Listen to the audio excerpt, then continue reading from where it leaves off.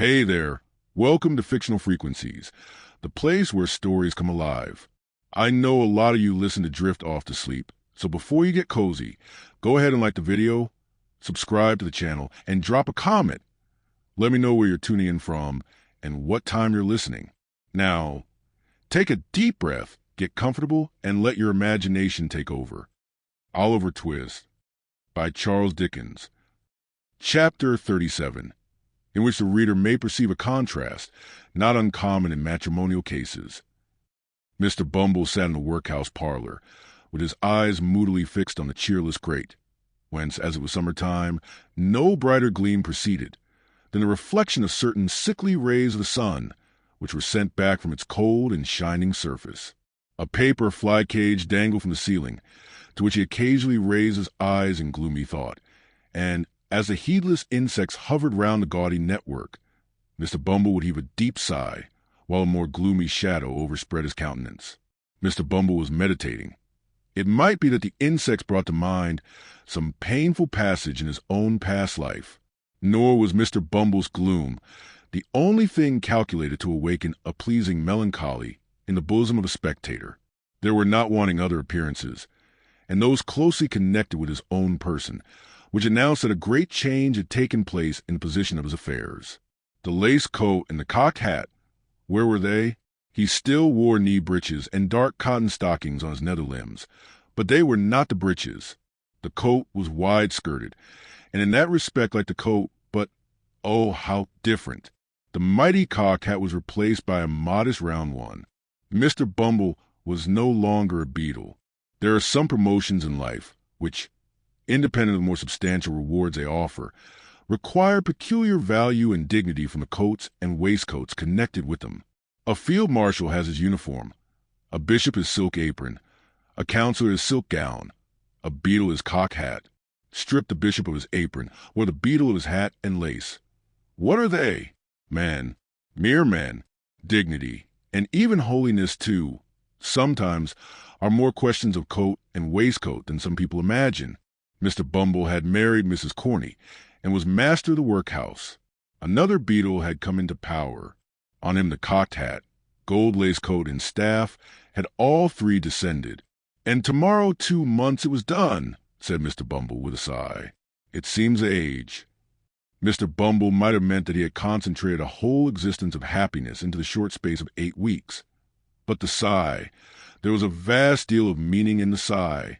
I sold myself, said Mr. Bumble, pursuing the same train of reflection, for 6 teaspoons, a pair of sugar tongs, and a milk pot, with a small quantity of second-hand furniture and £20 in money. I went very reasonable. Cheap, dirt cheap. Cheap, cried a shrill voice in Mr. Bumble's ear. You have been dear at any price, and dear enough I paid for you. Lord above knows that. Mr. Bumble turned and encountered the face of his interesting consort, who, imperfectly comprehending the few words she had overheard his complaint, had hazarded the foregoing remark at a venture. Mrs. Bumble, ma'am, said Mr. Bumble with a sentimental sternness. Well, cried the lady, have the goodness to look at me, said Mr. Bumble, fixing his eyes upon her. If she stands such an eye as that, said Mr. Bumble to himself, she can stand anything. It is an eye I never knew to fail with paupers. If it fails with her, my power is gone. Whether an exceedingly small expansion of I be sufficient to quell paupers, who, being lightly fed, are in no very high condition, or whether the late Mrs. Corney was particularly proof against eagle glances, are matters of opinion. The matter of fact is that the matron was in no way overpowered by Mr. Bumble's scowl, but, on the contrary, treated it with great disdain, and even raised a laugh thereat, which sounded as though it were genuine. On hearing this most unexpected sound, Mr. Bumble looked, first incredulous, and afterwards amazed. He then relapsed into his former state. Nor did he rouse himself until his attention was again awakened by the voice of his partner. Are you going to sit snoring there all day? Inquired Mrs. Bumble. I am going to sit here, as long as I think proper, ma'am, rejoined Mr. Bumble. And although I was not snoring, I shall snore, gape, sneeze, laugh, or cry, as the humor strikes me. Such being my prerogative. Your prerogative, sneered Mrs. Bumble, with ineffable contempt. I said the word, ma'am, said Mr. Bumble. "The prerogative of a man is to command. And what's the prerogative of a woman, in the name of goodness?" cried the relict of Mr. Corny deceased. "To obey, ma'am," thundered Mr. Bumble. "Your late unfortunate husband should have taught it you, and then perhaps he might have been alive now. I wish he was, poor man." Mrs. Bumble, seeing at a glance that the decisive moment had now arrived, and that a blow struck for mastership on one side or other must necessarily be final and conclusive, no sooner heard this allusion to the dead and gone than she dropped into a chair, and with a loud scream that Mr. Bumble was a hard-hearted brute, fell into a paroxysm of tears. But tears were not the things to find their way to Mr. Bumble's soul. His heart was waterproof. Like washable beaver hats that improve with rain, his nerves were rendered stouter and more vigorous by showers of tears, which, being tokens of weakness, and so far tacit admissions of his own power, pleased and exalted him. He eyed his good lady with looks of great satisfaction, and begged, in an encouraging manner, that she should cry her hardest, the exercise being looked upon by the faculty as strongly conducive to health. "It opens the lungs, washes the countenance, exercises the eyes, and softens down the temper," said Mr. Bumble. "So cry away." As he discharged himself of this pleasantry, Mr. Bumble took his hat from a peg, and putting it on rather rakishly on one side, as a man might who felt he had asserted his superiority in a becoming manner, thrust his hands into his pockets, and sauntered towards the door, with much ease and waggishness depicted in his whole appearance. Now, Mrs. Corny had tried the tears because they were less troublesome than a manual assault, but she was quite prepared to make trial of the latter mode of proceeding, as Mr. Bumble was not long in discovering. The first proof he experienced of the fact was conveyed in a hollow sound, immediately succeeded by the sudden flying off his hat to the opposite end of the room. This preliminary proceeding laying bare his head, the expert lady, clasping him tightly round the throat with one hand, inflicted a shower of blows, dealt with singular vigor and dexterity, upon it with the other. This done, she created a little variety by scratching his face and tearing his hair, and having by this time inflicted as much punishment as she deemed necessary for the offense, she pushed him over a chair, which was luckily well situated for the purpose, and defied him to talk about his prerogative again if he dared. "Get up," said Mrs. Bumble, in a voice of command, "and take yourself away from here, unless you want me to do something desperate." Mr. Bumble rose with a very rueful countenance, wondering much what something desperate might be. Picking up his hat, he looked towards the door.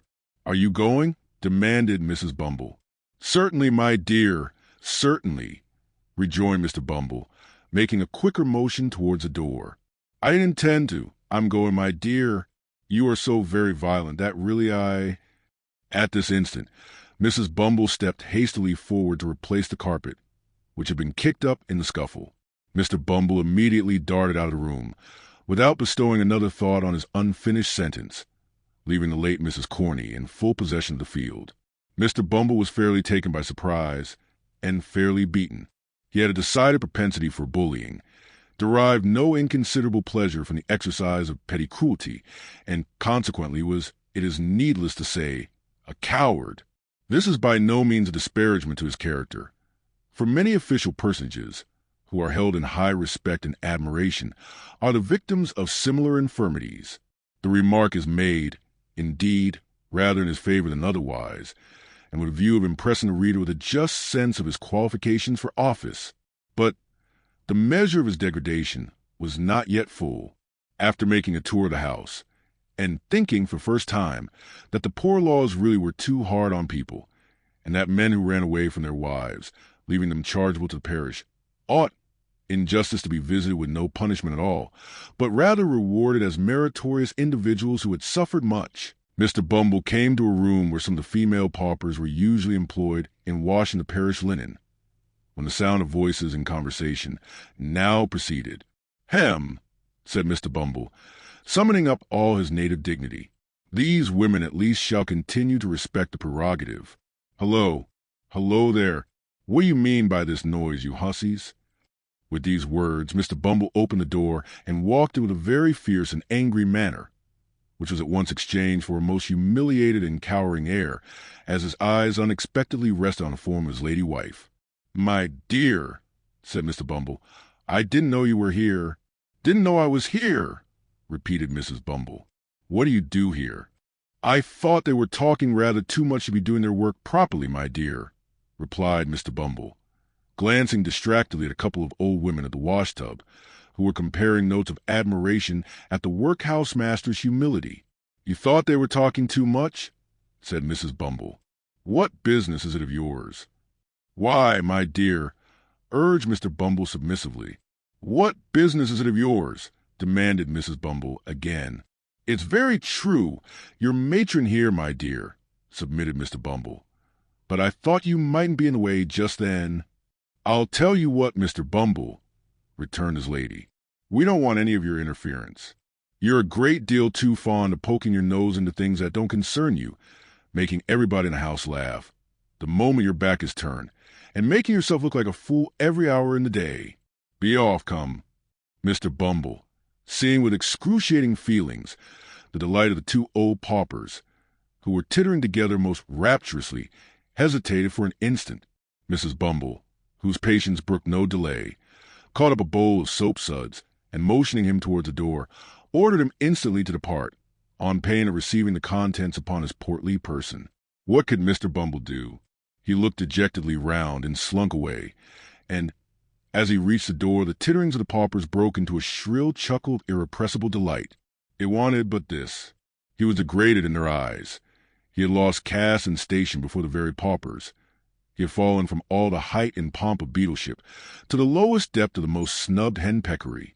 "All in 2 months," said Mr. Bumble, filled with dismal thoughts. 2 months. No more than 2 months ago, I was not only my own master, but everybody else's, so far as the parochial workhouse was concerned, and now it was too much. Mr. Bumble boxed the ears of the boy who opened the gate for him, for he had reached the portal in his reverie, and walked distractedly into the street. He walked up one street and down another until exercise had abated the first passion of his grief, and then the revulsion of feeling made him thirsty. He passed a great many public houses, but at length paused before one in a byway whose parlor, as he gathered from a hasty peep over the blinds, was deserted save by one solitary customer. It began to rain heavily at the moment.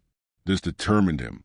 Mr. Bumble stepped in, and ordering something to drink, as he passed the bar, entered the apartment into which he had looked from the street. The man who was seated there was tall and dark, and wore a large cloak. He had the air of a stranger, and seemed, by a certain haggardness in his look, as well as by the dusty soils on his dress, to have traveled some distance. He eyed Bumble askance as he entered, but scarcely deigned to nod his head in acknowledgment of his salutation. Mr. Bumble had quite dignity enough for two, supposing even that the stranger had been more familiar. So he drank his gin and water in silence, and read the paper with great show of pomp and circumstance. It so happened, however, as it will happen very often, when men fall into company under such circumstances, that Mr. Bumble felt, every now and then, a powerful inducement, which he could not resist, to steal a look at the stranger, and that whenever he did so, he withdrew his eyes in some confusion to find that the stranger was at that moment stealing a look at him. Mr. Bumble's awkwardness was enhanced by the very remarkable expression of the stranger's eye, which was keen and bright, but shadowed by a scowl of distrust and suspicion, unlike anything he had ever observed before, and repulsive to behold. When they had encountered each other's glance several times in this way, the stranger, in a harsh, deep voice, broke silence. "Were you looking for me," he said, "when you peered in at the window?" "Not that I am aware of, unless you're Mr. Here Mr. Bumble stopped short, for he was curious to know the stranger's name, and thought in his impatience he might supply the blank. "I see you are not," said the stranger, an expression of quiet sarcasm playing about his mouth. "Or you have known my name. You don't know it. I would recommend you not to ask for it."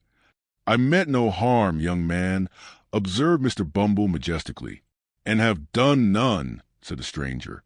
Another silence succeeded this short dialogue, which was again broken by the stranger. "I have seen you before, I think," said he. "You were differently dressed at that time, and I only passed you in the street, but I should know you again. You were beadle here once, were you not?" "I was," said Mr. Bumble, in some surprise. "Parochial beadle." "Just so," rejoined the other, nodding his head. "It was in that character I saw you. Where you now?" "Master of the workhouse," rejoined Mr. Bumble, slowly and impressively, to check any undue familiarity the stranger might otherwise assume. "Master of the workhouse, young man. You have the same eye to your own interest that you always had, I doubt not?" resumed the stranger, looking keenly into Mr. Bumble's eyes, as he raised them in astonishment at the question. "Don't scruple to answer freely, man. I know you pretty well, you see." "I suppose a married man," replied Mr. Bumble, shading his eyes with his hand, and surveying the stranger from head to foot in evident perplexity, is not more averse to turning an honest penny when he can, than a single one. Parochial officers are not so well paid that they can afford to refuse any little extra fee when it comes to them in a civil and proper manner. The stranger smiled and nodded his head again, as much to say he had not mistaken his man, then rang the bell. "Fill this glass again," he said, handing Mr. Bumble's empty tumbler to the landlord. "Let it be strong and hot. You like it so, I suppose?" "Not too strong," replied Mr. Bumble with a delicate cough. "You understand what that means, landlord," said the stranger drily. The host smiled, disappeared, and shortly afterward returned with steaming jorum, of which the first gulp brought the water into Mr. Bumble's eyes. "Now listen to me," said the stranger, after closing the door and window. "I came down to this place today to find you out, and by one of those chances which the devil throws in the way of his friends sometimes, you walked into the very room I was sitting in, while you were uppermost in my mind.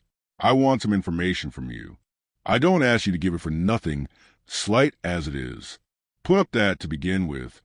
As he spoke, he pushed a couple of sovereigns across the table to his companion, carefully, as though unwilling that the chinking of money should be heard without. When Mr. Bumble had scrupulously examined the coins, to see that they were genuine, and had put them up with much satisfaction in his waistcoat pocket, he went on. "Carry your memory back. Let me see, 12 years last winter." "It's a long time," said Mr. Bumble. "Very good. I've done it. The scene, the workhouse." "Good. And the time, night?" "Yes." "And the place, the crazy hole, wherever it was, in which miserable drabs brought forth the life and health so often denied to themselves, gave birth to puling children for the parish to rear, and hid their shame, rot 'em in the grave." "The lying-in room, I suppose?" said Mr. Bumble, not quite following the stranger's excited description. "Yes," said the stranger. "A boy was born there." "A many boys," observed Mr. Bumble, shaking his head despondingly. "A murrin' on the young devils," cried the stranger. "I speak of one, a meek-looking, pale-faced boy who was apprenticed down here to a coffin-maker. I wish he made his coffin and screwed his body in it, and who afterwards ran away to London, as it was supposed." "Why, you mean Oliver?" "Young Twist," said Mr. Bumble. "I remember him, of course. There wasn't an obstinater young rascal." "It's not of him I want to hear. I've heard enough of him," said the stranger, stopping Mr. Bumble in the outset of a tirade on the subject of poor Oliver's vices. "It's of a woman, the hag that nursed his mother." "Where is she?" "Where is she?" said Mr. Bumble, whom the gin and water had rendered facetious. "It would be hard to tell. There's no midwifery there, whichever place she's gone to, so I suppose she's out of employment anyway." "What do you mean?" demanded the stranger, sternly. "That she died last winter," rejoined Mr. Bumble.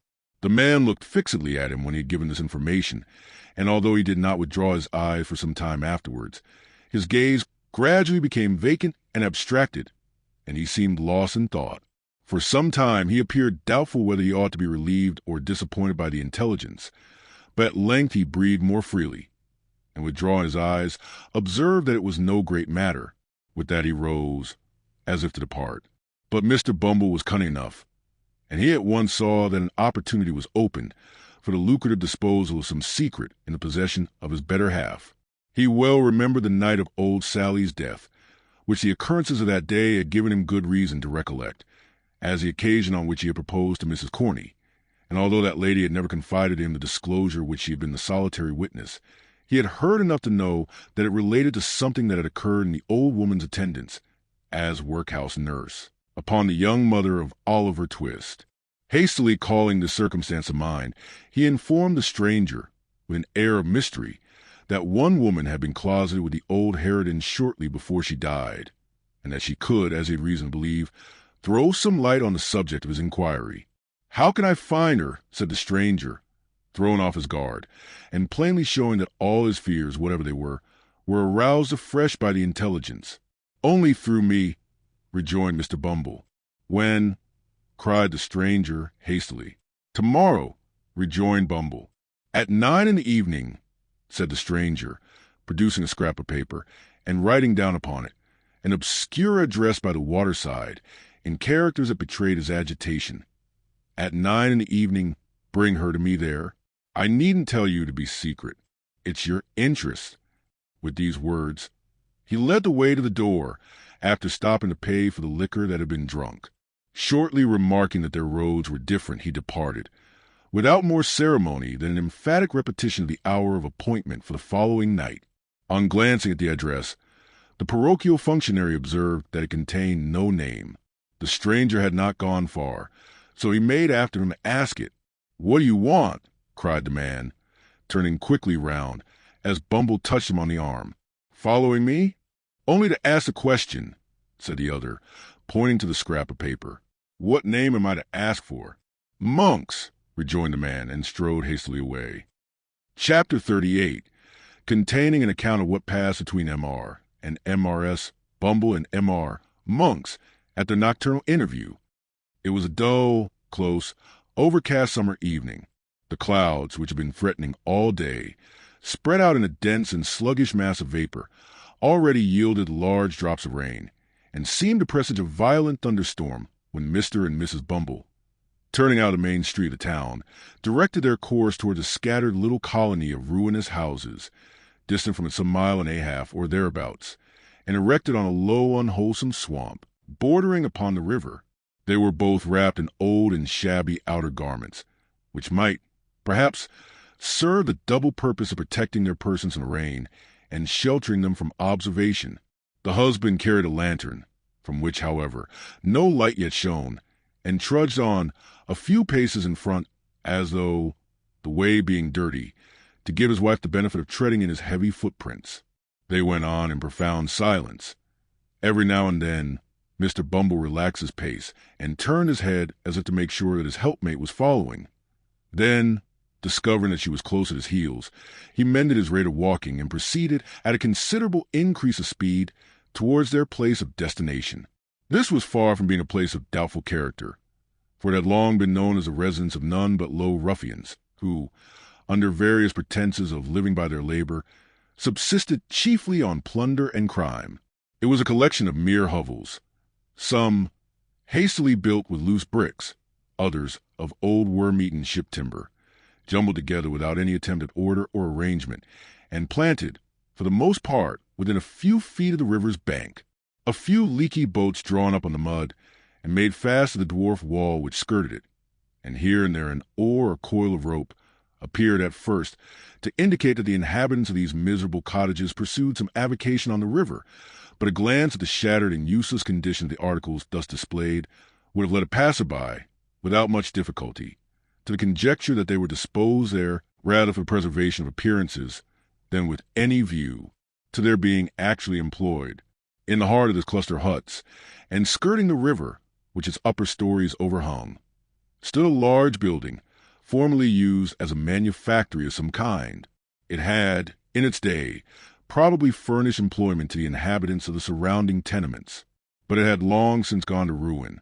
The rat, the worm, and the action of the damp had weakened and rotted the piles on which it stood, and a considerable portion of the building had already sunk down into the water, while the remainder, tottering and bending over the dark stream, seemed to wait a favorable opportunity of following its old companion and involving itself in the same fate.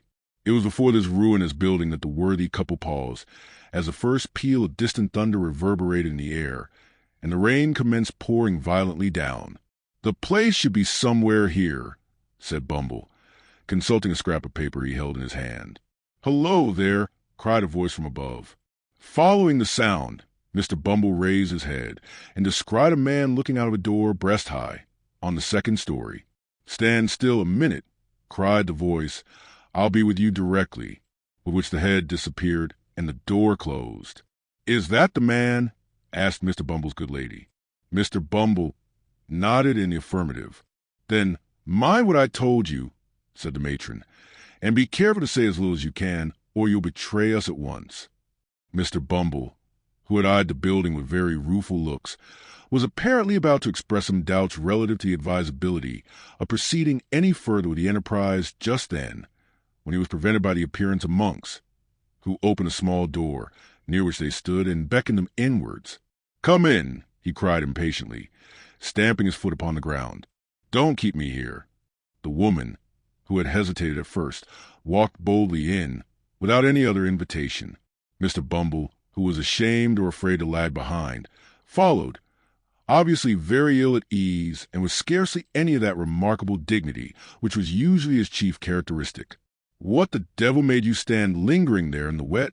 said Monks, turning round and addressing Bumble after he had bolted the door behind them. We were only cooling ourselves," stammered Bumble, looking apprehensively about him.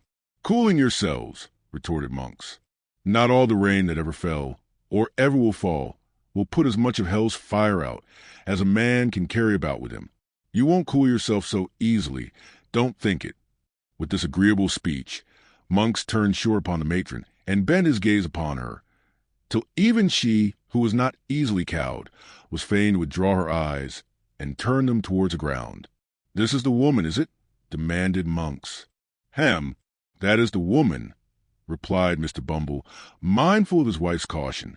"You think women never can keep secrets, I suppose?"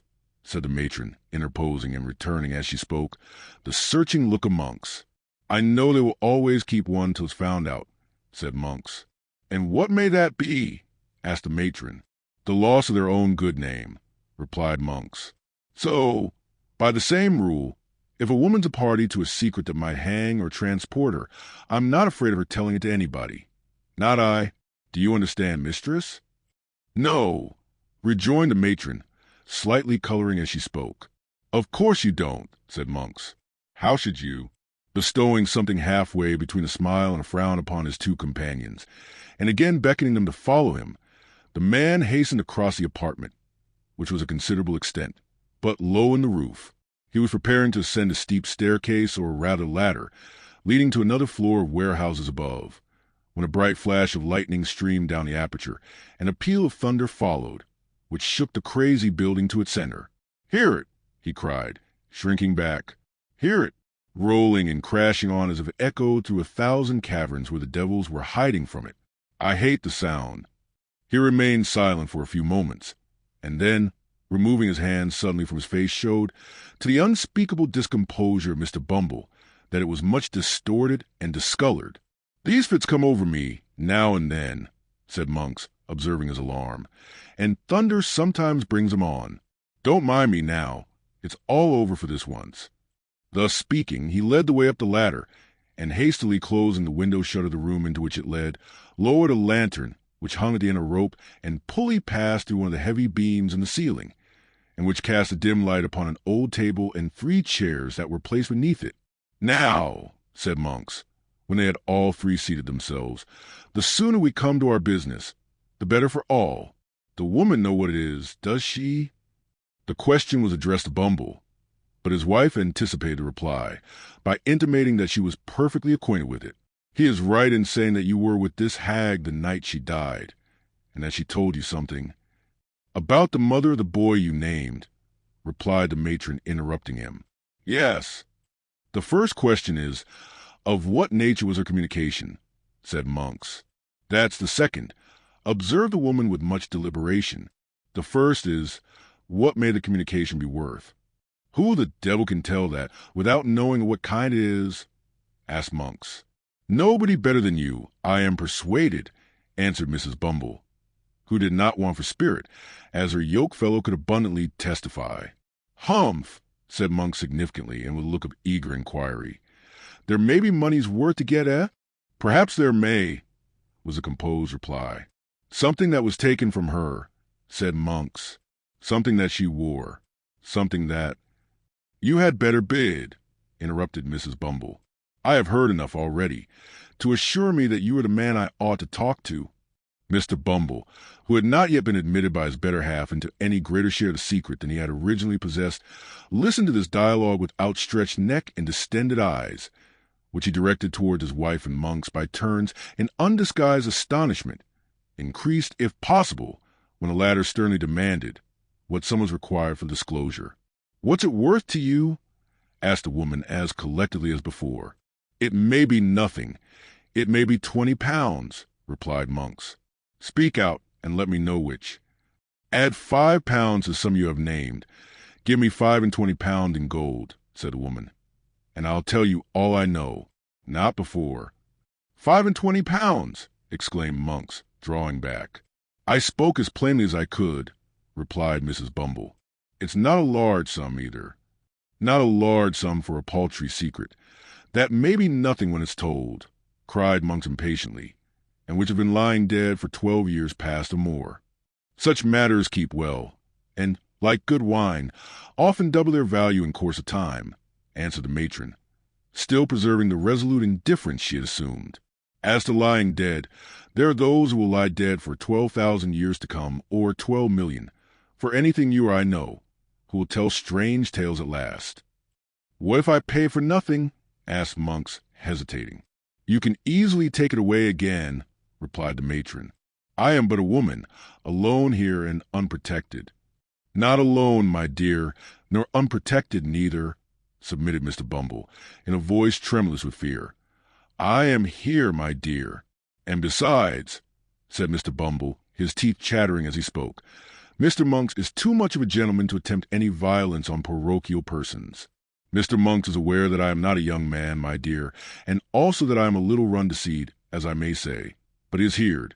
I say I have no doubt Mr. Monks is heerd, my dear, that I am a very determined officer, with very uncommon strength, if I'm once roused. I only want a little rousing, that's all." As Mr. Bumble spoke, he made a melancholy feint of grasping his lantern with fierce determination, and plainly showed by the alarmed expression of every feature that he did want a little rousing, and not a little, prior to making any very warlike demonstration, unless, indeed, against paupers or other person or persons trained down for the purpose. "You are a fool," said Mrs. Bumble in reply, "and had better hold your tongue. He had better have cut it out before he came, if he can't speak in a lower tone," said Monks grimly. "So, he's your husband, eh?" "He my husband," tittered the matron, parrying the question. "I thought as much when you came in," rejoined Monks, marking the angry glance which the lady darted at her spouse as she spoke. "So much the better. I have less hesitation in dealing with two people, when I find that there's only one will between them. I'm in earnest. See here." He thrust his hand into a side pocket, and producing a canvas bag, told out 25 sovereigns on the table, and pushed them over to the woman. "Now," he said, "gather them up, and when this cursed peal of thunder, which I feel is coming up to break over the housetop, is gone, let's hear your story." The thunder, which seemed in fact much nearer, and to shiver and break almost over their heads, having subsided, Monks, raising his face from the table, bent forward to listen to what the woman should say.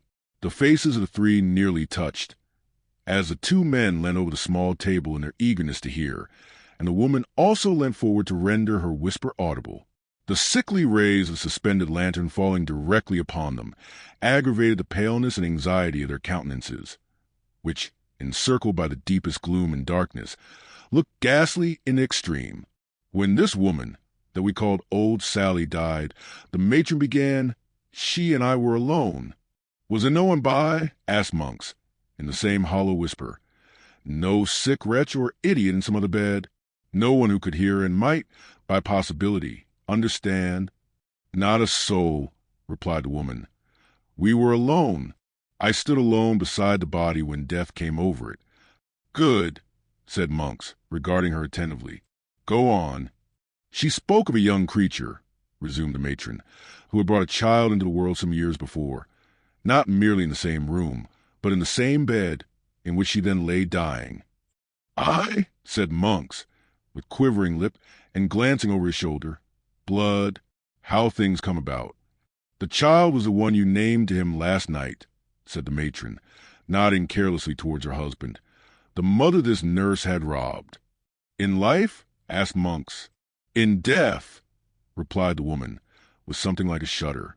"She stole from the corpse, when it had hardly turned to one, that which the dead mother had prayed her, with her last breath, to keep for the infant's sake." "She sold it," cried Monks, with desperate eagerness. "Did she sell it? Where? When? To whom? How long before?" "As she told me, with great difficulty, that she had done this," said the matron. "She fell back and died." "Without saying more?" cried Monks, in a voice which, from its very suppression, seemed only the more furious. "It's a lie. I'll not be played with. She said more. I'll tear the life out of you both, but I'll know what it was."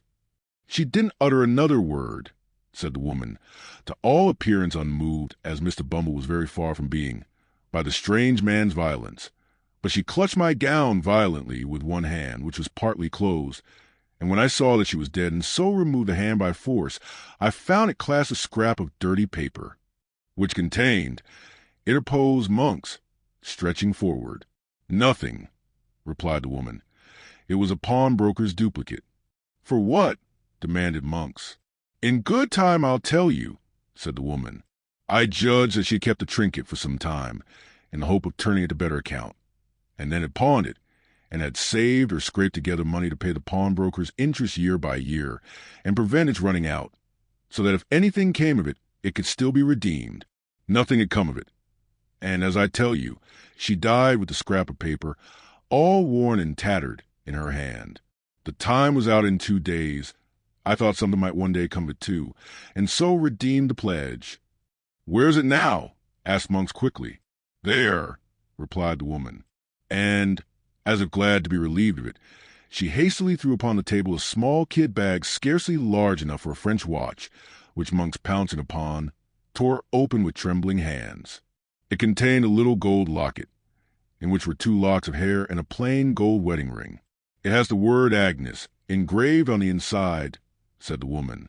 "There is a blank left for the surname, and then follows the date, which is within a year before the child was born. I found out that—" "And this is all?" said Monks, after a close and eager scrutiny of the contents of the little packet. "All," replied the woman. Mr. Bumble drew a long breath, as if he were glad to find that the story was over, and no mention made of taking the £25 back again. And now he took courage to wipe the perspiration which had been trickling over his nose unchecked during the whole of the previous dialogue. "I know nothing of the story beyond what I can guess at," said his wife, addressing Monks, after a short silence, "and I want to know nothing, for it's safe or not. But I may ask you 2 questions, may I?" "You may ask," said Monks, with some show of surprise, "but whether I answer or not is another question." "Which makes 3, observed Mr. Bumble, as saying a stroke of facetiousness. "Is that what you expected to get from me?" demanded the matron. "It is," replied Monks. "The other question? What do you propose to do with it? Can it be used against me?" "Never," rejoined Monks, "nor against me either. See here, but don't move a step forward, or your life is not worth a bulrush." With these words, he suddenly wheeled the table aside, and pulling an iron ring in the boarding, threw back a large trapdoor, which opened close at Mr. Bumble's feet, and caused that gentleman to retire several paces backward, with great precipitation. "Look down," said Monks, lowering the lantern into the gulf. "Don't fear me. I could have let you down quietly enough when you were seated over it, if that had been my game." Thus encouraged, the matron drew near to the brink, and even Mr. Bumble himself, impelled by curiosity, ventured to do the same. The turbid water, swollen by the heavy rain, was rushing rapidly on below, and all other sounds were lost in the noise of its plashing and eddying against the green and slimy piles. There had once been a watermill beneath. The tide, foaming and chafing round the few rotten stakes and fragments of machinery that yet remained, seemed to dart onward with a new impulse, when freed from the obstacles which had unavailingly attempted to stem its headlong course. "If you flung a man's body down there, where would it be tomorrow morning?" said Monks, swinging the lantern to and fro in the dark well. 12 miles down the river and cut to pieces besides," replied Bumble, recoiling at the thought. Monks drew the little packet from his breast, where he had hurriedly thrust it, and tying it to a leaden weight, which had formed a part of some pulley, and was lying on the floor, dropped it into the stream. It fell straight and true as a die, clove the water with a scarcely audible splash, and was gone. The three, looking into each other's faces, seemed to breathe more freely. "There," said Monks, closing the trapdoor, which fell heavily back into its former position. "If the sea ever gives up its dead, as books say it will keep its gold and silver to itself, and that trash among it. We have nothing more to say, and may break up our pleasant party." "By all means," observed Mr. Bumble with great alacrity. "You'll keep a quiet tongue in your head, will you?" said Monks, with a threatening look. "I am not afraid of your wife." "You may depend upon me, young man," answered Mr. Bumble, bowing himself gradually toward the latter, with excessive politeness. "On everybody's account, young man. On my own, you know, Mr. Monks." "I am glad, for your sake, to hear it," remarked Monks. "Light your lantern, and get away from here as fast as you can." It was fortunate that the conversation terminated at this point, or Mr. Bumble, who had bowed himself to within 6 inches of the ladder, would infallibly have pitched headlong into the room below.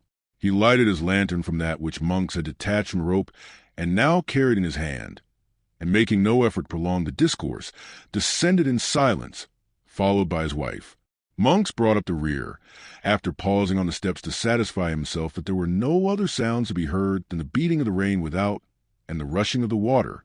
They traversed the lower room, slowly and with caution, for Monks started at every shadow, and Mr. Bumble, holding his lantern a foot above the ground, walked not only with remarkable care, but with a marvelously light step for a gentleman of his figure, looking nervously about him for hidden trapdoors.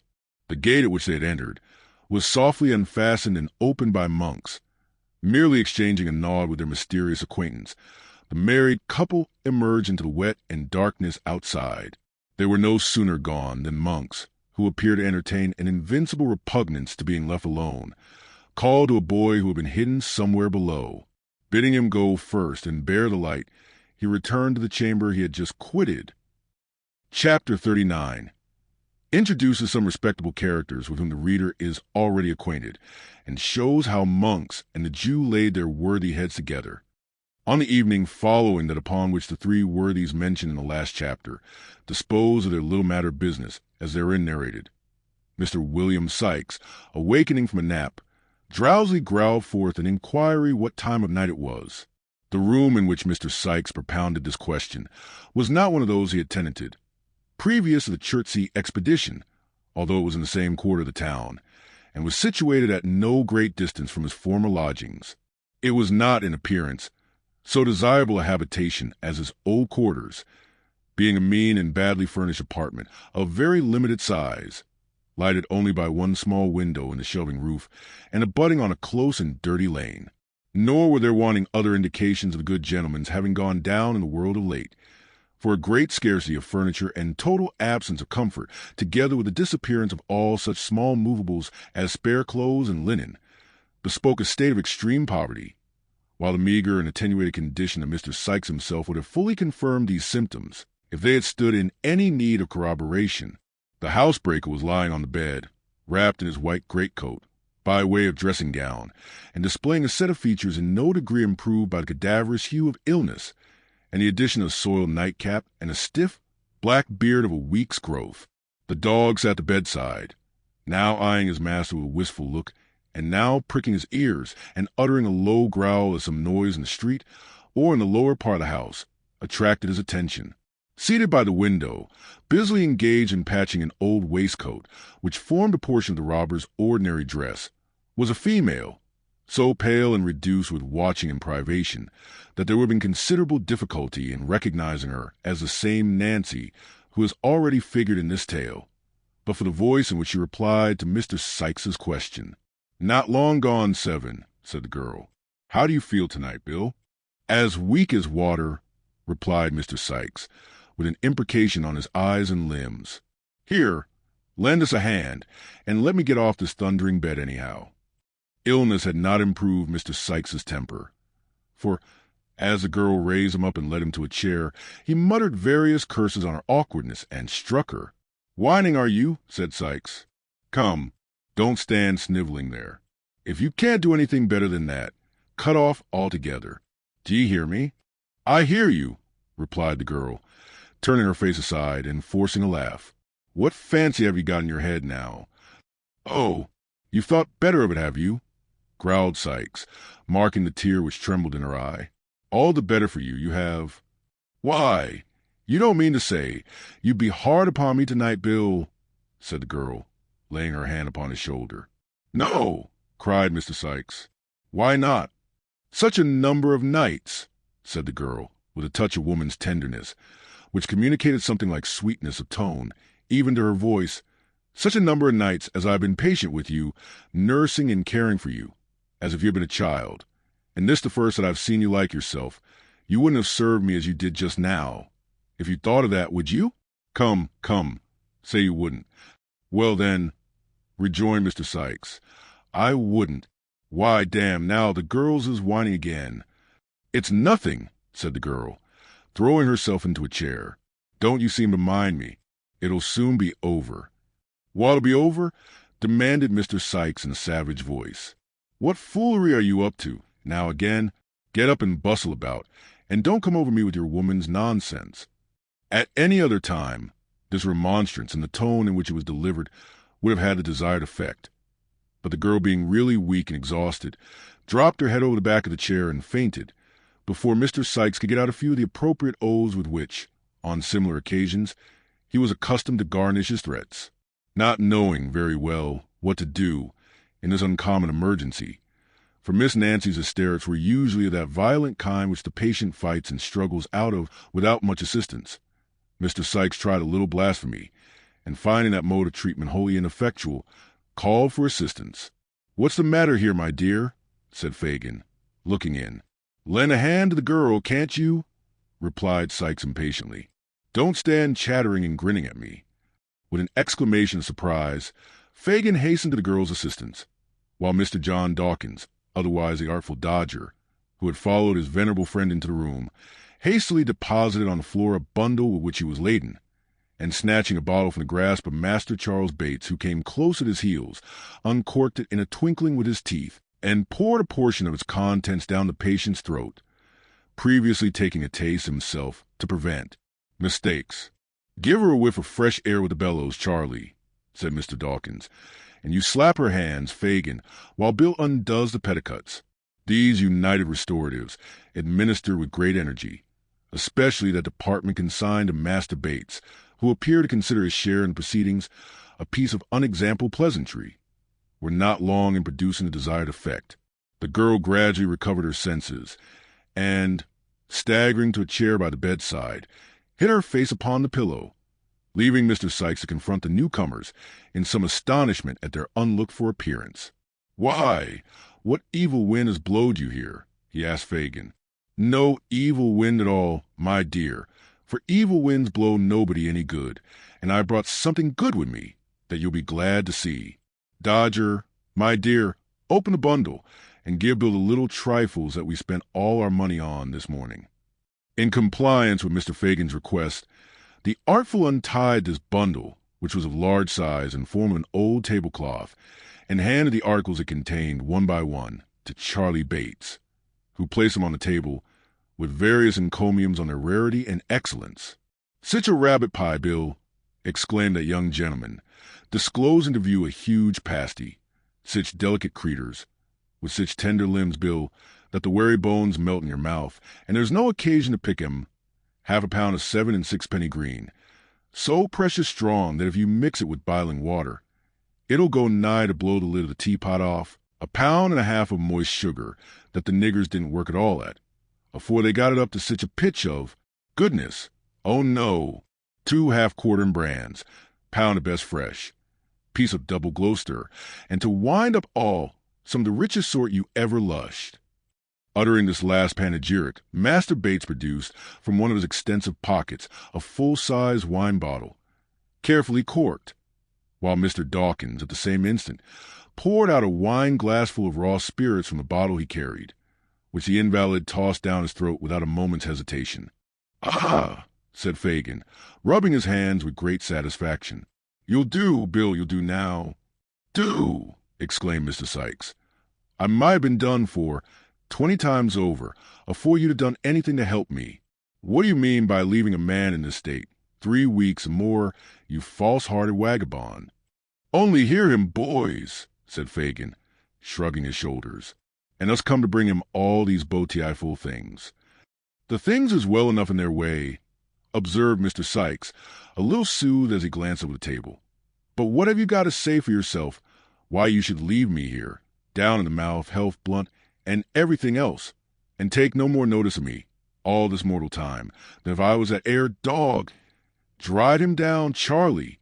I never see such a jolly dog as that," cried Master Bates, doing as he was desired, smelling the grub like an old lady to go to market. He'd make his fortune on the stage, that dog would, and revive the drama besides. "Hold your din!" cried Sikes, as the dog retreated under bed, still growling angrily. "What have you got to say for yourself, you withered old fence, eh?" "I was away from London a week and more, my dear, on a plant," replied the Jew. "And what about the other fortnight?" demanded Sikes. "What about the other fortnight that you've left me lying here, like a sick rat in his hole?" "I couldn't help it, Bill. I can't go into a long explanation before company, but I couldn't help it, upon my honor." "Upon your what?" growled Sikes, with excessive disgust. "Here, cut me off a piece of that pie, one of you boys, to take the taste of that out of my mouth, or it'll choke me dead." "Don't be out of temper, my dear," urged Fagin, submissively. "I have never forgot you, Bill, never once." "No, I'll pound it that you haunt," replied Sikes, with a bitter grin. "You've been scheming and plotting away, every hour that I have laid shivering and burning here, and Bill was to do this, and Bill was to do that, and Bill was to do it all, dirt cheap, as soon as he got well, and was quite poor enough for your work. If it hadn't been for the girl, I might have died." "There now, Bill," remonstrated Fagin, eagerly catching at the word. "If it hadn't been for the girl, who but poor old Fagin was the means of your having such a handy girl about you." "He says true enough there," said Nancy, coming hastily forward. "Let him be, let him be." Nancy's appearance gave a new turn to the conversation, for the boys, receiving a sly wink from the wary old Jew, began to ply her with liquor, of which, however, she took very sparingly, while Fagin, assuming an unusual flow of spirits, gradually brought Mr. Sikes into a better temper by affecting to regard his threats as a little pleasant banter, and, moreover, by laughing very heartily at one or two rough jokes, which, after repeated applications to the spirit bottle, he condescended to make. "It's all very well," said Mr. Sikes, "but I must have some blunt from you tonight." "I haven't a piece of coin about me," replied the Jew. "Then you've got lots at home," retorted Sikes, "and I must have some from there." "Lots!" cried Fagin, holding up his hands. "I haven't so much as wood." "I don't know how much you've got, and I dare say you hardly know yourself, as it would take a pretty long time to count it," said Sikes. "But I must have some tonight, and that's flat." "Well, well," said Fagin with a sigh, "I'll send the artful round presently." "You won't do nothing of the kind," rejoined Mr. Sikes. "The artful's a deal too artful, and would forget to come, or lose his way, or get dodged by traps and so be prewented, or anything for an excuse, if you put him up to it. Nancy shall go to Ken and fetch it, to make all sure, and I'll lie down and have a snooze while she's gone." After a great deal of haggling and squabbling, Fagin beat down the amount of the required advance from £5 to £3 4 and 6 pence, protesting with many solemn asseverations that would only leave him 18 pence to keep house with, Mr. Sikes sullenly remarking that if he couldn't get any more he must accompany him home, with the Dodger and Master Bates put the eatables in the cupboard. The Jew then, taking leave of his affectionate friend, returned homeward, attended by Nancy and the boys, Mr. Sikes, meanwhile, flinging himself on the bed and composing himself to sleep away the time until the young lady's return. In due course, they arrived at Fagin's abode, where they found Toby Crackit and Mr. Chitlin intent upon their 15th game at cribbage, which it is scarcely necessary to say the latter gentleman lost, and with it his 15th and last sixpence, much to the amusement of his young friends.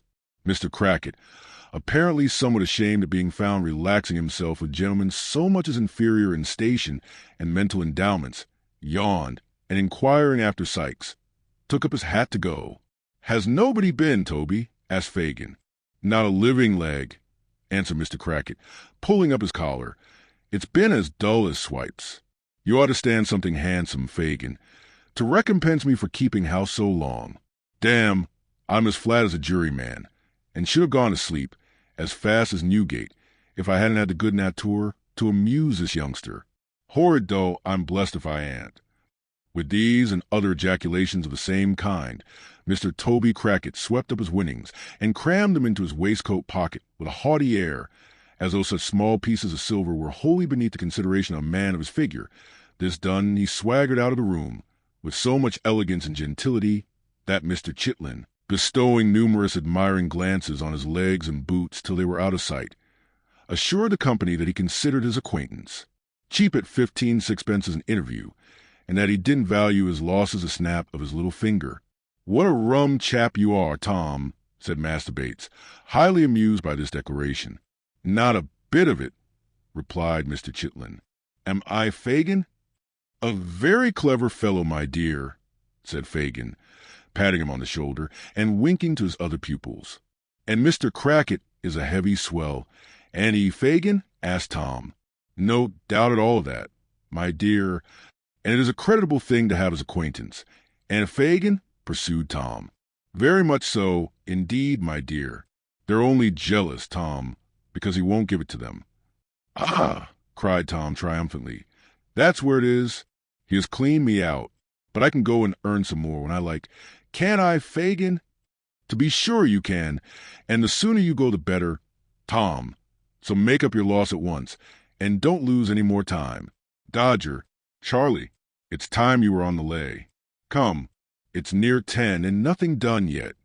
In obedience to this hint, the boys, nodding to Nancy, took up their hats and left the room, the Dodger and his vivacious friend indulging, as they went, in many witticisms at the expense of Mr. Chitlin, in whose conduct, it is but justice to say, there was nothing very conspicuous or peculiar, inasmuch as there are a great number of spirited young bloods upon town, who pay a much higher price than Mr. Chitlin for being seen in good society, and a great number of fine gentlemen composing the good society aforesaid, who established their reputation upon very much the same footing as Flash Toby Crackit.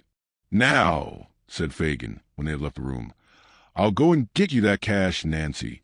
This is only the key of a little cupboard where I keep a few odd things the boys get. My dear, I never lock up my money, for I've got none to lock up. My dear, ha, ha, ha, none to lock up. It's a poor trade, Nancy, and no thanks, but I'm fond of seeing the young people about me, and I bear it all. I bear it all." "Hush," he said, hastily concealing the key in his breast. "Who's that?" "Listen." The girl, who was sitting at the table with her arms folded, appeared in no way interested in the arrival, or to care whether the person, whoever he was, came or went, until the murmur of a man's voice reached her ears. The instant she caught the sound, she tore off her bonnet and shawl with the rapidity of lightning and thrust them under the table. The Jew, turning round immediately afterwards, she muttered a complaint of the heat, in a tone of languor that contrasted very remarkably with the extreme haste and violence of this action, which, however, had been unobserved by Fagin, who had his back towards her at the time. "Bah!" he whispered, as though nettled by the interruption. "It's the man I expected before. He's coming downstairs. Not a word about the money while he's here, Nance. He won't stop long. Not 10 minutes, my dear," laying his skinny forefinger upon his lip. The Jew carried a candle to the door, as a man's step was heard upon the stairs without. He reached it at the same moment as the visitor, who, coming hastily into the room, was close upon the girl before he observed her. It was Monks. "Only one of my young people," said Fagin, observing that Monks drew back. on beholding a stranger. "Don't move, Nancy." The girl drew closer to the table, and glancing at Monks with an air of careless levity, withdrew her eyes. But as he turned towards Fagin, she stole another look, so keen and searching and full of purpose that if there had been any bystander to observe the change, he could hardly have believed the two looks to have proceeded from the same person. "Any news?" inquired Fagin. "Great. And good?" asked Fagin, hesitating as though he feared to vex the other man by being too sanguine. "Not bad, anyway," replied Monks with a smile. "I've been prompt enough this time. Let me have a word with you." The girl drew closer to the table and made no offer to leave the room, although she could see that Monks was pointing to her. The Jew, perhaps fearing she might say something aloud about the money if he endeavored to get rid of her, pointed upward and took Monks out of the room. "Not that infernal hole we were in before," she could hear the man say as they went upstairs. Fagin laughed, and making some reply which did not reach her, seemed, by the creaking of the boards, to lead his companion to the second story. Before the sound of their footsteps had ceased to echo through the house, the girl had slipped off her shoes, and drawing her gown loosely over her head and muffling her arms in it, stood at the door, listening with breathless interest. The moment the noise ceased, she glided from the room, ascended the stairs with incredible softness and silence, and was lost in the gloom above. The room remained deserted for a quarter of an hour or more. The girl glided back with the same unearthly tread, and immediately afterwards the two men were heard descending. Monks went at once into the street, and the Jew crawled upstairs again for the money. When he returned, the girl was adjusting her shawl and bonnet, as if preparing to be gone. "Why, Nance," exclaimed the Jew, starting back as he put down the candle, "how pale you are!" "Pale!" echoed the girl, shading her eyes with her hands, as if to look steadily at him. "Quite horrible. What have you been doing to yourself?" "Nothing that I know of, except sitting in this close place for I don't know how long and all," replied the girl carelessly. "Come, let me get back, that's a dear." With a sigh for every piece of money, Fagin told the amount into her hand. They parted without more conversation, merely interchanging a good night. When the girl got into the open street, she sat down upon a doorstep and seemed, for a few moments, wholly bewildered and unable to pursue her way. Suddenly she arose, and hurrying on in a direction quite opposite to that in which Sikes was awaiting her return, quickened her pace until it gradually resolved into a violent run. After completely exhausting herself, she stopped to take breath, and, as if suddenly recollecting herself and deploring her inability to do something she was bent upon, wrung her hands and burst into tears. It might be that her tears relieved her, or that she felt the full hopelessness of her condition, but she turned back, and hurrying with nearly as great rapidity in the contrary direction, partly to recover lost time, and partly to keep pace with the violent current of her own thoughts, soon reached the dwelling where she had left the housebreaker. If she betrayed any agitation when she presented herself to Mr. Sikes, he did not observe it, for merely inquiring if she had brought the money, and receiving a reply in the affirmative, he uttered a growl of satisfaction, and replacing his head upon the pillow, resumed the slumbers which her arrival had interrupted. It was fortunate for her that the possession of money occasioned him so much employment next day in the way of eating and drinking, and withal had so beneficial an effect in smoothing down the asperities of his temper, that he had neither time nor inclination to be very critical upon her behavior and deportment, that she had all the abstracted and nervous manner of one who is on the eve of some bold and hazardous step, which it has required no common struggle to resolve upon, would have been obvious to the lynx-eyed Fagin, who would most probably have taken the alarm at once. But Mr. Sikes, lacking the niceties of discrimination, and being troubled with no more subtle misgivings than those which resolve themselves into a dogged roughness of behavior towards everybody, and being, furthermore, in an unusually amiable condition, as has been already observed, saw nothing unusual in her demeanor, and indeed troubled himself so little about her, that, had her agitation been far more perceptible than it was, it would have been very unlikely to have awakened his suspicions. As that day closed in, the girl's excitement increased, and when night came on and she sat by, watching until a housebreaker should drink himself asleep, there was an unusual paleness in her cheek and a fire in her eye that even Sikes observed with astonishment. Mr. Sikes, being weak from the fever, was lying in bed, taking hot water with his gin to render it less inflammatory, and had pushed his glass towards Nancy to be replenished for the third or fourth time, when these symptoms first struck him. "Why? Burn my body," said the man, raising himself on his hands as he stared the girl in the face. "You look like a corpse come to life again. What's the matter?" "Matter," replied the girl. "Nothing. What do you look at me so hard for? What foolery is this?" demanded Sikes, grasping her by the arm and shaking her roughly. "What is it? What do you mean? What are you thinking of?" "Of many things, Bill," replied the girl, shivering, and as she did so, pressing her hands upon her eyes. "But, Lord, what odds in that?" The tone of forced gaiety in which the last words were spoken seemed to produce a deeper impression on Sikes than the wild and rigid look which had preceded them. "I tell you what it is," said Sikes. "If you haven't caught the fever, and got it coming on now, there's something more than usual in the wind, and something dangerous, too. You're not going to." "No, damn. You wouldn't do that." "Do what?" asked the girl. "There ain't," said Sikes, fixing his eyes upon her, and muttering the words to himself. "There ain't a stauncher-hearted gal going, or I'd have cut her throat 3 months ago. She's got the fever coming on, that's it." Fortifying himself with this assurance, Sikes drained the glass to the bottom, and then, with many grumbling oaths, called for his physic. The girl jumped up with great alacrity, poured it quickly out, but with her back toward him, and held the vessel to his lips while he drank off the contents. "Now," said the robber, "come and sit aside of me and put on your own face, or I'll alter it so that you won't know it agin when you do want it." The girl obeyed. Sikes, locking her hand in his, fell back upon the pillow, turning his eyes upon her face. They closed, opened again, closed once more, again opened. He shifted his position restlessly, and after dozing again and again for 2 or 3 minutes, and as often springing up a look of terror and gazing vacantly about him, was suddenly stricken, as it were, while in the very attitude of rising, into a deep and heavy sleep. The grasp of his hand relaxed. The upraised arm fell languidly by his side, and he lay like one in a profound trance. "The laudanum has taken effect at last," murmured the girl, as she rose from the bedside. "I may be too late, even now." She hastily dressed herself in her bonnet and shawl, looking fearfully round from time to time as if, despite the sleeping draught, she expected every moment to feel the pressure of Sikes's heavy hand upon her shoulder. Then, stooping softly over the bed, she kissed the robber's lips, and then opening and closing the room door with noiseless touch, hurried from the house.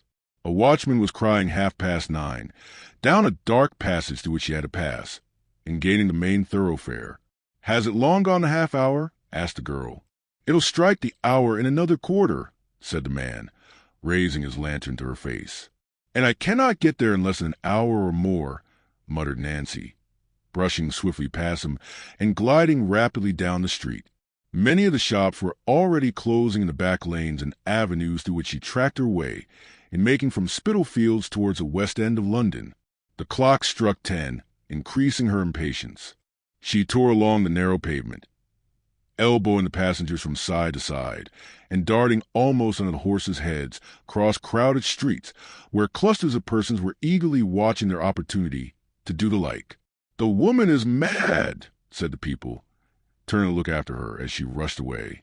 When she reached the more wealthy quarter of the town, the streets were comparatively deserted, and here her headlong progress excited a still greater curiosity in the stragglers whom she hurried past. Some quickened their pace behind, as though to see whither she was hastening at such an unusual rate, and a few made head upon her and looked back, surprised at her undiminished speed. But they fell off one by one, and when she neared her place of destination, she was alone. It was a family hotel in a quiet but handsome street near Hyde Park. As the brilliant light of the lamp which burnt before its door guided her to the spot, the clock struck 11. She had loitered for a few paces as though irresolute, and making up her mind to advance. But the sound determined her, and she stepped into the hall. The porter's seat was vacant. She looked round with an air of incertitude, and advanced towards the stairs. "Now, young woman," said a smartly dressed female, looking out from a door behind her, "who do you want here?" "A lady who is stopping in this house," answered the girl.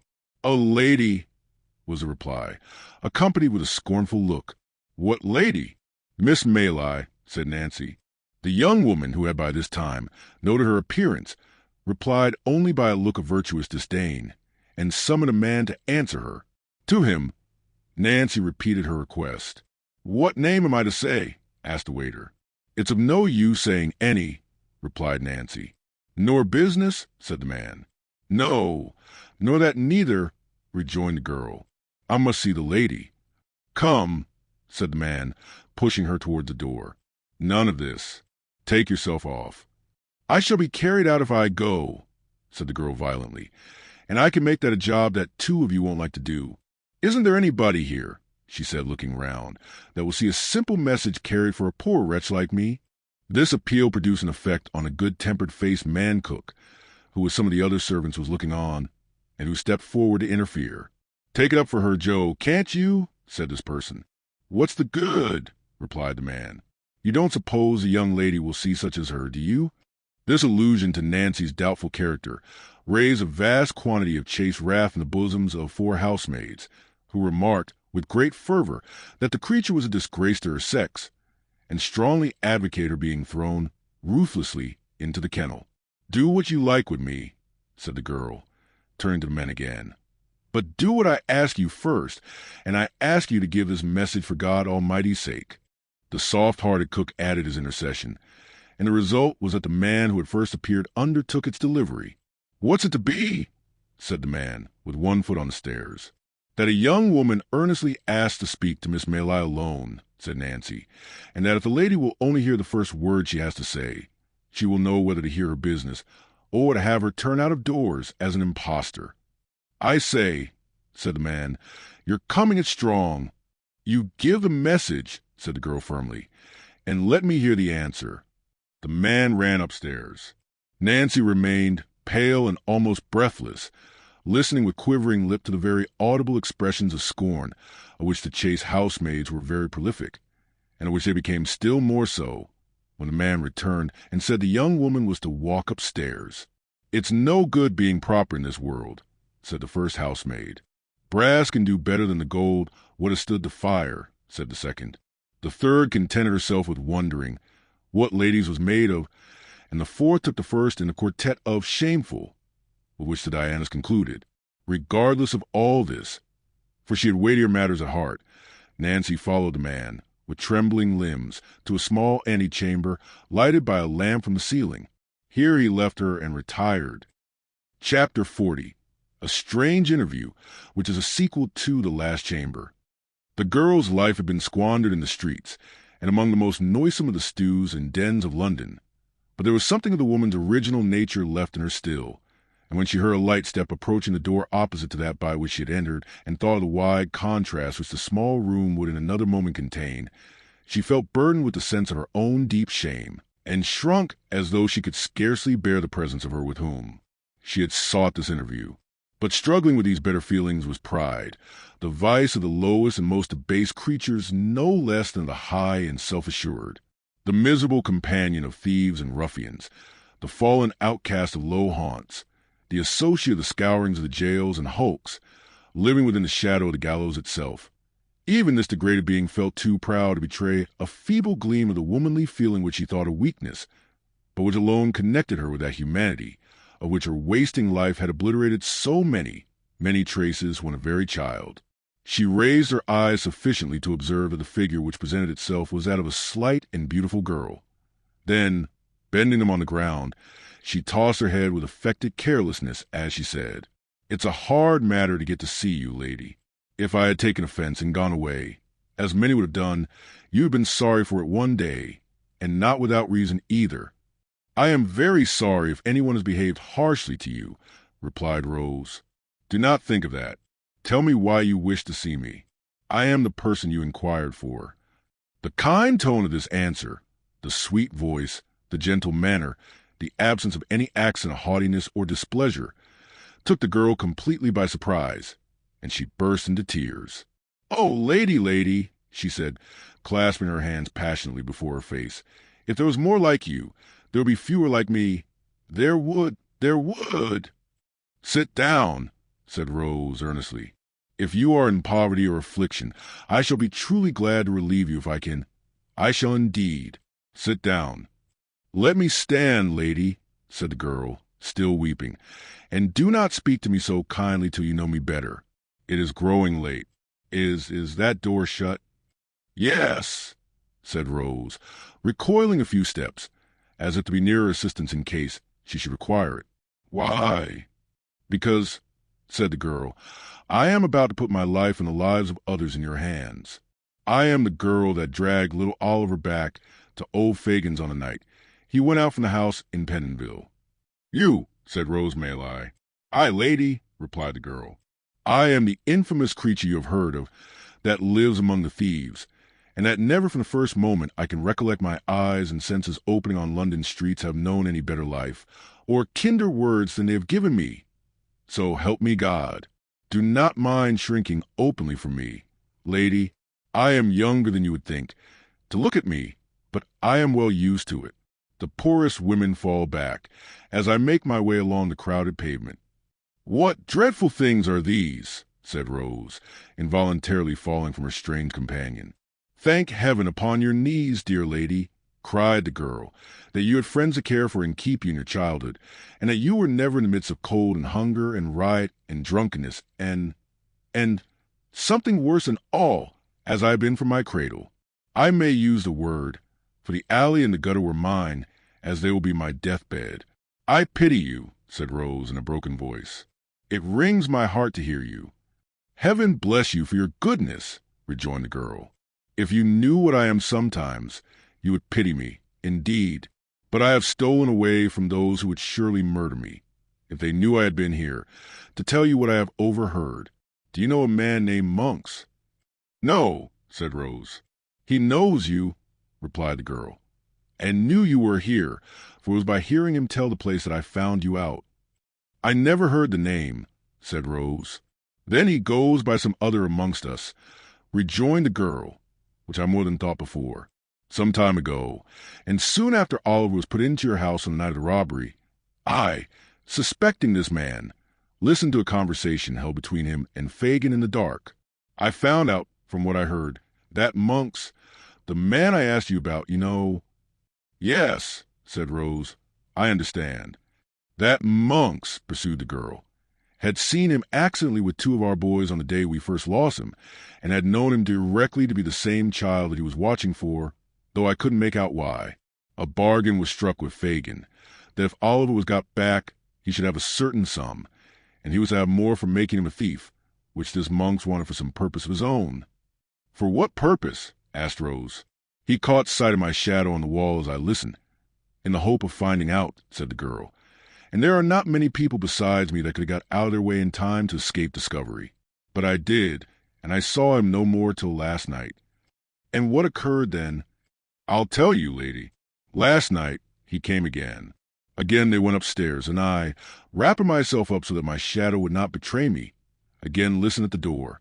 The first words I heard Monks say were these: 'So the only proofs of the boy's identity lie at the bottom of the river, and the old hag that received them from the mother is rotting in her coffin.'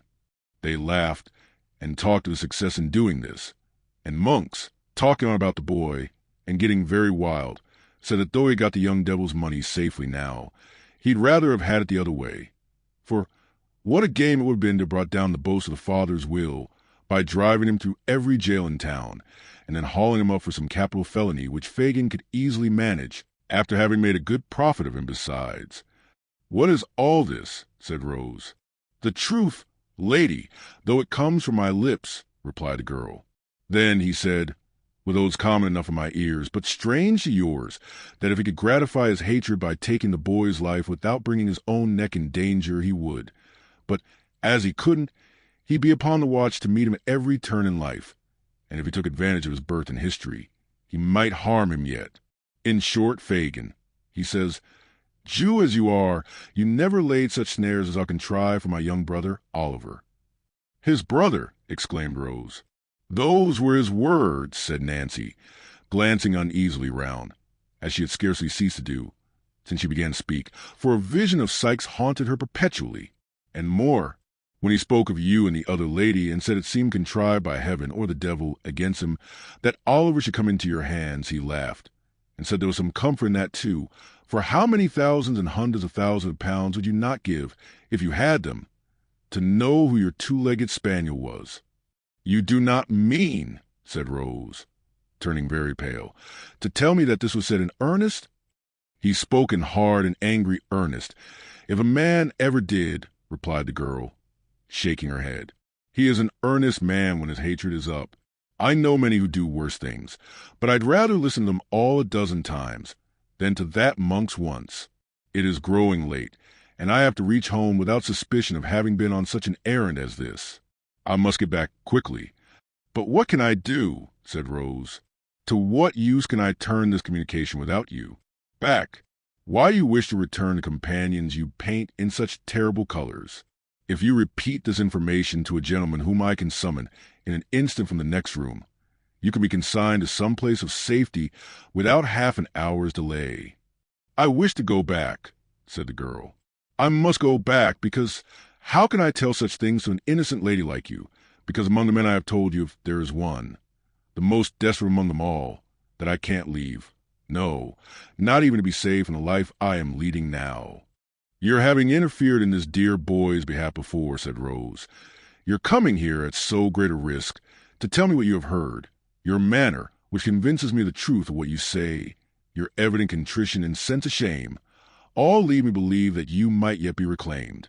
Oh, said the earnest girl, folding her hands as the tears coursed down her face, do not turn a deaf ear to the entreaties of one of your own sex. The first, I do believe, who ever appealed to you in the voice of pity and compassion. Do hear my words, and let me save you yet for better things. Lady, cried the girl, sinking on her knees, dear, sweet, angel lady, you are the first that ever blessed me with such words as these, and if I had heard them years ago, they might have turned me from a life of sin and sorrow. But it is too late, it is too late. It is never too late, said Rose, for penitence and atonement. It is, cried the girl, writhing in agony of her mind. I cannot leave him now. I could not be his death. Why should you be? Asked Rose. Nothing could save him, cried the girl. If I told others what I have told you, and led to their being taken, he would be sure to die. He is the boldest, and has been so cruel. Is it possible, cried Rose, that for such a man as this, you can resign every future hope and the certainty of immediate rescue? It is madness. I don't know what it is, answered the girl. I only know that it is so, and not with me alone, but with hundreds of others as bad and wretched as myself. I must go back. Whether it is God's wrath for the wrong I have done, I do not know, but I am drawn back to him through every suffering and ill usage, and I should be, I believe, if I knew that I was to die by his hand at last. What am I to do? Said Rose. I should not let you depart from me thus. You should, lady, and I know you will, rejoined the girl, rising. You will not stop my going, because I have trusted in your goodness, and forced no promise from you, as I might have done. Of what use, then, is the communication you made? Said Rose. This mystery must be investigated, or how will its disclosure to me benefit Oliver, whom you are anxious to serve? You must have some kind gentleman about you that will hear it as a secret, and advise you what to do, rejoined the girl. But where can I find you again when it is necessary? Asked Rose. I do not seek to know where these dreadful people live, but where will you be walking or passing at any settled period from this time? Will you promise me that you will have my secret strictly kept, and come alone, or with the only other person that knows it, and that I shall not be watched or followed? Asked the girl. I promise you solemnly, answered Rose. Every Sunday night, from 11 until the clock strikes 12, said the girl without hesitation. I will walk on London Bridge, if I am alive. Stay another moment, interposed Rose, as the girl moved hurriedly towards the door. Think once again on your own condition, and the opportunity you have of escaping from it. You have a claim on me, not only as the voluntary bearer of this intelligence, but as a woman lost almost beyond redemption. Will you return to this gang of robbers, and to this man, when a word can save you? What fascination is it that can take you back, and make you cling to wickedness and misery? Oh, Is there no chord in your heart that I can touch? Is there nothing left to which I can appeal against this terrible infatuation? When ladies as young and good and beautiful as you are, replied the girl steadily, give away your hearts, love will carry you all lengths, even such as you, who have home, friends, other admirers, everything to fill them. When such as I, who have no certain roof but the coffin lid, and no friend in sickness or death but the hospital nurse, set our rotten hearts on any man, and let him fill the place that has been a blank through all our wretched lives, who can hope to cure us? Pity us, lady. Pity us for having only one feeling of the woman left, and for having that turned by a heavy judgment from a comfort and a pride into a new means of violence and suffering. You will, said Rose after a pause, take some money from me, which may enable you to live without dishonesty, at all events until we meet again? Not a penny, replied the girl, waving her hand. Do not close your heart against all my efforts to help you, said Rose, stepping gently forward. I wish to serve you indeed. You would serve me best, lady, replied the girl, wringing her hands, if you could take my life at once. For I have felt more grief to think of what I am tonight than I ever did before, and it would be something not to die in hell which I have lived. God bless you, sweet lady, and send as much happiness on your head as I have brought shame on mine. Thus speaking and sobbing aloud, the unhappy creature turned away, while Rose Maylie, overpowered by this extraordinary interview, which had more the semblance of a rapid dream than an actual occurrence, sank into a chair and endeavored to collect her wandering thoughts. Chapter 41, containing fresh discoveries and showing that surprises, like misfortunes, seldom come alone. Her situation was, indeed, one of no common trial and difficulty. While she felt the most eager and burning desire to penetrate the mystery in which Oliver's history was enveloped, she could not behold sake of the confidence which the miserable woman with whom she had just conversed had reposed in her as a young and guileless girl. Her words and manner had touched Rose Maylie's heart, and, mingled with her love for her young charge, and scarcely less intense in its truth and fervor, was her fond wish to win the outcast back to repentance and hope. They purposed remaining in London only 3 days, prior to departing for some weeks to a distant part of the coast. It was now midnight of the first day. What course of action could she determine upon, which would be adopted in 48 hours? Or how could she postpone the journey without exciting suspicion? Mr. Losberne was with them, and would be for the next 2 days, but Rose was too well acquainted with the excellent gentleman's impetuosity, and foresaw too clearly the wrath with which, in the first explosion of his indignation, he would regard the instrument of Oliver's recapture, to trust him with the secret, when her representations in the girl's behalf could be seconded by no experienced person. These were all reasons for the greatest caution and most circumspect behavior in communicating it to Mrs. Maylie, whose first impulse would infallibly be to hold a conference with the worthy doctor on the subject. As to resorting to any legal adviser, even if she had known how to do so, it was scarcely to be thought of, for the same reason. Once the thought occurred to her of seeking assistance from Harry, but this awakened the recollection of their last parting, and it seemed unworthy of her to call him back. When the tears rose to her eyes as she pursued this train of reflection, he might have by this time learned to forget her and to be happier away. Disturbed by these different reflections, inclining now to one course and then to another, and again recoiling from all as each successive consideration presented itself to her mind, Rose passed a sleepless and anxious night. After more communing with herself next day, she arrived at the desperate conclusion of consulting Harry. If it be painful to him, she thought, to come back here, how painful it will be to me. But perhaps he will not come. He may write, or he may come himself, and studiously abstain from meeting me. He did when he went away. I hardly thought he would, but it was better for us both. And here Rose dropped the pen and turned away, as though the very paper which was to be her messenger should not see her weep.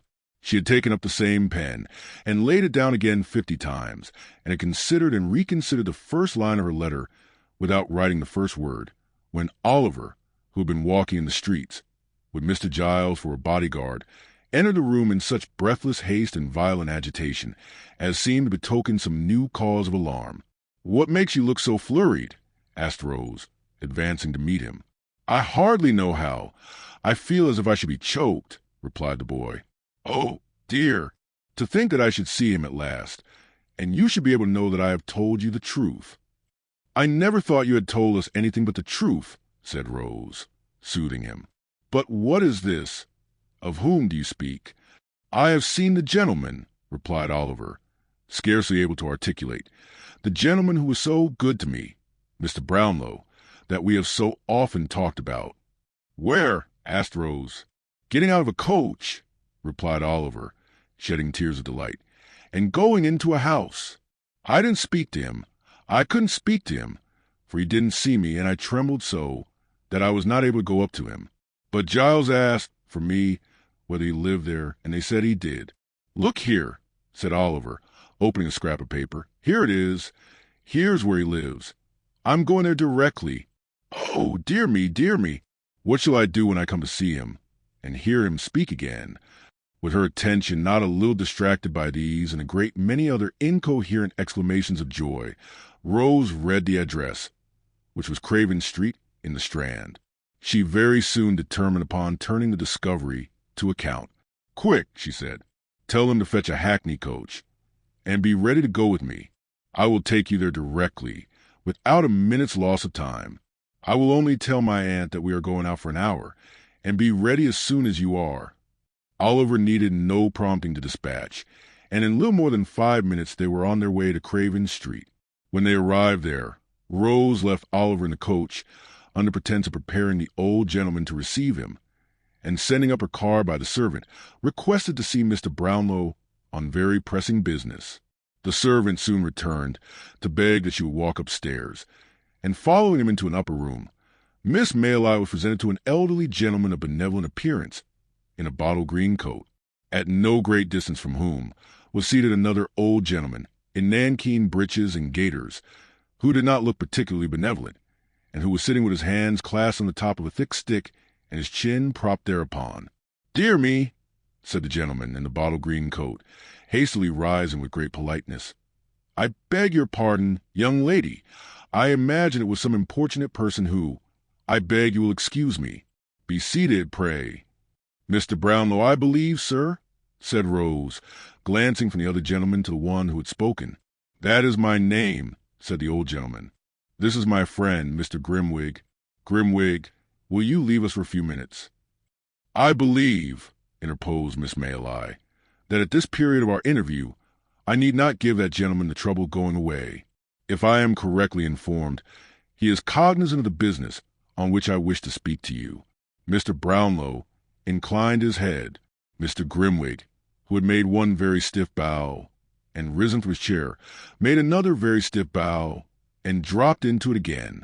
"I shall surprise you very much, I have no doubt," said Rose, naturally embarrassed, "but you once showed great benevolence and goodness to a very dear young friend of mine, and I am sure you will take an interest in hearing of him again." "Indeed," said Mr. Brownlow. "Oliver Twist you knew him as," replied Rose. The words no sooner escaped her lips than Mr. Grimwig, who had been affecting to dip into a large book that lay on the table, upset with a great crash, and falling back in his chair, discharged from his features every expression but one of unmitigated wonder, and indulged in a prolonged and vacant stare. Then, as if ashamed of having betrayed so much emotion, he jerked himself, as it were, by a convulsion into his former attitude, and looking out straight before him, emitted a long, deep whistle, which seemed at last not to be discharged on empty air, but to die away in the innermost recesses of his stomach. Mr. Brownlow was no less surprised, although his astonishment was not expressed in the same eccentric manner. He drew his chair nearer to Miss Maylie's, and said, "Do me the favor, my dear young lady, to leave entirely out of question that goodness and benevolence of which you speak, and of which nobody else knows anything. And if you have in your power to produce any evidence which will alter the unfavorable opinion I was once induced to entertain of that poor child, in heaven's name put me in possession of it. A bad one! I'll eat my head if he is not a bad one," growled Mr. Grimwig, speaking by some ventriloquial power, without moving a muscle of his face. "He is a child of noble nature and a warm heart. said Rose, coloring, and that power which is thought fit to triumph beyond his years, has planted in his breast affections and feelings which would do honor to many who have numbered his days 6 times over. I'm only 61, said Mr. Grimwig, with the same rigid face. And, as the devil's in it, if this Oliver is not 12 years old at least, I don't see the application of that remark. Do not heed my friend, Miss Maylie, said Mr. Brownlow. He does not mean what he says. Yes, he does, growled Mr. Grimwig. No, he does not, said Mr. Brownlow, obviously rising in wrath as he spoke. He'll eat his head. If he doesn't, growled Mr. Grimwig. He would deserve to have it knocked off if he does, said Mr. Brownlow. And he'd uncommonly like to see any man offer to do it, responded Mr. Grimwig, knocking his stick upon the floor. Having gone thus far, the 2 old gentlemen severally took snuff, and afterward shook hands, according to their invariable custom. Now, Miss Maylie, said Mr. Brownlow, to return to the subject in which your humanity is so much interested, will you let me know what intelligence you have of this poor child? Allowing me to promise that I exhausted every means in my power of discovering him, and that since I have been absent from this country, my first impression that he had imposed upon me, and had been persuaded by his former associates to rob me, has been considerably shaken. Rose, who had had time to collect her thoughts, at once related, in a few natural words, all that had befallen Oliver since he left Mr. Brownlow's house, reserving Nancy's information for that gentleman's private ear, and concluding with the assurance that his only sorrow, for some months past, had been not being able to meet with his former benefactor and friend. "Thank God," said the old gentleman. "This is great happiness to me, great happiness. But you have not told me where he is now. Miss Maylie, you must pardon my finding fault with you, but why not have brought him?" "He is waiting in the coach at the door," replied Rose. "At this door," cried the old gentleman, with which he hurried out of the room, down the stairs, up the coach steps, and into the coach, without another word. When the room door closed behind him, Mr. Grimwig lifted up his head, and converting one of the hind legs of his chair into a pivot, described 3 distinct circles with the assistance of his stick and the table, sitting in it all the time. After performing this evolution, he rose and limped as fast as he could up and down the room, at least a dozen times, and then stopping suddenly before Rose, kissed her without the slightest preface. "Hush," he said, as the young lady rose in some alarm at this unusual proceeding. "Don't be afraid. I'm old enough to be your grandfather. You're a sweet girl. I like you. Here they are." In fact, as he threw himself at one dexterous dive into his former seat, Mr. Brownlow returned, accompanied by Oliver, whom Mr. Grimwig received very graciously. And if the gratification of that moment had been the only reward for all her anxiety and care in Oliver's behalf, Rose Maylie would have been well repaid. "There is somebody else who should not be forgotten by the by," said Mr. Brownlow, ringing the bell. "Send Mrs. Bedwin here, if you please." The old housekeeper answered the summons with all dispatch, and dropping a curtsy at the door, waited for orders. "Why, you get blinder every day, Bedwin," said Mr. Brownlow, rather testily. "Well, that I do, sir," replied the old lady. "People's eyes, at my time of life, don't improve with age, sir." "I could have told you that," rejoined Mr. Brownlow. "But put on your glasses, and see if you can't find out what you were wanted for, will you?" The old lady began to rummage in her pocket for her spectacles. But Oliver's patience was not proof against this new trial, and yielding to his first impulse, he sprang into her arms. "God be good to me!" cried the old lady, embracing him. "It is my innocent boy." "My dear old nurse!" cried Oliver. "He would come back. I knew he would," said the old lady, holding him in her arms. "How well he looks, and how like a gentleman's son. He is dressed again. Where have you been this long while? Ah, the same sweet face, but not so pale, the same soft eye, but not so sad. I have never forgotten them or his quiet smile, but have seen them every day, side by side with those of my own dear children, dead and gone since I was a lightsome young creature."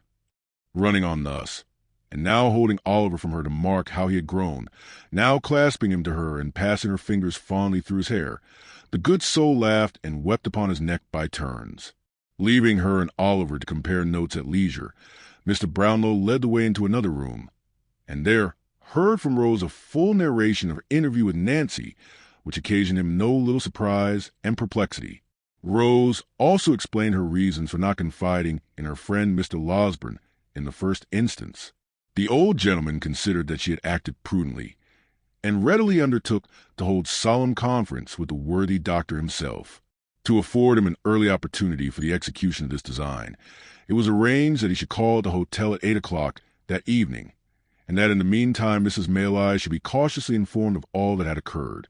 These preliminaries adjusted, Rose and Oliver returned home. Rose had by no means overrated the measure of the good doctor's wrath. Nancy's history was no sooner unfolded to him than he poured forth a shower of mingled threats and execrations, threatened to make her the first victim of the combined ingenuity of Messrs. Blathers and Duff, and actually put on his hat preparatory to sallying forth to obtain the assistance of those worthies. And doubtless he would, in this first outbreak, have carried the intention into effect without a moment's consideration of the consequences, if he had not been restrained in part by corresponding violence on the side of Mr. Brownlow, who was himself of an irascible temperament, and partly by such arguments and representations as seemed best calculated to dissuade him from his hot-brained purpose. "Then what the devil is to be done?" said the impetuous doctor, when they had rejoined the two ladies.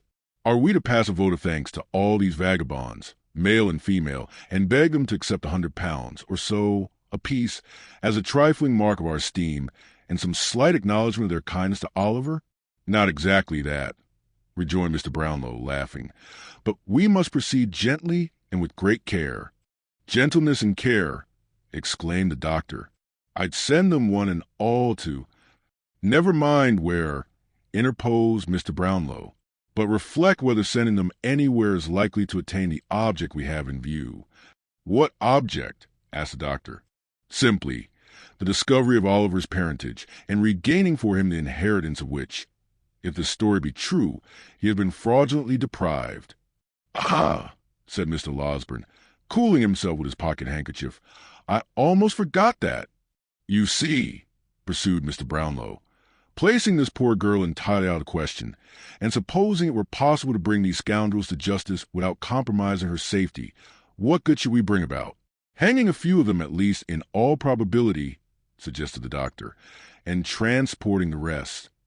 "Very good," replied Mr. Brownlow, smiling, "but no doubt they will bring that about for themselves in the fullness of time, and if we step in to forestall them, it seems to me that we shall be performing a very quixotic act, in direct opposition to our own interest, or at least to Oliver's, which is the same thing."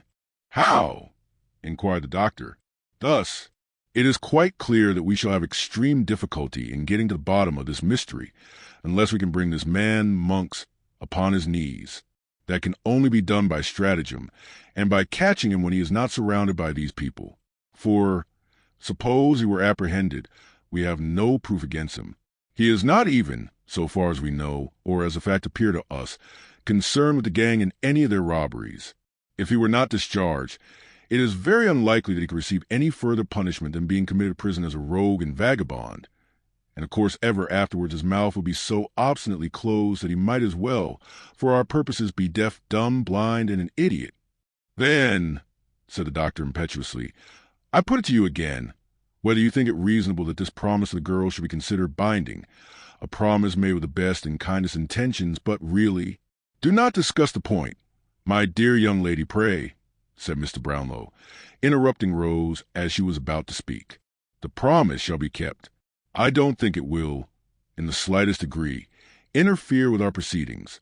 But before we can resolve upon any precise course of action, it will be necessary to see the girl, to ascertain from her whether she will point out this Monks, on the understanding that he is to be dealt with by us and not by the law, or she will not or cannot do that, to procure from her such an account of his haunts and description of his person as will enable us to identify him. She cannot be seen until next Sunday night. This is Tuesday. I would suggest that in the meantime we remain perfectly quiet and keep these matters secret even from Oliver himself." Although Mr. Losberne received with many wry faces a proposal involving a delay of 5 whole days, he was fain to admit that no better course occurred to him just then, and as both Rose and Mrs. Maylie sided very strongly with Mr. Brownlow, that gentleman's proposition was carried unanimously. "I should like," he said, "to call in the aid of my friend Grimwig. He is a strange creature, but shrewd one, and might prove a material assistance to us. I should say that he was bred a lawyer, and quitted the bar in disgust because he had only one brief and a motion a course in 20 years, though whether that is recommendation or not, you must determine for yourselves. I have no objection to your calling in your friend, if I may call in mine," said the doctor. "We must put to the vote," replied Mr. Brownlow. "Who may he be?" "That lady's son and this young lady's very old friend," said the doctor, motioning towards Mrs. Maylie, and concluding with an expressive glance at her niece. Rose blushed deeply, but she did not make any audible objection to this motion. Possibly she felt in a hopeless minority, and Harry Maylie and Mr. Grimwig were accordingly added to the committee. "We stay in town, of course," said Mrs. Maylie, "while there remains the slightest prospect of prosecuting this inquiry with a chance of success. I will spare neither trouble nor expense on behalf of the object in which we are all so deeply interested, and I am content to remain here. It'll be for 12 months, so long as you assure me that any hope remains." "Good," rejoined Mr. Brownlow, "and as I see on the faces about me, a disposition to inquire how it happened that I was not in the way to corroborate Oliver's tale, and had so suddenly left the kingdom. Let me stipulate that I shall be asked no questions until such time as I may deem it expedient to forestall them by telling my own story. Believe me, I make this request with good reason, for I might otherwise excite hopes destined never to be realized, and only increase difficulties and disappointments already quite numerous enough. Come, supper has been announced, and young Oliver, who is all alone in the next room, will have begun to think, by this time, that we have wearied of his company, and entered into some dark conspiracy to thrust him forth upon the world." With these words, the old gentleman gave his hand to Mrs. Maylie, and escorted her into the supper-room. Mr. Losberne followed, leading Rose, and the council was, for the present, effectually broken up. Chapter 42. An old acquaintance of Oliver's, exhibiting decided marks of genius, becomes a public character in the metropolis. Upon the night when Nancy, having lulled Mr. Sikes to sleep, hurried on her self-imposed mission to Rose Maylie, there advanced towards London, by the Great North Road, 2 persons, upon whom it is expedient that this history should bestow some attention. They were a man and woman, or perhaps they would be better described as a male and female, for the former was one of those long-limbed, knock-kneed, shambling, bony people, to whom it is difficult to assign any precise age, looking as they do, when they are yet boys like undergrown men, and when they are almost men like overgrown boys. The woman was young, but of a robust and hearty make, as she need have been to bear the weight of the heavy bundle, which was strapped to her back. Her companion was not encumbered with much luggage, as there merely dangled from a stick which he carried over his shoulder a small parcel wrapped in a common handkerchief, and apparently light enough. This circumstance, added to the length of his legs, which were of unusual extent, enabled him with much ease to keep some half-dozen paces in advance of his companion, to whom he occasionally turned with an impatient jerk of the head, as if reproaching her tardiness, and urging her to greater exertion. Thus they had toiled along the dusty road, taking little heed of any object within sight, save when they stepped aside to allow a wider passage for the mail coaches which were whirling out of town, until they passed through Highgate Archway, when the foremost traveler stopped and called impatiently to his companion. "Come on, can't yer? What a lazybones yer are, Charlotte. It's a heavy load, I can tell you," said the female, coming up, almost breathless with fatigue. "Heavy? What are yer talking about? What are yer made for?" rejoined the male traveler, changing his own little bundle as he spoke, to the other shoulder. "Oh, there yer are, resting again. Well, if yer ain't enough to tire anybody's patience out, I don't know what is." "Is it much farther?" asked the woman, resting herself against the bank, and looking up with the perspiration streaming from her face. "Much farther? You're as good as there," said the long-legged tramper, pointing out before him. "Look there. Those are the lights of London." "They're a good 2 mile off, at least," said the woman despondingly. "Never mind whether they're 2 mile off or 20, said Noah Claypole, for he was. "But get up and come on, or I'll kick yer, and so I give yer notice." As Noah's red nose grew redder with anger, and as he crossed the road while speaking, as if fully prepared to put his threat into execution, the woman rose without any further remark and trudged onward by his side. "Where do you mean to stop for the night, Noah?" she asked after they had walked a few hundred yards. "How should I know?" replied Noah, whose temper had been considerably impaired by walking. "Near, I hope," said Charlotte. "No, not near," replied Mr. Claypole. "There, not near, so don't think it." "Why not?" "When I tell you that I don't mean to do a thing, that's enough, without any why, or because either," replied Mr. Claypole with dignity. "Well, you needn't be so cross," said his companion. "A pretty thing would be, wouldn't it, to go and stop at the very first public house outside the town, so that Sowerberry, if he come up after us, might poke in his old nose and have us taken back in a cart with handcuffs on," said Mr. Claypole in a jeering tone. "No, I shall go and lose myself among the narrowest streets I can find, and not stop till we come to the very out-of-the-wayest house I can set eyes on. Cod, your maid thanks your stars I've got ahead. For we hadn't gone at first the wrong road of purpose and come back across country, you'd have been locked up hard and fast a week ago, my lady. And serve you're right for being a fool." "I know I ain't as cunning as you are," replied Charlotte, "but don't put all the blame on me and say I should have been locked up. You would have been if I had been, anyway. Yer took the money from the till. Yer know yer did," said Mr. Claypole. "I took it for you, Noah, dear," rejoined Charlotte. "Did I keep it?" asked Mr. Claypole. "No. You trusted in me, and let me carry it like a dear, and so you are," said the lady, chucking him under the chin and drawing her arm through his. This was indeed the case, but as it was not Mr. Claypole's habit to repose a blind and foolish confidence in anybody, it should be observed, in justice to that gentleman, that he had trusted Charlotte to this extent, in order that, if they were pursued, the money might be found on her, which would leave him an opportunity of asserting his innocence of any theft, and would greatly facilitate his chances of escape. Of course, he entered at this juncture into no explanation of his motives, and they walked on very lovingly together. In pursuance of this cautious plan, Mr. Claypole went on, without halting, until he arrived at the Angel at Islington, where he wisely judged, from the crowd of passengers and numbers of vehicles, that London began in earnest. Just pausing to observe which appeared the most crowded streets, and consequently the most to be avoided, he crossed into St. John's Road, and was soon deep in the obscurity of the intricate and dirty ways, which, lying between Gray's and Lane and Smithfield, render that part of the town one of the lowest and worst that improvement has left in the midst of London.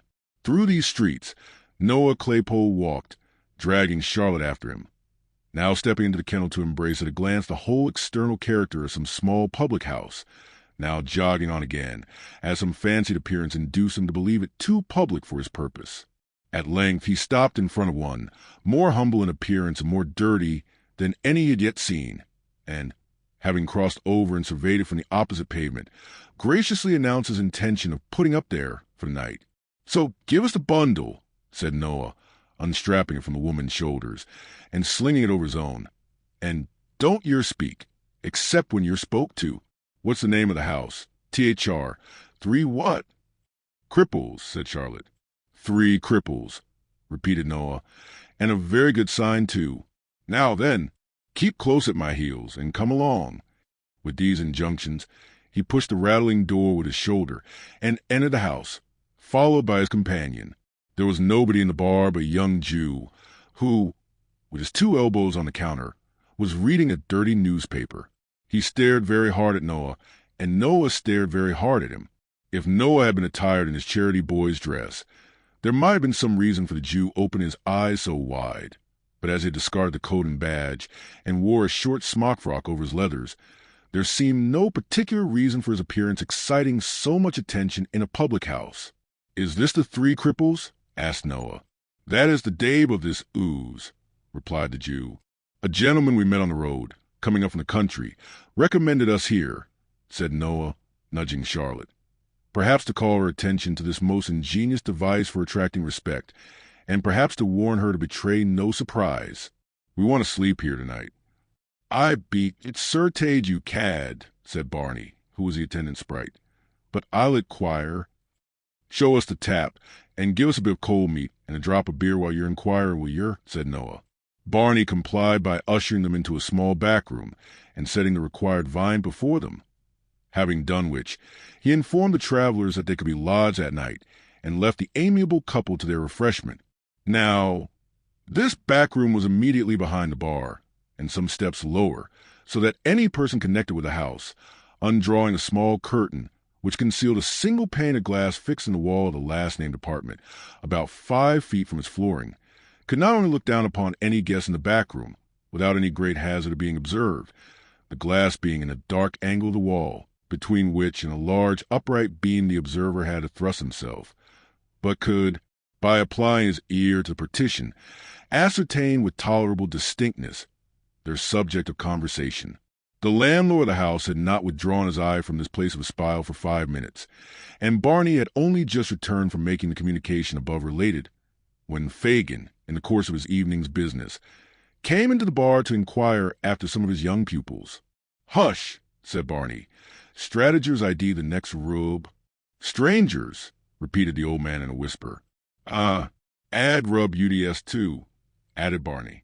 "Frob the cut dry, but something in your way, or I be by state." Fagin appeared to receive this communication with great interest. Mounting a stool, he cautiously applied his eye to the pane of glass, from which secret post he could see Mr. Claypole taking cold beef from the dish and porter from the pot, and administering homeopathic doses of both to Charlotte, who sat patiently by, eating and drinking at his pleasure. "Aha!" he whispered, looking round to Barney. "I like that fellow's looks. He'd be of use to us. He knows how to train the girl already. Don't make as much noise as a mouse, my dear, and let me hear him talk. Let me hear him." He again applied his eye to the glass, and turning his ear to the partition, listened attentively, with a subtle and eager look upon his face that might have appertained to some old goblin. "So I mean to be a gentleman," said Mr. Claypole, kicking out his legs, and continuing a conversation, the commencement of which Fagin had arrived too late to hear. "No more jolly old coffins, Charlotte, but a gentleman's life for me, and if you're like, yours shall be a lady." "I should like that well enough, dear," replied Charlotte, "but tills ain't to be emptied every day, and people to get clear off after it." "Tills be blowed," said Mr. Claypole. "There's more things besides tills to be emptied." "What do you mean?" asked the companion. "Pockets, women's ridicules, houses, mail coaches, banks," said Mr. Claypole, rising with the porter. "But you can't do all that, dear," said Charlotte. "I shall look out to get into company with them as can," replied Noah. "They'll be able to make us useful some way or another. Why, you yourself are worth 50 women. I never see such a precious sly and deceitful creetur as yer can be when I let yer." "Lor, how nice it is to hear yer say so," exclaimed Charlotte, imprinting a kiss upon his ugly face. "There, that'll do. Don't yer be too affectionate, in case I'm cross with yer," said Noah, disengaging himself with great gravity. "I should like to be the captain of some band, and have the whopping of M and following him about, unbeknown to themselves. That would suit me, if there was good profit, and if we could only get in with some gentlemen of this sort, I say it would be cheap at that 20-pound note you've got, especially as we don't very well know how to get rid of ourselves." After expressing his opinion, Mr. Claypole looked into the porter pot with an aspect of deep wisdom, and having well shaken its contents, nodded condescendingly to Charlotte, and took a draught, wherewith he appeared greatly refreshed. He was meditating another, when the sudden opening of the door and the appearance of a stranger interrupted him. The stranger was Mr. Fagin, and very amiable he looked, and a very low bow he made, as he advanced, and setting himself down at the nearest table, ordered something to drink of the grinning Barney. "A pleasant night, sir, but cool for the time of year," said Fagin, rubbing his hands. "From the country, I see, sir." "How do you see that?" asked Noah Claypole. "We have not so much dust as that in London," replied Fagin, pointing from Noah's shoes to those of his companion, and from them to the 2 bundles. "You're a sharp feller," said Noah. "Ha! Ha! Only hear that, Charlotte." "Why, one need be sharp in this town, my dear," replied the Jew, sinking his voice to a confidential whisper, "and that's the truth." Fagin followed up this remark by striking the side of his nose with his right forefinger, a gesture which Noah attempted to imitate, though not with complete success, in consequence of his own nose not being large enough for the purpose. However, Mr. Fagin seemed to interpret the endeavor as expressing a perfect coincidence with his opinion, and put about the liquor which Barney reappeared with in a very friendly manner. "Good stuff, that," observed Mr. Claypole, smacking his lips.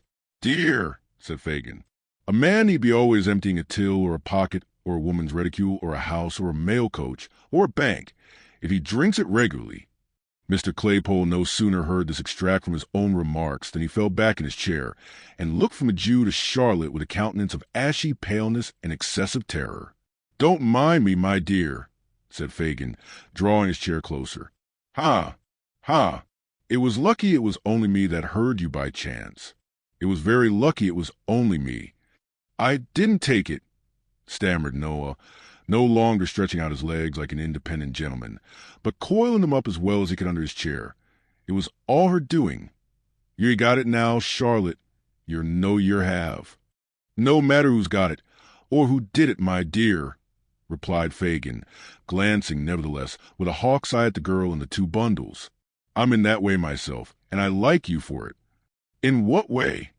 asked Mr. Claypole, a little recovering. "In that way of business," rejoined Fagin, "and so are the people of the house. You've hit the right nail upon the head, and are as safe here as you could be. There is not a safer place in all this town than is the Cripples. That is, when I like to make it so, and I have taken a fancy to you and the young woman. So I've said the word, and you may make your minds easy." Noah Claypole's mind might have been at ease after this assurance, but his body certainly was not, for he shuffled and writhed about into various uncouth positions, eyeing his new friend meanwhile with mingled fear and suspicion. "I'll tell you more," said Fagin, after he had reassured the girl, by dint of friendly nods and muttered encouragements. "I have got a friend that I think can gratify your darling wish and put you in the right way, where you can take whatever department of the business you think will suit you best at first, and be taught all the others." "You speak as if you were in earnest," replied Noah. "What advantage would it be to me to be anything else?" inquired Fagin, shrugging his shoulders. "Here, let me have a word with you outside." "There's no occasion to trouble ourselves to move," said Noah, getting his legs by gradual degrees abroad again. "She'll take the luggage upstairs a while. Charlotte, see to them bundles." This mandate, which had been delivered with great majesty, was obeyed without the slightest demur, and Charlotte made the best of her way off with the packages while Noah held the door open and watched her out. "She's kept tolerably well under, ain't she?" he asked as he resumed his seat, in the tone of a keeper who had tamed some wild animal. "Quite perfect," rejoined Fagin, clapping him on the shoulder. "You're a genius, my dear." "Why, I suppose if I wasn't I shouldn't be here," replied Noah. "But, I say, she'll be back if you lose time." "Now, what do you think?" said Fagin. "If you was to like my friend, could you do better than join him? Is he in a good way of business?" "That's where it is," responded Noah, winking one of his little eyes. "The top of the tree, employs a power of hands, has the very best society in the profession." "Regular town maters?" asked Mr. Claypole. "Not a countryman among 'em, and I don't think he'd take you, even on my recommendation, if he didn't run rather short of assistance just now," replied Fagin. "Should I have to hand over?" said Noah, slapping his breeches pocket. "It couldn't possibly be done without," replied Fagin, in a most decided manner. £20, though it's a lot of money." "Not when it's in a note you can't get rid of," retorted Fagin. "Number and date taken, I suppose? Payment stopped at the bank?" "Ah, it's not worth much to him. It'll have to go abroad, and he couldn't sell it for a great deal in the market." "When could I see him?" asked Noah doubtfully. "Tomorrow morning." "Where?" "Here." Said Noah. "What's the wages?" "Live like a gentleman. Board and lodging, pipes and spirits free. Half of all you earn and half of all the young woman earns," replied Mr. Fagin. Whether Noah Claypole, whose rapacity was none of the least comprehensive, would have acceded even to these glowing terms, had he been a perfectly free agent, is very doubtful. But as he recollected that, in the event of his refusal, It was in the power of his new acquaintance to give him up to justice immediately, and more unlikely things to come to pass. He gradually relented, and said he thought that would suit him. But, you see, observed Noah, as she will be able to do a good deal, I should like to take something very light. A little fancy work, suggested Fagin. Something of that sort, replied Noah. What do you think would suit me now? Something not too trying for strength, and not very dangerous. You know, that's the sort of thing. I heard you talk of something in the spy way upon the others, my dear, said Fagin. My friend wants somebody who would do that well very much. Why, I did mention that, and I shouldn't mind turning my hand to it sometimes, rejoined Mr. Claypole slowly. But it wouldn't pay by itself, you know. That's true, observed the Jew, ruminating or pretending to ruminate. No, it might not. What do you think, then? Asked Noah, anxiously regarding him. Something in the sneaking way, where it was pretty sure work, and not much more risk than being at home. What do you think of the old ladies? Asked Fagin. There's a good deal of money made in snatching their bags and parcels and running round the corner. Don't they holler out a good deal and scratch sometimes? Asked Noah, shaking his head. I don't think that would answer my purpose. Ain't there any other line open? Stop, said Fagin, laying his hand on Noah's knee. The kinchin lay. What's that? Demanded Mr. Claypole. The kinchins, my dear, said Fagin, is the young children that's sent on errands by their mothers with sixpences and shillings, and the lays just take their money away. They've always got it ready in their hands. Then knock them into the kennel and walk off very slow, as if there were nothing else the matter but a child fallen down and hurt itself. Ha! Ha! Ha! Ha! Ha! Roared Mr. Claypole, kicking up his legs in an ecstasy. Lord, that's the very thing. To be sure it is, replied Fagin. And you can have a few good beats chalked out in Camden Town and Battlebridge and neighborhoods like that where they're always going errands, and you can upset as many kinchins as you want. Any hour in the day. Ha! Ha! Ha! With this, Fagin poked Mr. Claypole in the side, and they joined in a burst of laughter both long and loud. Well, that's all right, said Noah, when he had recovered himself, and Charlotte had returned. What time tomorrow shall we say? Will 10 do? Asked Fagin, adding, as Mr. Claypole nodded assent, What name shall I tell my good friend? Mr. Bolter, replied Noah, who had prepared himself for such emergency. Mr. Morris Bolter. This is Mrs. Bolter. Mrs. Bolter's humble servant, said Fagin, bowing with grotesque politeness. I hope I shall know her better very shortly. Do you hear the gentleman, Charlotte? Thundered Mr. Claypole. Yes, Noah, dear, replied Mrs. Bolter, extending her hand. She calls me Noah, as a sort of fond way of talking, said Mr. Morris Bolter, late Claypole, turning to Fagin. You understand? Oh, yes, I understand. Perfectly, replied Fagin, telling the truth for once. Good night. Good night. With many adieus and good wishes, Mr. Fagin went his way. Noah Claypole, bespeaking his good lady's attention, proceeded to enlighten her relative to the arrangement he had made, with all that haughtiness and air of superiority, becoming not only a member of the sterner sex, but a gentleman who appreciated the dignity of a special appointment on the Kinchin Lay, in London and its vicinity. Chapter 43, wherein is shown how the artful dodger got into trouble. And so it was your own friend, was it? Asked Mr. Claypole, otherwise Bolter, when, by virtue of the compact entered into between them, he had removed next day to Fagin's house. Cod, I thought as much last night. Every man's his own friend, my dear, replied Fagin, with his most insinuating grin. He hasn't as good a one as himself anywhere. Except sometimes, replied Morris Bolter, assuming the air of a man of the world. Some people are nobody's enemies, but their own, you know. Don't believe that, said Fagin. When a man's his own enemy, it's only because he's too much his own friend, not because he's careful for everybody but himself. Pooh, pooh, there ain't such a thing in nature. There ought to be if there is, replied Mr. Bolter. That stands to reason. Some conjurers say that number 3 is the magic number, and some say number 7. It's neither, my friend, neither. It's number 1. Ha! Ha! cried Mr. Bolter. "Number one forever." "In a little community like ours, my dear," said Fagin, who felt it necessary to qualify this position, "we have a general number one. Thou consider me too as the same, and all the other young people." "Oh, the devil!" exclaimed Mr. Bolter. "You see," pursued Fagin, affecting to disregard this interruption, "we are so mixed up together and identified in our interests that it must be so. For instance, it's your object to take care of number one, meaning yourself." "Certainly," replied Mr. Bolter. "You're about right there. Well, you can't take care of yourself, number one, without taking care of me, number one." "Number two, you mean," said Mr. Bolter, who was largely endowed with the quality of selfishness. "No, I don't," retorted Fagin. "I'm of the same importance to you as you are to yourself." "I say," interrupted Mr. Bolter, "you're a very nice man, and I'm very fond of you, but we ain't quite so thick together as all that comes to." "Only think," said Fagin, shrugging his shoulders and stretching out his hands. "Only consider.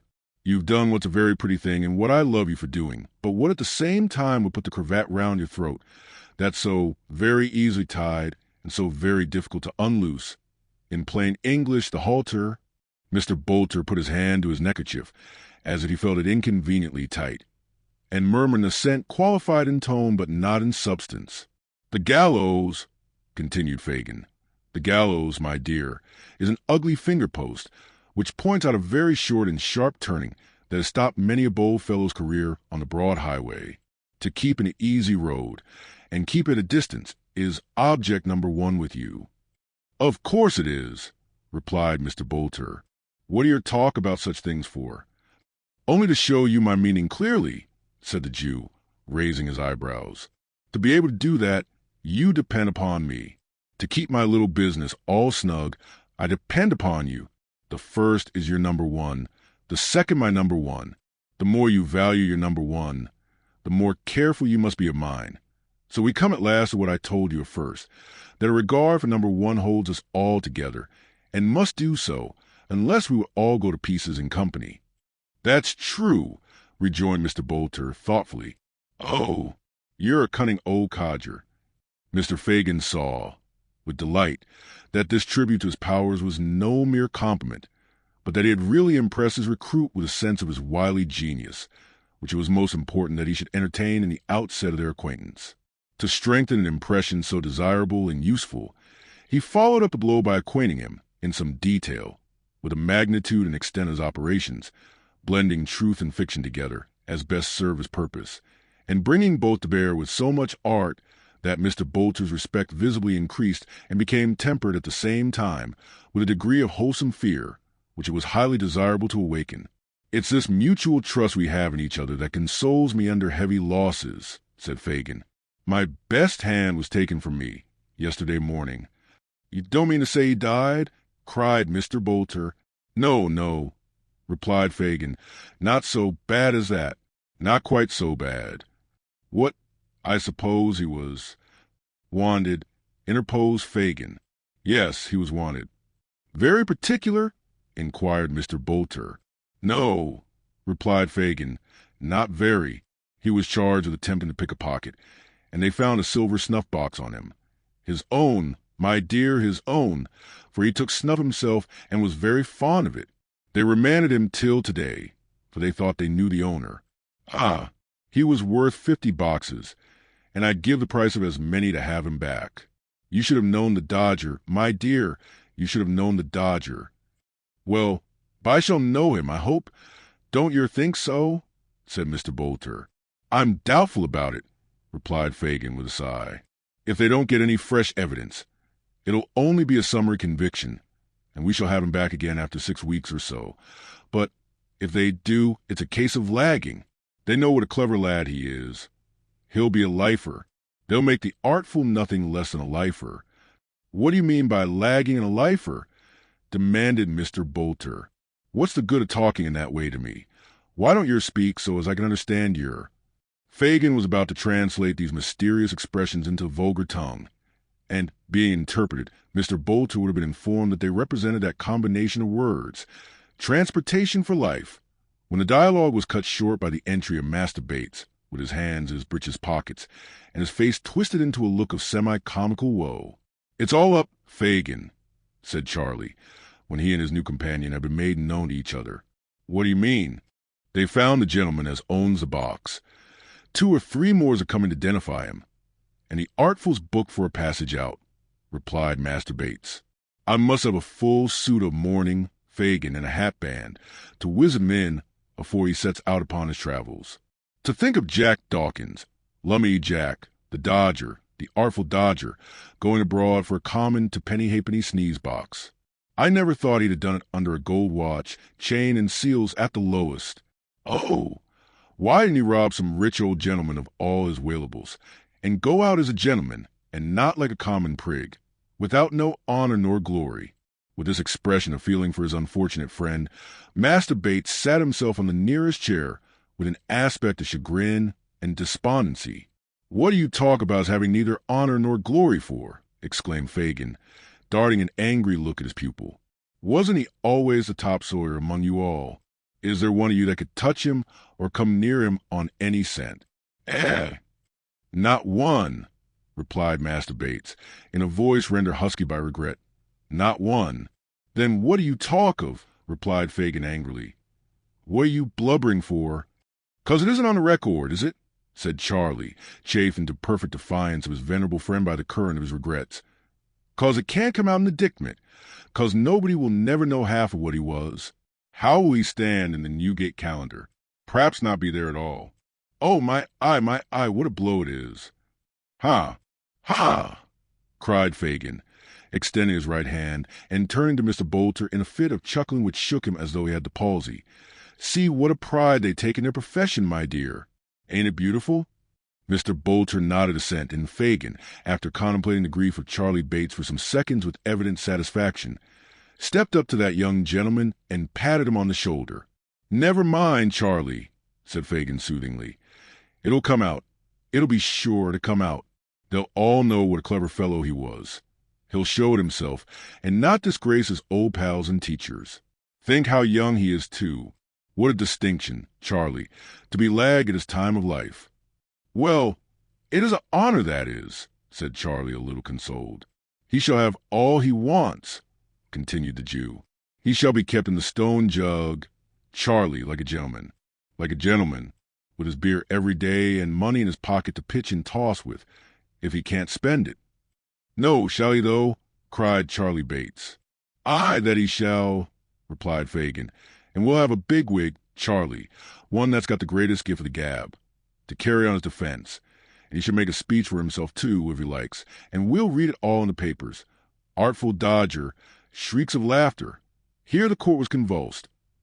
Charlie, Ha! Ha! Laughed Master Bates. What a lark that would be, wouldn't it, Fagin? I say, how the artful would bother him, wouldn't he?" "Would," cried Fagin. He will." "Ah, to be sure, so he will," repeated Charlie, rubbing his hands. "I think I see him now," cried the Jew, bending his eyes upon his pupil. "So do I," cried Charlie Bates. "Ha! Ha! Ha! So do I. I see it all afore me. Upon my soul, I do. Fagin. What a game. What a regular game. All the bigwigs trying to look solemn, and Jack Dawkins addressing them as intimate and comfortable as if he was a judge's own son making a speech arter dinner. Ha! Ha! Ha! In fact, Mr. Fagin had so well humored his young friend's eccentric disposition that Master Bates, who had at first been disposed to consider the imprisoned Dodger rather in the light of a victim, now looked upon him as the chief actor in a scene of most uncommon and exquisite humor, and felt quite impatient for the arrival of the time when his old companion should have so favorable an opportunity of displaying his abilities. "We must know how he gets on today, by some handy means or other," said Fagin. "Let me think." "Shall I go?" asked Charlie. "Not for the world," replied Fagin. "Are you mad, my dear stark mad, that you'd walk into the very place where—" "No, Charlie, no. One is enough to lose at a time." "You don't mean to go yourself, I suppose?" said Charlie with a humorous leer. "That wouldn't quite fit. replied Fagin, shaking his head. Then why don't you send this new cove? Asked Master Bates, laying his hand on Noah's arm. Nobody knows him. Why, if he didn't mind, observed Fagin. Mind, interposed Charlie. What should he have to mind? Really nothing, my dear, said Fagin, turning to Mr. Bolter. Really nothing. Oh, I dare say about that you're no, observed Noah, backing toward the door and shaking his head with kind of sober alarm. No, none of that. It's not in my department, that ain't. What department has he got, Fagin? Inquired Master Bates, surveying Noah's lank form with much disgust. The cutting away when there's anything wrong, and the eating all the whittles when there's everything right. Is that his branch? Never mind, retorted Mr. Bolter. And don't you take liberties with your superiors, little boy, or you'll find yourself in the wrong shop. Master Bates laughed so vehemently at this magnificent threat that it was some time before Fagin could interpose and represent to Mr. Bolter that he incurred no possible danger in visiting the police office, that, inasmuch as no account of the little affair in which he had engaged, nor any description of his person, had yet been forwarded to the metropolis, it was very probable that he was not even suspected of having resorted to it for shelter, and that, if he were properly disguised, it would be as safe a spot for him to visit as any in London, inasmuch as it would be, of all places, the very last to which he could be supposed likely to resort his own free will, persuaded in part by these representations, but overborne in a much greater degree by his fear of Fagin. Mr. Bolter at length consented, with a very bad grace, to undertake the expedition. By Fagin's directions, he immediately substituted for his own attire a wagoner's frock, velveteen breeches, and leather leggings, all of which articles the Jew had at hand. He was likewise furnished with a felt hat well garnished with turnpike tickets, and a carter's whip. Thus equipped, he was to saunter into the office, as some country fellow from Covent Garden Market might be supposed to do for the gratification of his curiosity, and as he was as awkward, ungainly, and raw-boned a fellow as need be, Mr. Fagin had no fear but that he would look the part to perfection. These arrangements completed, he was informed of the necessary signs and tokens by which to recognize the artful dodger, and was conveyed by Master Bates through dark and winding ways to within a very short distance of Bow Street. Having described the precise situation of the office and accompanied it with copious directions how he was to walk straight up the passage, and when he got into the side, and pull off his hat as he went into the room, Charlie Bates bade him hurry on alone, and promised to bide his return on the spot of their parting. Noah Claypole, or Morris Bolter, as the reader pleases, punctually followed the directions he had received, which, Master Bates being pretty well acquainted with the locality, were so exact that he was enabled to gain the magisterial presence without asking any question, or meeting with any interruption by the way. He found himself jostled among a crowd of people, chiefly women, who were huddled together in a dirty, frosy room, at the upper end of which was a raised platform railed off from the rest, with a dock for prisoners on the left hand against the wall, a box for the witnesses in the middle, and a desk for magistrates on the right, the awful locality last named being screened off by a partition which concealed the bench from the common gaze, and left the vulgar to imagine, if they could, the full majesty of justice. There were only a couple of women in the dock, who were nodding to their admiring friends, while the clerk read some depositions to a couple of policemen and a man in plain clothes who leant over the table.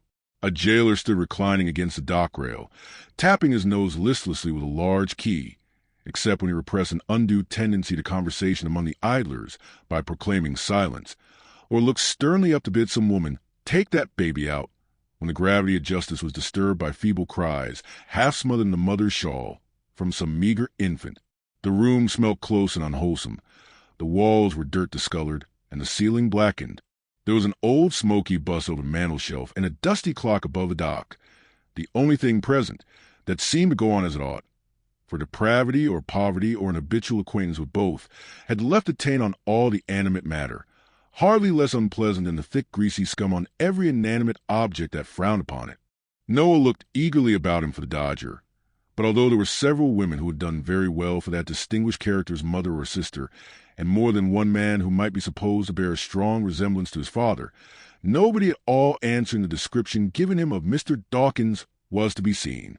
He waited in a state of much suspense and uncertainty until the women, being committed for trial, went flaunting out, and then was quickly relieved by the appearance of another prisoner who he felt at once could be no other than the object of his visit. It was indeed Mr. Dawkins, who, shuffling into the office with the big coat sleeves tucked up as usual, his left hand in his pocket and his hat in his right hand, preceded the jailer with a rolling gait altogether indescribable, and, taking his place in the dock, requested in an audible voice to know what he was placed in that air disgraceful situation for. "Hold your tongue, will you?" said the jailer. "I'm an Englishman, ain't I?" rejoined the Dodger. "Where are my privileges?" "You'll get your privileges soon enough," retorted the jailer, "and pepper with them. We'll see what the Secretary of State for Home Affairs has got to say to the beaks. If I don't," replied Mr. Dawkins. "Now then, what is this here business? I shall thank the magistrates to dispose of this here little affair, and not to keep me while they read the paper, for I've got an appointment with a gentleman in the city, and as I'm a man of my word, and very punctual in business matters, he'll go away if I ain't there to my time, and then pari piesta there won't be an action for damage against him as kept me away. Oh no, certainly not." At this point, the Dodger, with show of being very particular with a view to proceedings to be had thereafter, desired the jailer to communicate the names of them 2 files as was on the bench, which so tickled the spectators that they laughed almost as heartily as Master Bates could have done if he had heard the request. "Silence there," cried the jailer. "What is this?" inquired one of the magistrates. "A pickpocketing case, your worship." "Has the boy ever been here before?" "He ought to have been many times," replied the jailer. "He has been pretty well everywhere else." "I know him well, your worship." "Oh, you know me, do you?" cried the artful, making a note of the statement. "Very good. That's a case of deformation of character, anyway." Here there was another laugh, and another cry of silence. "Now then, where are the witnesses?" said the clerk. "Ah, that's right," added the Dodger. "Where are they? I should like to see 'em." This wish was immediately gratified, for a policeman stepped forward who had seen the prisoner attempt the pocket of an unknown gentleman in the crowd, and indeed take a handkerchief therefrom, which, being a very old one, he deliberately put back again, after trying it on his own countenance. For this reason, he took the Dodger into custody as soon as he could get near him, and the said Dodger, being searched, had upon his person a silver snuff-box, with the owner's name engraved upon the lid. This gentleman had been discovered on reference to the court guide, and being then in their presence, swore that the snuff-box was his, and that he had missed it on the previous day, the moment he had disengaged himself from the crowd before referred to. He had also remarked a young gentleman in the throng, particularly active in making his way about, and that young gentleman was a prisoner before him. "Have you anything to ask this witness, boy?" said the magistrate. "I wouldn't abase myself by descending to hold no conversation with him," replied the Dodger. "Have you anything to say at all?" "Do you hear his worship ask if you've anything to say?" inquired the jailer, nudging the silent Dodger with his elbow. "I beg your pardon," said the Dodger, looking up with an air of abstraction. "Did you redress yourself to me, my man? I never see such an out-and-out young vagabond, your worship," observed the officer with a grin. "Do you mean to say anything, you young shaver?" "No," replied the Dodger, "not here, for this ain't the shop for justice. Besides which, my attorney is breakfasting this morning with the vice president of the House of Commons, but I shall have something to say elsewhere, and so will he, and so will a very numerous and spectable circle of acquaintance, as'll make them beaks wish they'd never been born, or that they got their footmen to hang 'em up to their own hat pegs afore they let. M come out this morning to try it on upon me. There, he's fully committed," interposed the clerk. "Take him away." "Come on," said the jailer. "Oh, I'll come on," replied the Dodger, brushing his hat with the palm of his hand.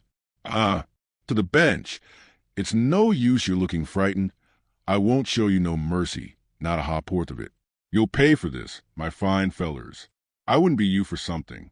I wouldn't go free, now, if you was to fall down on your knees and ask me, 'Here, carry me off to prison. Take me away.'" With these last words, the Dodger suffered himself to be led off by the collar, threatening, till he got into the yard, to make a parliamentary business of it, and then grinning in the officer's face, with great glee and self-approval. Having seen him locked up by himself in a little cell, Noah made the best of his way back to where he had left Master Bates. After waiting here some time, he was joined by that young gentleman, who had prudently abstained from showing himself until he looked carefully abroad from a snug retreat and ascertained that his new friend had not been followed by any impertinent person. The two hastened back together, to bear to Mr. Fagin the animating news that the Dodger was doing full justice to his bringing up and establishing for himself a glorious reputation. Chapter 44. The time arrives for Nancy to redeem her pledge to Rose Maylie. She fails.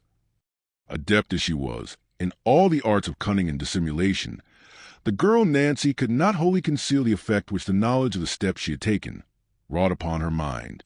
She remembered that both the crafty Jew and the brutal Sikes had confided to her schemes, which had been hidden from all others, in the full confidence that she was trustworthy and beyond the reach of their suspicion.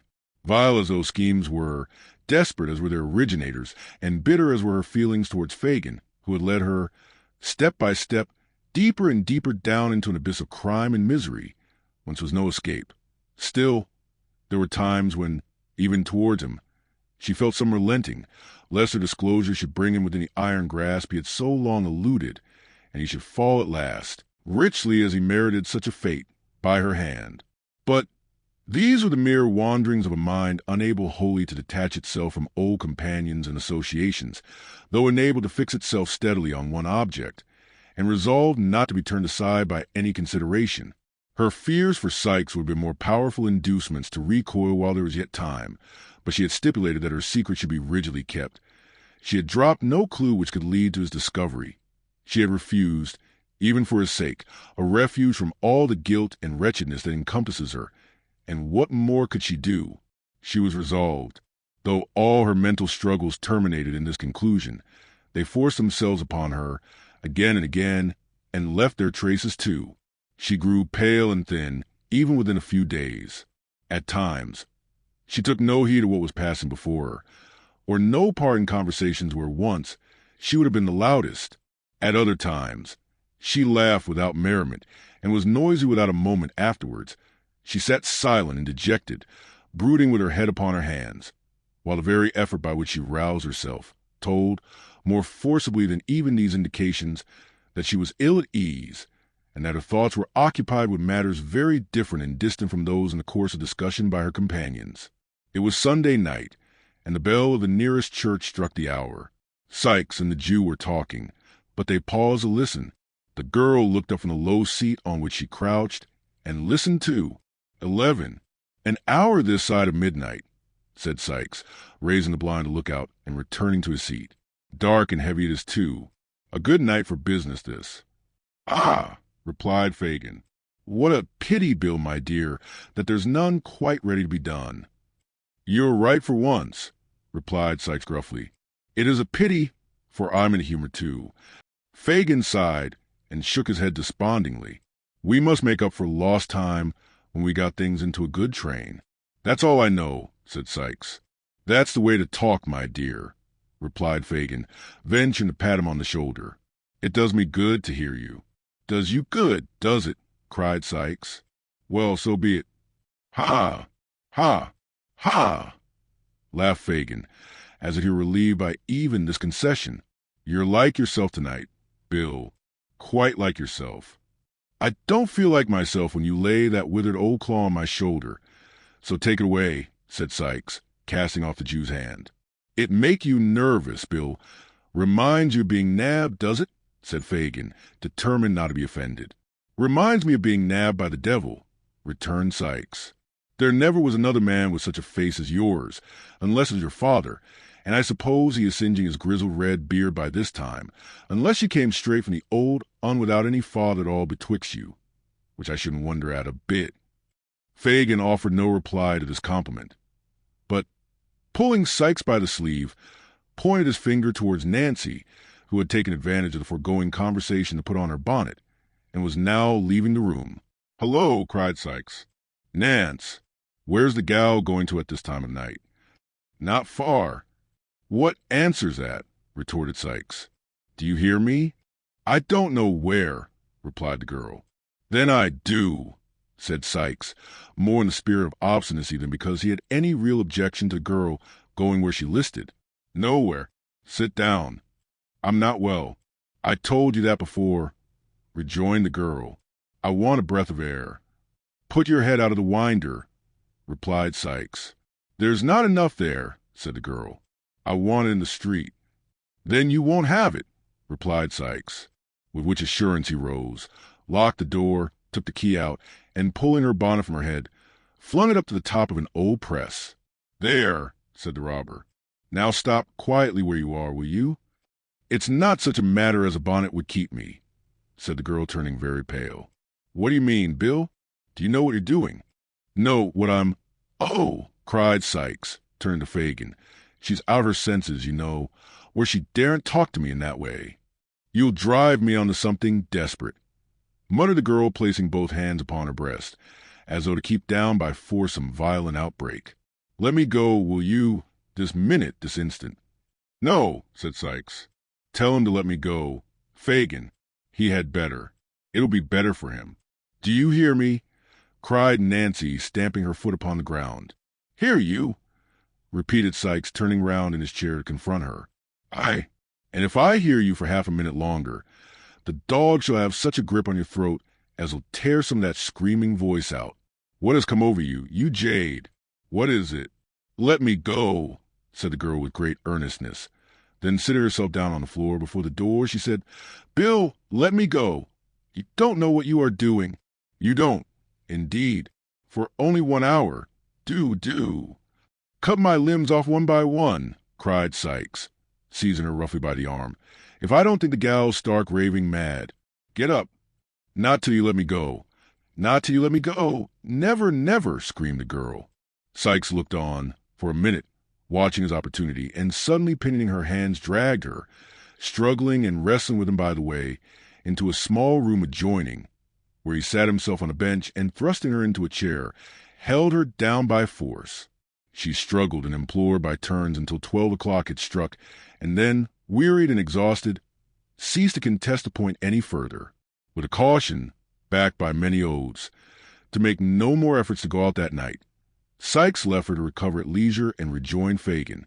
Phew, said the housebreaker, wiping the perspiration from his face. What a precious strange gal that is.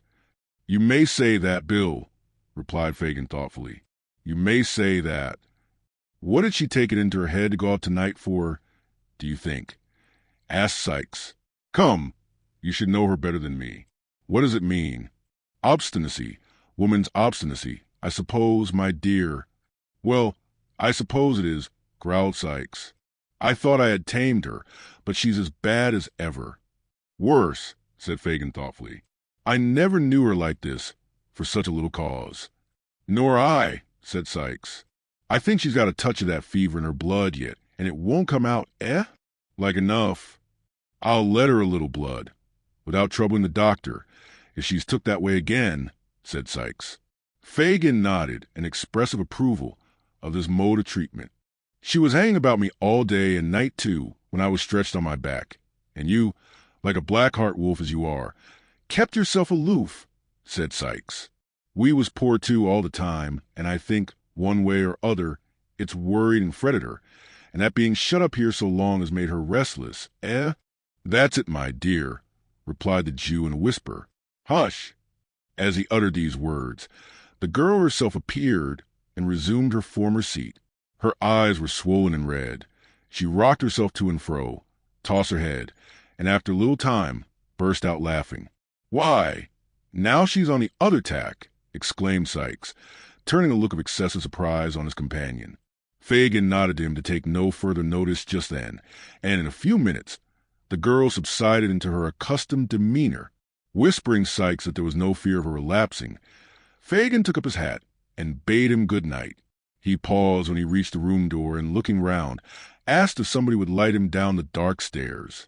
Light him down, said Sikes, who was filling his pipe. It's a pity he should break his neck himself and disappoint the sightseers. Show him a light. Nancy followed the old man downstairs with a candle. When they reached the passage, he laid his finger on his lip and, drawing close to the girl, said in a whisper, What is it, Nancy, dear? What do you mean? Replied the girl in the same tone. The reason of all this, replied Fagin. If he, He pointed with his skinny forefinger up the stairs. "It's so hard with you. He's a brute, Nance, a brute beast. Why don't you—" "Well," said the girl as Fagin paused, with his mouth almost touching her ear and his eyes looking into hers. "No matter just now. We'll talk of this again. You have a friend in me, Nance, a staunch friend. I have the means at hand, quiet and close. If you want revenge on those that treat you like a dog, worse than his dog, for he humors him sometimes, come to me. I say, come to me. He is the mere hound of a day, but you know me of old, Nance." "I know you well," replied the girl, without manifesting the least emotion. "Good night." She shrank back as Fagin offered to lay his hand on hers, but said good night again in a steady voice, and, answering his parting look with naught of intelligence, closed the door between them. Fagin walked towards his home, intent upon the thoughts that were working within his brain. He had conceived the idea, not from what had just passed, though that it tended to confirm him, but slowly and by degrees, that Nancy, wearied of the housebreaker's brutality, had conceived an attachment for some new friend. Her altered manner, her repeated absences from home alone, her comparative indifference to the interests of the gang for which she had once been so zealous, and, added to these, her desperate impatience to leave home that night at a particular hour, all favored the supposition, and rendered it, to him at least, almost matter of certainty. The object of this new liking was not among his myrmidons. He would be a valuable acquisition with such an assistant as Nancy, and must, thus Fagin argued, be secured without delay. There was another and a darker object to be gained. Sikes knew too much, and his ruffian taunts had not galled Fagin the less, because the wounds were hidden. The girl must know, well, that if she shook him off, she could never be safe from his fury, and that it would be surely wreaked, to the maiming of limbs or perhaps the loss of life, on the object of her more recent fancy. With a little persuasion, thought Fagin, what more likely than that she would consent to poison him?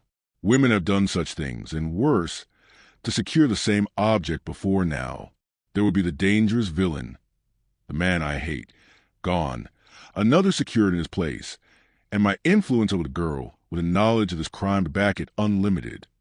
These things passed through the mind of Fagin during the short time he sat alone in the housebreaker's room, and with them uppermost in his thoughts, he had taken the opportunity afterward afforded him of sounding the girl in the broken hints he threw out at parting.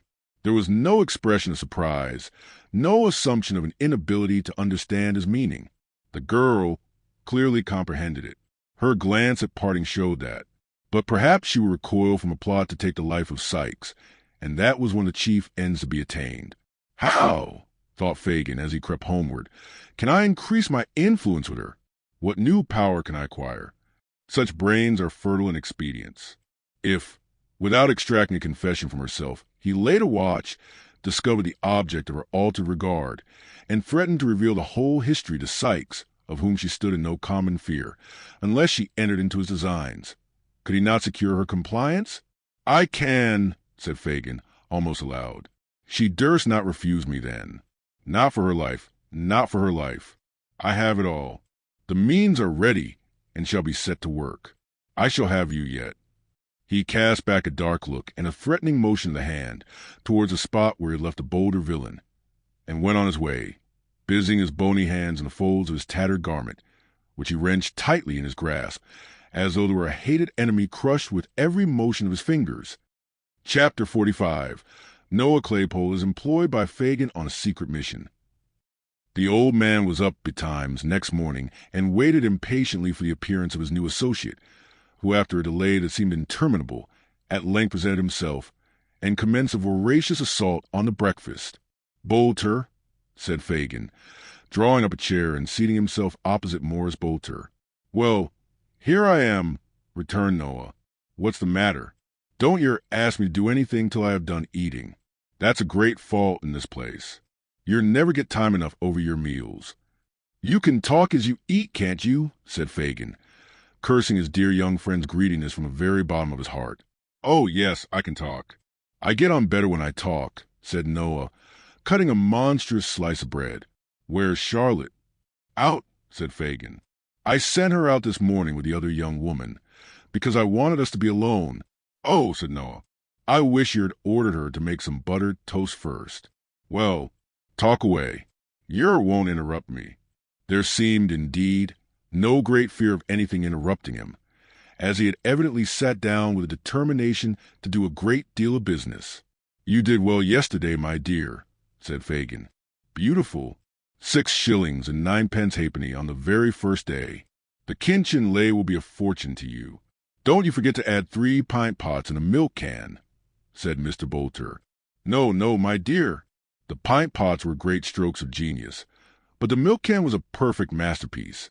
"Pretty well, I think, for a beginner," remarked Mr. Bolter complacently. "The pots I took off airy railings, and the milk can was standing by itself outside a public house. I thought it might get rusty with the rain or catch cold. You're no— ha, ha, ha." Fagin affected to laugh very heartily, and Mr. Bolter, having had his laugh out, took a series of large bites, which finished his first hunk of bread and butter, and assisted himself to a second. "I want you, Bolter," said Fagin, leaning over the table, "to do a piece of work for me, my dear, that needs great care and caution." "I say," rejoined Bolter, "don't yer go shoving me into danger, or sending me any more o' your police offices. That don't suit me, that don't, and so I tell yer, that's not the smallest danger in it, not the very smallest," said the Jew. "It's only to dodge a woman." "An old woman?" demanded Mr. Bolter. "A young one," replied Fagin. "I can do that pretty well, I know," said Bolter. "I was a regular cunning sneak when I was at school. What am I to dodge her for? Not to do anything, but to tell me where she goes, who she sees, and, if possible, what she says. To remember the street, if it is a street, or the house, if it is a house, and to bring me back all the information you can." "What'll yer give me?" asked Noah, setting down his cup and looking his employer eagerly in the face. "If you do it well, £1, my dear." £1, said Fagin, wishing to interest him in the cent as much as possible. "And that's what I never gave yet, for any job of work where there wasn't valuable consideration to be gained." "Who is she?" inquired Noah. "One of us." "Oh, lor!" cried Noah, curling up his nose. "You're doubtful of her, are you?" "She has found out some new friends, my dear, and I must know who they are," replied Fagin. "I see," said Noah. "Just to have the pleasure of knowing them. If they're respectable people, ha, ha, ha, I'm your man." "I knew you would be," cried Fagin, elated by the success of his proposal. Of course," replied Noah. "Where is she? Where am I to wait for her? Where am I to go?" "All that, my dear, you shall hear from me. I'll point her out at the proper time," said Fagin. "You keep ready and leave the rest to me." That night and the next again, the spy sat booted and equipped in his carter's dress, ready to turn out at a word from Fagin. 6 nights passed, 6 long weary nights, and on each Fagin came home with a disappointed face and briefly intimated that it was not yet time.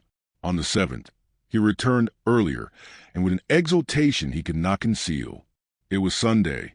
"She goes abroad tonight," said Fagin, "and on the right errand, I'm sure, for she has been alone all day, and the man she is afraid will not be back much before daybreak.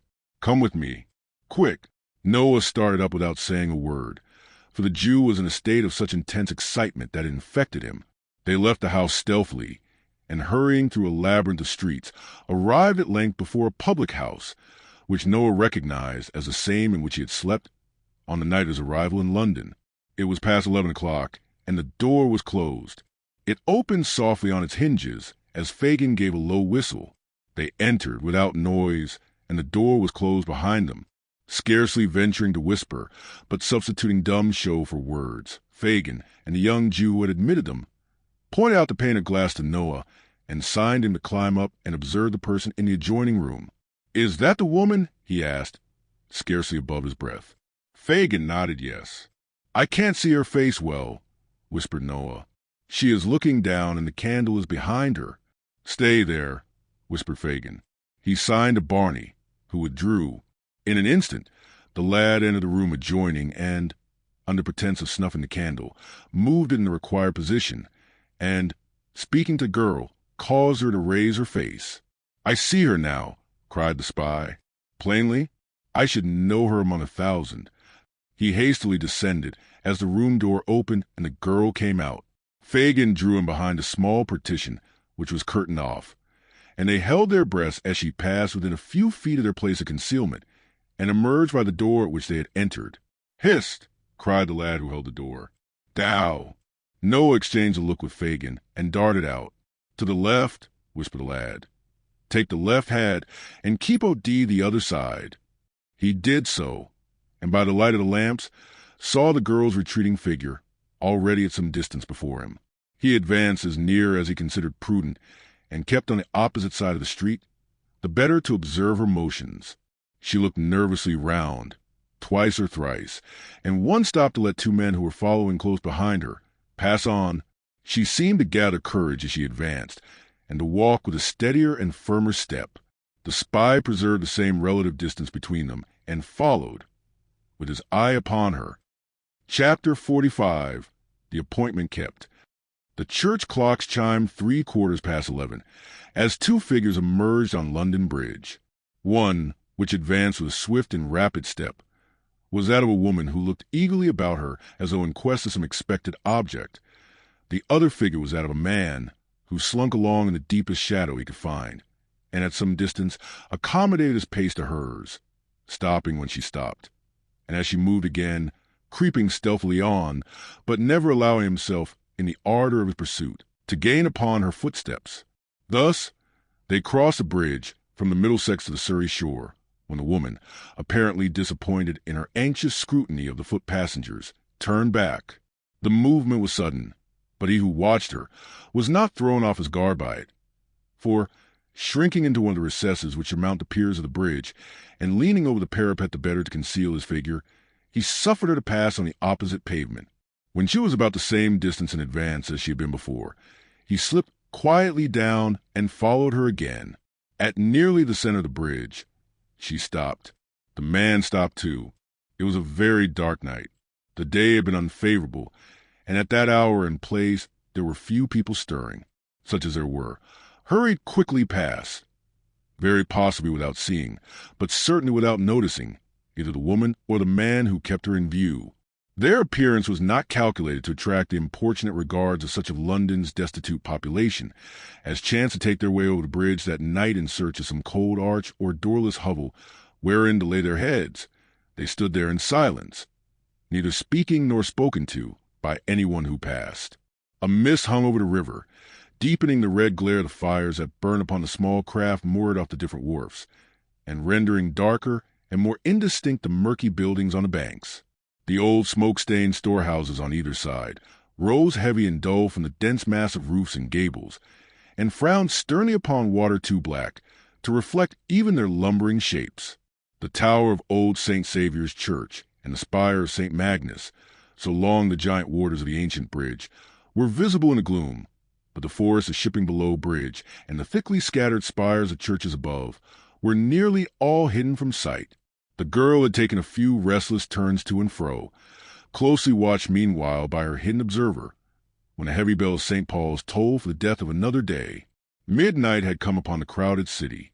The palace, the night cellar, the jail, the madhouse, the chambers of birth and death, of health and sickness, the rigid face of the corpse and the calm sleep of the child. Midnight was upon them all. The hour had not struck 2 minutes, when a young lady, accompanied by a gray-haired gentleman, alighted from a hackney carriage within a short distance of the bridge, and, having dismissed the vehicle, walked straight towards it. They had scarcely set foot upon its pavement when the girl started and immediately made towards them. They walked onward, looking about them with the air of persons who entertained some very slight expectation which had little chance of being realized, when they were suddenly joined by this new associate. They halted with an exclamation of surprise, but suppressed it immediately, for a man in the garments of a countryman came close up, brushed against them, indeed, at that precise moment.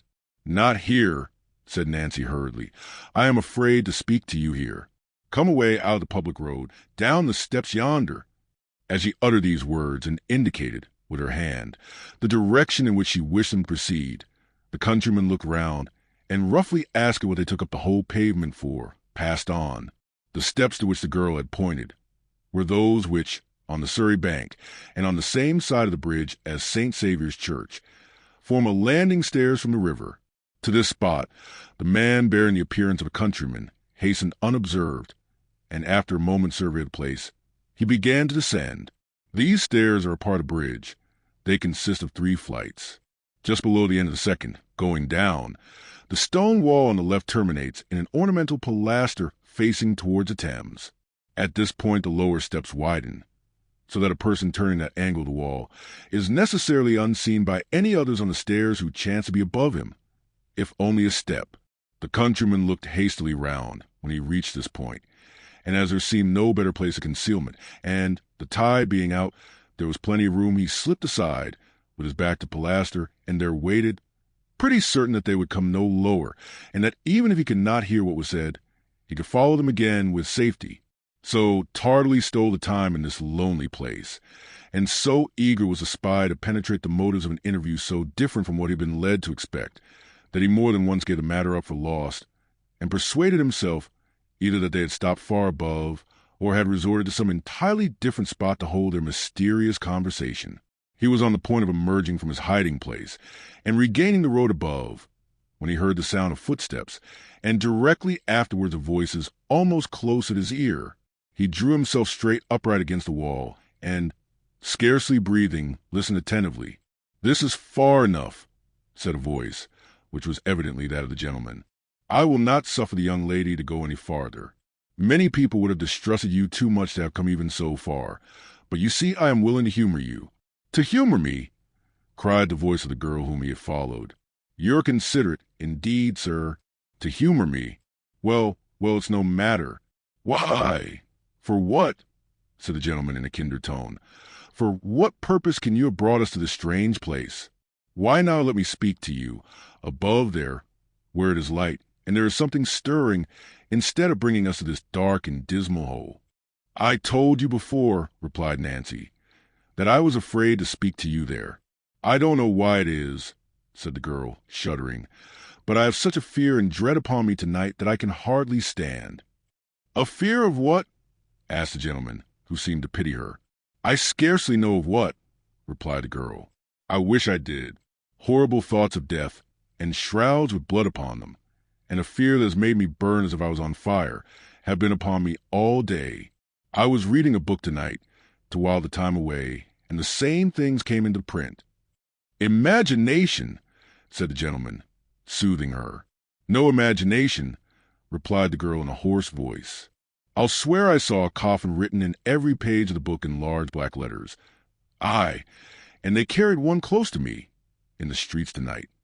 "There is nothing unusual in that," said the gentleman. "They have passed me often." "Real ones," rejoined the girl. This was not. There was something so uncommon in her manner that the flesh of the concealed listener crept as he heard the girl utter these words, and the blood chilled within him. He had never experienced a greater relief than in hearing the sweet voice of the young lady, as she begged her to be calm, and not allow herself to become the prey of such fearful fancies. "Speak to her kindly," said the young lady to her companion. "Poor creature, she seems to need it. Your haughty religious people would have held their heads up to see me as I am tonight, and preached of flames and vengeance," cried the girl. "Oh, dear lady, why aren't those who claim to be God's own folks as gentle and as kind to us poor wretches as you, who, having youth and beauty and all that they have lost, might be a little proud instead of so much humbler?" "Ah," said the gentleman, "a Turk turns his face, after washing it well, to the east, when he says his prayers. These good people, after giving their faces such a rub against the world as to take the smiles off, turn with no less regularity to the darkest side of heaven, between the Mussulman and the Pharisee. Commend me to the first." These words appeared to be addressed to the young lady, and were perhaps uttered with a view of affording Nancy time to recover herself. The gentleman, shortly afterwards, addressed himself to her. "You were not here last Sunday night," he said. "I couldn't come," replied Nancy. "I was kept by force." "By whom?" "Him that I told the young lady before." "You were not suspected of holding any communication with anybody on the subject which has brought us here tonight, I hope?" asked the old gentleman. "No," replied the girl, shaking her head. It's not very easy for me to leave him unless he knows why. I couldn't give him a drink of laudanum before I came away." "Did he awake before you returned?" inquired the gentleman. "No, and neither he nor any of them suspect me." "Good," said the gentleman. "Now listen to me." "I am ready," replied the girl, as he paused for a moment. "This young lady," the gentleman began, "has communicated to me, and some other friends who could be safely trusted, what you told her nearly a fortnight since. I confess to you that I had doubts, at first, whether you were to be implicitly relied upon, but now I firmly believe you are." "I am," said the girl earnestly. "I repeat that I firmly believe it. To prove to you that I am disposed to trust you, I tell you without reserve that we propose to extort the secret, whatever it may be, from the fear of this man Monks. But if, said the gentleman, he cannot be secured, or if secured, cannot be acted upon as we wish, you must deliver up the Jew." "Fagin," cried the girl, recoiling. "That man must be delivered up by you," said the gentleman. "I will not do it." "I will never do it," replied the girl. "Devil that he is, and worse than devil as he has been to me, I will never do that." "You will not?" said the gentleman, who seemed fully prepared for this answer. "Never," returned the girl. "Tell me why." "For one reason," rejoined the girl firmly. "For one reason, that the lady knows and will stand by me in. I know she will, for I have her promise. And for this other reason, besides, that, bad life as he has led, I have led a bad life too. There are many of us who have kept the same courses together, and I'll not turn upon them, who might, any of them, have turned upon me, but didn't, bad as they are." "Then," said the gentleman, quickly, as if this had been the point he had been aiming to attain, "put Monks into my hands, and leave him to me to deal with. What if he turns against the others? I promise you that in that case, if the truth is forced from him, there the matter will rest. There must be circumstances in Oliver's little history which it would be painful to drag before the public eye, and if the truth is once elicited, they shall go scot-free." "And if it is not," suggested the girl. "Then," pursued the gentleman, "this Fagin shall not be brought to justice without your consent. In such a case I could show you reasons, I think, which would induce you to yield it." "Have I the lady's promise for that?" asked the girl. "You have," replied Rose, "my true and faithful pledge." "Monks would never learn how you knew what you do," said the girl, after a short pause. "Never," replied the gentleman. "The intelligence should be brought to bear upon him, that he could never even guess." "I have been a liar, and among liars from a little child," said the girl after another interval of silence, "but I will take your words." After receiving an assurance from both that she might safely do so, she proceeded in a voice so low that it was often difficult for the listener to discover even the purport of what she said, to describe, by name and situation, the public house when she had been followed that night. From the manner in which she occasionally paused, it appeared as if the gentleman were making some hasty notes of the information she communicated. When she had thoroughly explained the localities of the place, the best position from which to watch it without exciting observation, and the night and hour on which Monks was most in the habit of frequenting it, she seemed to consider for a few moments, for the purpose of recalling his features and appearances more forcibly to her recollection. "He is tall," said the girl, "and a strongly made man, but not stout. He has a lurking walk, and as he walks, constantly looks over his shoulder, first on one side, and then on the other. Don't forget that, for his eyes are sunk in his head so much deeper than any other man's that you might almost tell him by that alone. His face is dark, like his hair and eyes, and, although he can't be more than 6 or 28, withered and haggard. His lips are often discolored and disfigured with the marks of teeth, for he has desperate fits, and sometimes even bites his hands and covers it with wounds. Why did you start?" said the girl, stopping suddenly. The gentleman replied, in a hurried manner, that he was not conscious of having done so, and begged her to proceed. "Part of this," said the girl, "I have drawn out from other people at the house I tell you of, for I have only seen him twice, and both times he was covered up in a large cloak. I think that's all I can give you to know him by. Stay, though," she added, "upon his throat, so high that you can see a part of it below his neckerchief when he turns his face, there is a broad red mark, like a burn or scald," cried the gentleman. "How's this?" said the girl. "You know him." The young lady uttered a cry of surprise, and for a few moments they were so still that the listener could distinctly hear them breathe. "I think I do," said the gentleman, breaking silence. "I should buy your description. We shall see. Many people are singularly like each other. It may not be the same." As he expressed himself to this effect, with assumed carelessness, he took a step or two nearer the concealed spy, as the latter could tell from the distinctness with which he heard him mutter, "It must be he." "Now," he said, returning, so it seemed by the sound, to the spot where he had stood before, "you have given us most valuable assistance, young woman, and I wish you to be the better for it. What can I do to serve you?" "Nothing," replied Nancy. "You will not persist in saying that," rejoined the gentleman, with a voice and emphasis of kindness that might have touched a much harder and more obdurate heart. "Think now. Tell me." "Nothing, sir," rejoined the girl, weeping. "You can do nothing to help me. I am past all hope, indeed." "You put yourself beyond its pale," said the gentleman. "The past has been a dreary waste with you, of youthful energies misspent, and such priceless treasures lavished, as the Creator bestows but once and never grant again, but for the future you may hope. I do not say that it is in our power to offer you peace of heart and mind, for that must come as you seek it, but quiet asylum, either in England or if you fear to remain here in some foreign country. It is not only within the compass of our ability, but our most anxious wish to secure you.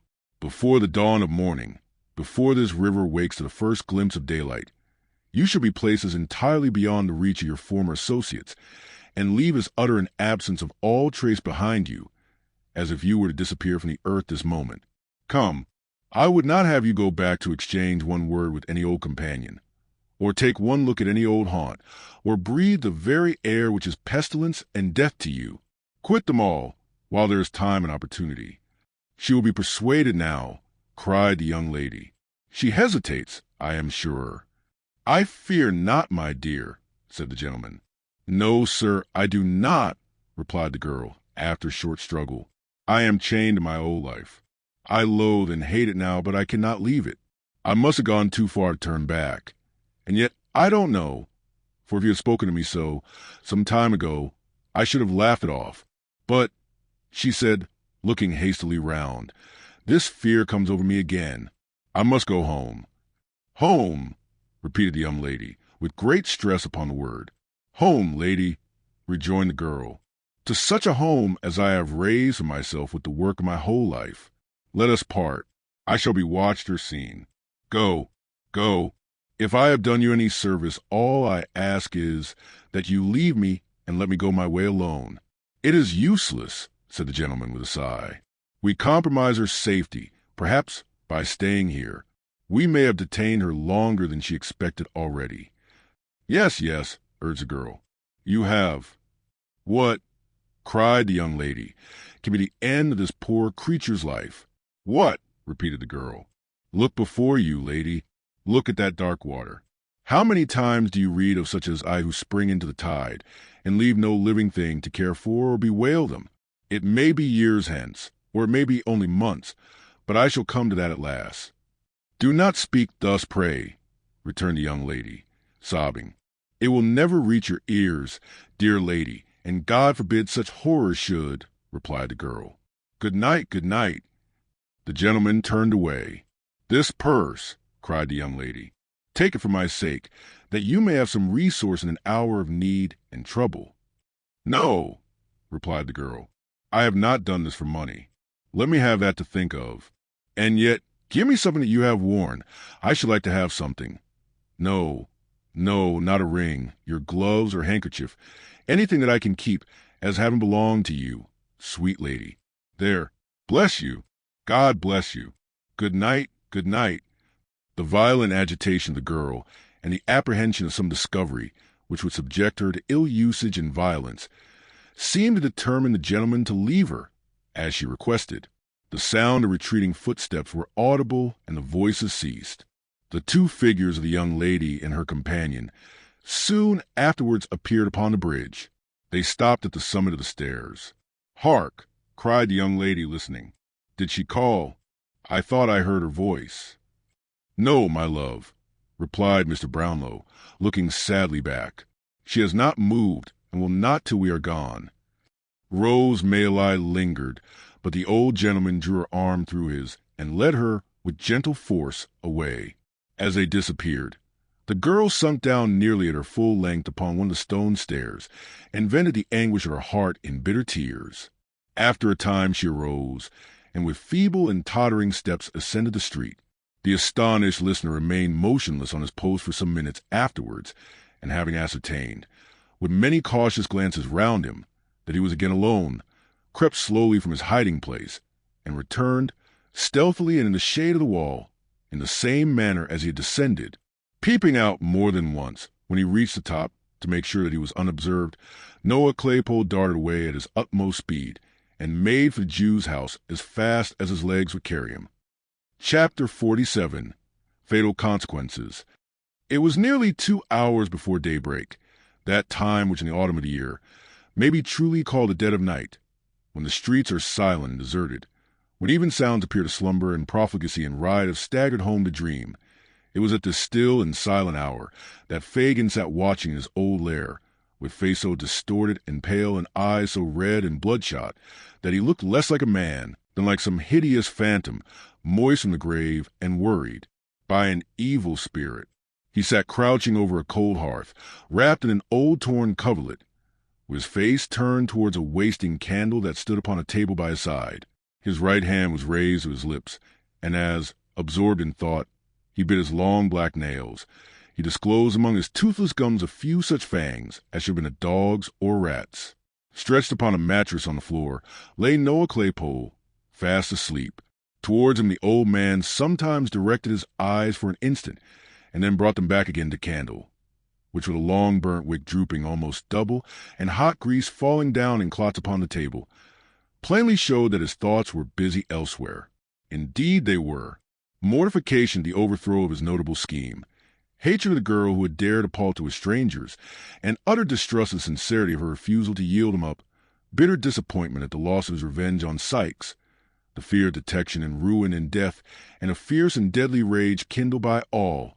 These were the passionate considerations which, following close upon each other with rapid and ceaseless whirl, shot through the brain of Fagin, as every evil thought and blackest purpose lay working at his heart. He sat without changing his attitude in the least, or appearing to take the smallest heed of time, until his quick ear seemed to be attracted by a footstep in the street. "At last," he muttered, wiping his dry and fevered mouth. "At last." The bell rang gently as he spoke. He crept upstairs to the door, and presently returned accompanied by a man muffled to the chin, who carried a bundle under one arm. Sitting down and throwing back his outer coat, the man displayed the burly frame of Sikes. "There," he said, laying the bundle on the table. "Take care of that, and do the most you can with it. It's been trouble enough to get. I thought I should have been here 3 hours ago." Fagin laid his hand upon the bundle, and locking it in the cupboard, sat down again without speaking. But he did not take his eyes off the robber for an instant during this action, and now that they sat over against each other, face to face, he looked fixedly at him, with his lips quivering so violently, and his face so altered by the emotions which had mastered him, that the housebreaker involuntarily drew back his chair and surveyed him with a look of real affright. "What now?" cried Sikes. "What do you look at a man so for?" Fagin raised his right hand and shook his trembling forefinger in the air, but his passion was so great that the power of speech was for the moment gone. "Damn!" said Sikes, feeling in his breast with a look of alarm. "He's gone mad. I must look to myself here." "No, no," rejoined Fagin, finding his voice. "It's not. You're not the person, Bill. I've no fault to find with you." "Oh, you haven't you?" said Sikes, looking sternly at him, and ostentatiously passing a pistol into a more convenient pocket. "That's lucky for one of us. Which one that is don't matter." "I've got that to tell you, Bill," said Fagin, drawing his chair nearer. "Will make you worse than me." "Aye," returned the robber with an incredulous air. "Tell away. Look sharp, or Nance will think I'm lost." "Lost!" cried Fagin. "She has pretty well settled that, in her own mind, already." Sikes looked with an aspect of great perplexity into the Jew's face, and reading no satisfactory explanation of the riddle there, clenched his coat collar in his huge hand and shook him soundly. "Speak, will you?" he said, "or if you don't, it shall be for want of breath. Open your mouth and say what you got to say in plain words. Out with it, you thundering old cur, out with it." "Suppose that lad that's laying there," Fagin began. Sikes turned round to where Noah was sleeping, as if he had not previously observed him. "Well," he said, resuming his former position, "suppose that lad," pursued Fagin, "was to peach, to blow upon us all, first seeking out the right folks for the purpose, and then having a meeting with them in the street to paint our likenesses, describe every mark that they might know us by, and the crib where we might be most easily taken. Suppose he was to do all this, and besides to blow upon a plan we've all been in, more or less, of his own fancy, not grabbed, trapped, tried, earwigged by the parson, and brought to it on bread and water, but his own fancy, to please his own taste, stealing out at nights to find those most interested against us, and peaching to them. Do you hear me?" cried the Jew, his eyes flashing with rage. "Suppose he did all this, what then?" "What then?" replied Sikes, with a tremendous oath.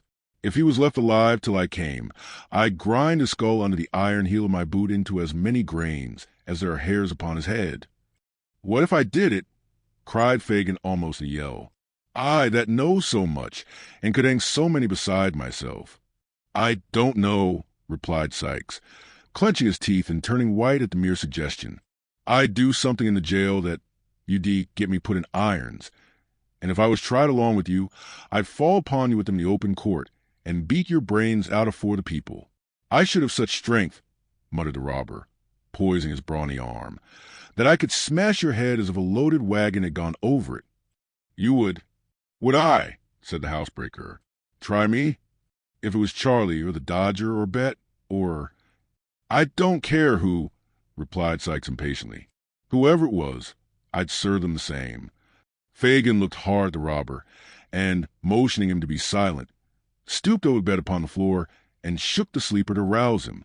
Sikes leant forward in his chair, looking on with his hands upon his knees, as if wondering much what all this questioning and preparation was to end in. Bolter, "Poor lad," said Fagin, looking up with an expression of devilish anticipation, and speaking slowly and with marked emphasis. "He's tired with watching for her so long. Watching for her, Bill." "What d'ye mean?" asked Sikes, drawing back. Fagin made no answer, but bending over the sleeper again, hauled him into a sitting posture. When his assumed name had been repeated several times, Noah rubbed his eyes and, giving a heavy yawn, looked sleepily about him. "Tell me that again, once again, just for him to hear," said the Jew, pointing to Sikes as he spoke. "Tell your what?" asked the sleepy Noah, shaking himself pettishly. "That about Nancy," said Fagin, clutching Sikes by the wrist, as if to prevent his leaving the house before he had heard enough. "You followed her?" "Yes." "To London Bridge?" "Yes." "Where she met two people." "So she did." "A gentleman and a lady that she had gone to her own accord before, who asked her to give up all her pals, and Monks first, which she did, and to describe him, which she did, and to tell her what house it was that we meet at and go to, which she did, and where it could be best watched from, which she did, and what time the people went there, which she did. She did all this. She told it all, every word, without a threat, without a murmur. She did she not?" cried Fagin, half mad with fury. "All right," replied Noah, scratching his head. "That's just what it was." "What did they say about last Sunday?" "About last Sunday," replied Noah, considering. "Why, I told you that before." "Again." "Tell it again," cried Fagin, tightening his grasp on Sikes and brandishing his other hand aloft as the foam flew from his lips. "They asked her," said Noah, who, as he grew more wakeful, seemed to have a dawning perception who Sikes was. "They asked her why she didn't come last Sunday, as she promised. She said she couldn't." Why?" "Tell him that." "Because she was forcibly kept at home by Bill, the man she had told him before," replied Noah. "What more of him?" cried Fagin. "What more the man she had told him of before?" Tell him that." "Why?" "That she couldn't very easily get out of doors unless he knew where she was going to," said Noah. "And so the first time she went to see the lady, she ha, It made me laugh when she said it, that it did. She gave him a drink of laudanum. Hell's fire, cried Sikes, breaking fiercely from the Jew. Let me go. Flinging the old man from him, he rushed from the room and darted wildly and furiously up the stairs. Bill, Bill, cried Fagin, following him hastily. A word, only a word. The word would not have been exchanged, but that the housebreaker was unable to open the door, on which he was expending fruitless oaths and violence, when the Jew came panting up. Let me out, said Sikes. Don't speak to me. It's not safe. Let me out, I say. Hear me speak a word, rejoined Fagin, laying his hand upon the lock. You won't be— Well, replied the other, you won't be too violent, Bill. The day was breaking, and there was light enough for the men to see each other's faces. They exchanged one brief glance. There was a fire in the eyes of both, which could not be mistaken. I mean, said Fagin, showing that he felt all disguise was now useless. Not too violent for safety. Be crafty, Bill, and not too bold. Sikes made no reply, but, pulling open the door, of which Fagin had turned the lock, dashed into the silent streets. Without one pause or moment's consideration, without once turning his head to the right or left, or raising his eyes to the sky, or lowering them to the ground, but looking straight before him with savage resolution, his teeth so tightly compressed that the strained jaw seemed starting through his skin, the robber held on his headlong course, nor muttered a word, nor relaxed a muscle, until he reached his own door. He opened it, softly, with a key, strode lightly up the stairs, and entering his own room, double-locked the door, and lifting a heavy table against it, drew back the curtain of the bed. The girl was lying, half-dressed, upon it. He had roused her from her sleep, for she raised herself with a hurried and startled look. Get up, said the man. It is you, Bill, said the girl, with an expression of pleasure at his return. It is, was the reply. Get up. There was a candle burning, but the man hastily drew it from a candlestick and hurled it under the grate. Seeing the faint light of early day without, the girl rose to undraw the curtain. Let it be, said Sikes, thrusting his hand before her. There's enough light for what I've got to do. Bill, said the girl in the low voice of alarm, why do you look like that at me?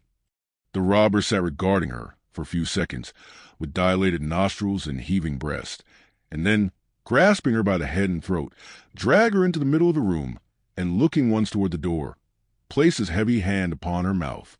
Bill, Bill, gasped the girl, wrestling with the string of mortal fear. I won't scream or cry. Not once. Hear me. Speak to me. Tell me what I have done. You know, you she-devil, returned the robber, suppressing his breath. You were watched tonight. Every word you said was heard. Then spare my life for the love of heaven, as I spared yours, rejoined the girl, clinging to him. Bill, dear Bill, you cannot have a heart to kill me. Oh, think of all I have given up, only this one night, for you. You shall have time to think and save yourself this crime. I will not loose my hold. You cannot throw me off. Bill, Bill, for dear God's sake, for your own, for mine, stop before you spill my blood. I have been true to you, upon my guilty soul I have. The man struggled violently to release his arms, but those of the girl were clasped round his, and tear her as he would, he could not tear them away. Bill, cried the girl, striving to lay her head upon his breast, the gentleman and that dear lady told me tonight a home in some foreign country where I could end my days in solitude and peace. Let me see them again and beg them, on my knees, to show the same mercy and goodness to you, and let us both leave this dreadful place, and far apart lead better lives, and forget how we have lived, except in prayers, and never see each other more. It is never too late to repent. They told me so. I feel it now, but we must have time, a little time. The housebreaker freed one arm, and grasped his pistol.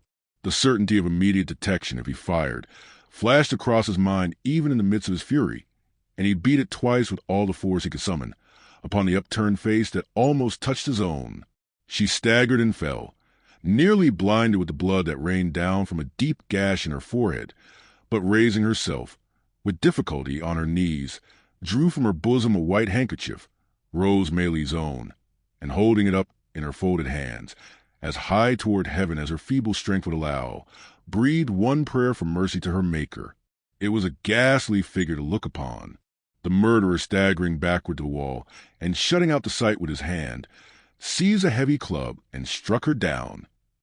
Chapter 48. The Flight of Sikes.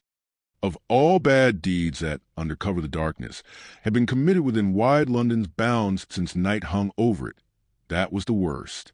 Of all the horrors that rose when ill sent upon the morning air, that was the foulest and most cruel. The sun, the bright sun, that brings back, not light alone, but new life and hope and freshness to man, burst upon a crowded city in clear and radiant glory. Through costly colored glass and paper-mended window, through cathedral dome and rotten crevice, it shed its equal ray. It lighted up the room where the murdered woman lay. It did. He tried to shut it out, but it would stream in, if the sight had been a ghastly one in the dull morning. What was it? Now, in all that brilliant light, he had not moved. He had been afraid to stir. There had been a moan and motion of the hand, and with terror added to rage, he had struck and struck again. Once he threw a rug over it, but it was worse to fancy the eyes and imagine them moving towards him than to see them glaring upward, as if watching a reflection of the pool of gore that quivered and danced in the sunlight on the ceiling. He had plucked it off again, and there was a body, mere flesh and blood, no more, but such flesh and so much blood. He struck a light, kindled a fire, and thrust the club into it. There was hair upon the end, which blazed and shrunk into a light cinder, and, caught by the air, whirled up the chimney. Even that frightened him, sturdy as he was.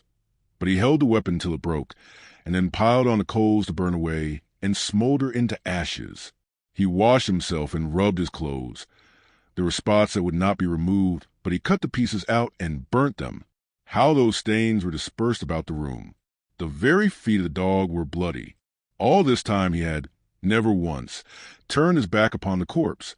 No, not for a moment. Such preparations completed, he moved backward towards the door, dragging the dog with him, lest he should soil his feet anew and carry out new evidence of the crime into the streets. He shut the door softly, locked it, took the key, and left the house. He crossed over and glanced up at the window, to be sure that nothing was visible from the outside. There was a curtain still drawn, which she would have opened to admit the light she never saw again. It lay nearly under there. He knew that. God, how the sun poured down upon the very spot. The glance was instantaneous. It was a relief to have got free of the room. He whistled on the dog and walked rapidly away. He went through Islington, strode up the hill of Highgate on which stands a stone in honor of Whittington, turned down a Highgate hill, unsteady of purpose and uncertain where to go, struck off to the right again, almost as soon as he began to descend it, and taking the footpath across the fields, skirted Kinwood Wood, and so came on Hampstead Heath. Traversing the hollow by the Vale of Heath, he mounted the opposite bank, and crossing the road which joins the villages of Hampstead and Highgate, made along the remaining portion of the heath to the field at North End, in one of which he laid himself down under a hedge and slept. Soon he was up again and away, not far into the country, but back towards London by the high road, then back again, then over another part of the same ground as he already traversed, then wandering up and down in fields, and lying on ditches' brinks to rest, and starting up to make for some other spot, and do the same, and ramble on again. Where could he go that was near and not too public, to get some meat and drink? Hendon, that was a good place, not far off, and out of most people's way. Thither he directed his steps, running sometimes and sometimes, with strained perversity, loitering at a snail's pace, or stopping altogether, and idly breaking the hedges with stick. But when he got there, all the people he met, the very children at the doors, seemed to view him with suspicion. Back he turned again, without the courage to purchase bit or drop, though he had tasted no food for many hours, and once more he lingered on the heath, uncertain where to go. He wandered over miles and miles of ground, and still came back to the old place.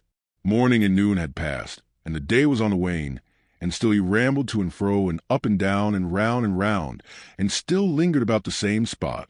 At last he got away, and shaped his course for Hatfield. It was 9 o'clock at night, when the man, quite tired out, and the dog, limping and lame from the unaccustomed exercise, turned down the hill by the church of Quiet Village, and plodding along the little street, crept into a small public house, whose scanty light had guided them to the spot. There was a fire in the tap room, and some country laborers were drinking before it. They made room for the stranger, but he sat down in the furthest corner and ate and drank alone, or rather with his dog, to whom he cast a morsel of food from time to time.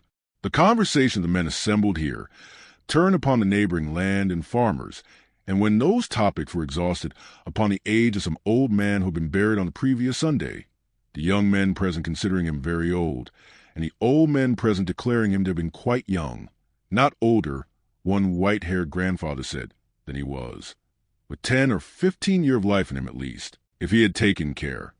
If he had taken care. There was nothing to attract attention or excite alarm in this. The robber, after paying his reckoning, sat silent and unnoticed in his corner, and had almost dropped asleep when he was half wakened by the noisy entrance of a newcomer. This was an antic fellow, half peddler and half mountebank, who traveled about the country on foot to vend hones, strops, razors, washballs, harness paste, medicine for dogs and horses, cheap perfumery, cosmetics, and such like wares, which he carried in a case slung to his back. His entrance was a signal for various homely jokes with a countryman, which slackened not until he had made his supper, and opened his box of treasures, when he ingeniously contrived to unite business with amusement. "And what be that stuff? Good to eat, Harry?" asked the grinning countryman, pointing to some composition cakes in one corner. "This," said the fellow, producing one.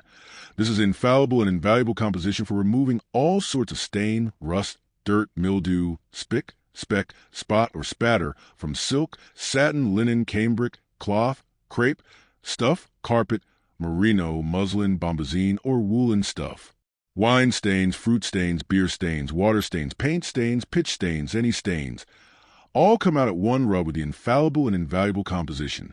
If a lady stains her honor, she has only need to swallow one cake, and she's cured at once, for it's poison. If a gentleman wants to prove this, he has only need to bolt one little square, and he is put beyond question, for it's quite as satisfactory as a pistol bullet, and a great deal nastier in the flavor. Consequently, the more credit in taking it. 1 penny a square. With all these virtues, 1 penny a square. There were 2 buyers directly, and more of the listeners plainly hesitated. The vendor, observing this, increased in loquacity. "It's all bought up as fast as it can be made," said the fellow. "There are 14 watermills, 6 steam engines, and a galvanic battery, always working upon it, and they can't make it fast enough, though the men work so hard that they die off, and the widows is pensioned directly, with £20 a year for each of the children, and a premium of 50 for twins. 1 penny a square. 2 halfpences all the same, and 4 farthings is received with joy. 1 penny a square.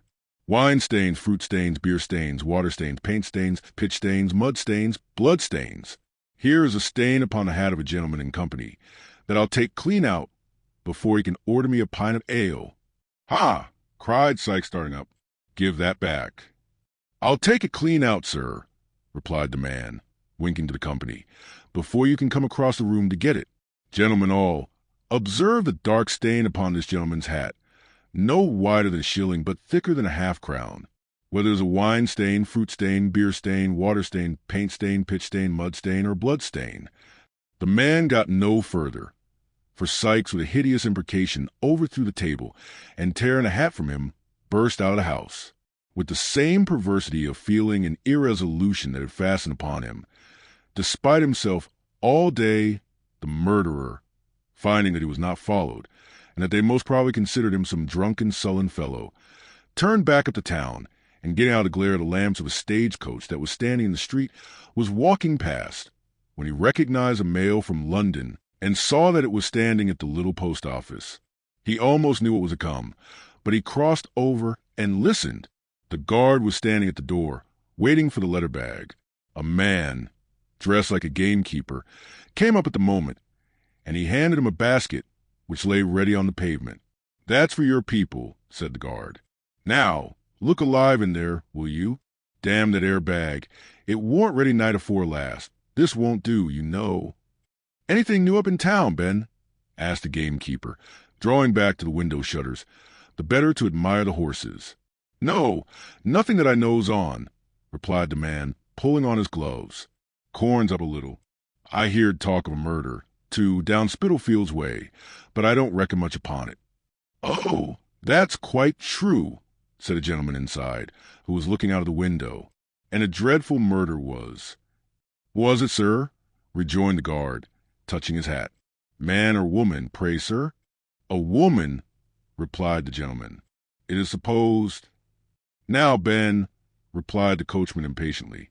"Damn that air bag," said the guard. "Are you gone to sleep in there?" "Coming," cried the office-keeper, running out. "Coming," growled the guard. "Ah, and so's the young 'oman of property that's going to take a fancy to me. But I don't know when. Here, give hold. All right." The horn sounded a few cheerful notes, and the coach was gone. Sikes remained standing in the street, apparently unmoved by what he had just heard, and agitated by no stronger feeling than a doubt where to go. At length he went back again, and took the road which leads from Hatfield to St. Albans. He went on doggedly, but as he left the town behind him and plunged into the solitude and darkness of the road, he felt a dread and awe creeping upon him which shook him to the core. Every object before him, substance or shadow, still or moving, took the semblance of some fearful thing. But these fears were nothing compared to the sense that haunted him of that morning's ghastly figure following at his heels. He could trace its shadow in the gloom, supply the smallest item of the outline, and note how stiff and solemn it seemed to stalk along. He could hear its garments rustling in the leaves, and every breath of wind came laden with that last low cry. If he stopped, it did the same. If he ran, it followed, not running too. That would have been a relief. But like a corpse endowed with the mere machinery of life, and borne on one slow, melancholy wind that never rose or fell. At times he turned, with desperate determination, resolved to beat this phantom off, though it should look him dead. But the hair rose on his head, and his blood stood still, for it had turned with him and was behind him then. He had kept it before him that morning, but it was behind now. Always. He leaned his back against the bank, and felt that it stood above him, visibly out against the cold night sky. He threw himself upon the road, on his back upon the road. At his head it stood, silent, erect and still, a living gravestone, with its epitaph in blood. Let no man talk of murderers escaping justice, and hint that Providence must sleep. There were 20 score of violent deaths in one long minute of that agony of fear. There was a shed in a field he passed that offered shelter for the night. Before the door were 3 tall poplar trees, which made it very dark within, and the wind moaned through them with a dismal wail.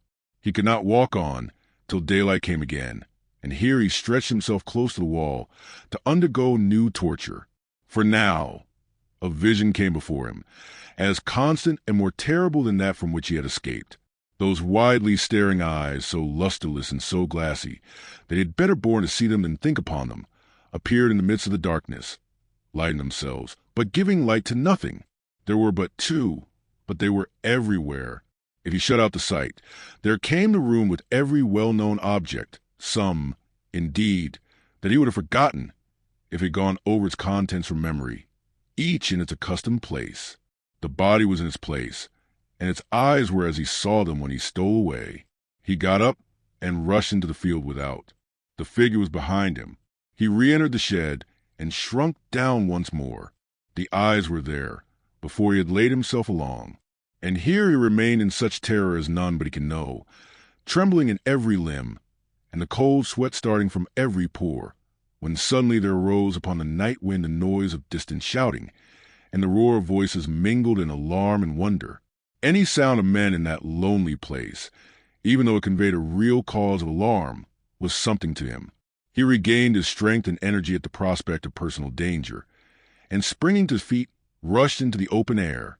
The broad sky seemed on fire. Rising into the air with showers of sparks, and rolling one above the other, were sheets of flame, lighting the atmosphere for miles round, and driving clouds of smoke in the direction where he stood.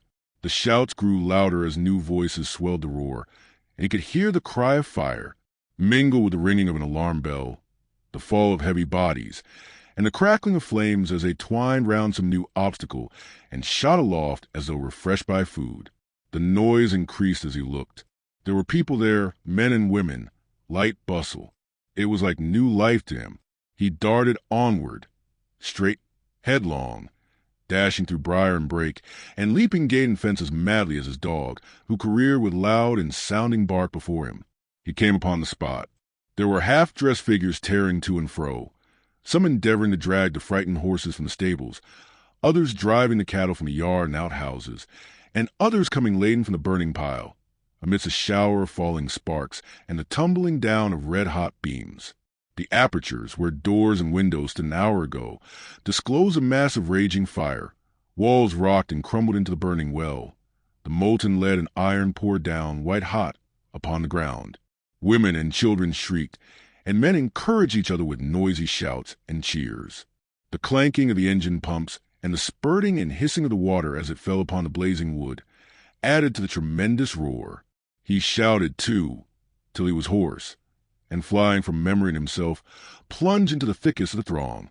Hither and thither he dived that night, now working at the pumps, and now hurrying to the smoke and flame, but never ceasing to engage himself wherever noise and men were thickest. Up and down the ladders, upon the roofs of buildings, over floors that quaked and trembled with his weight, under the lee of falling bricks and stones.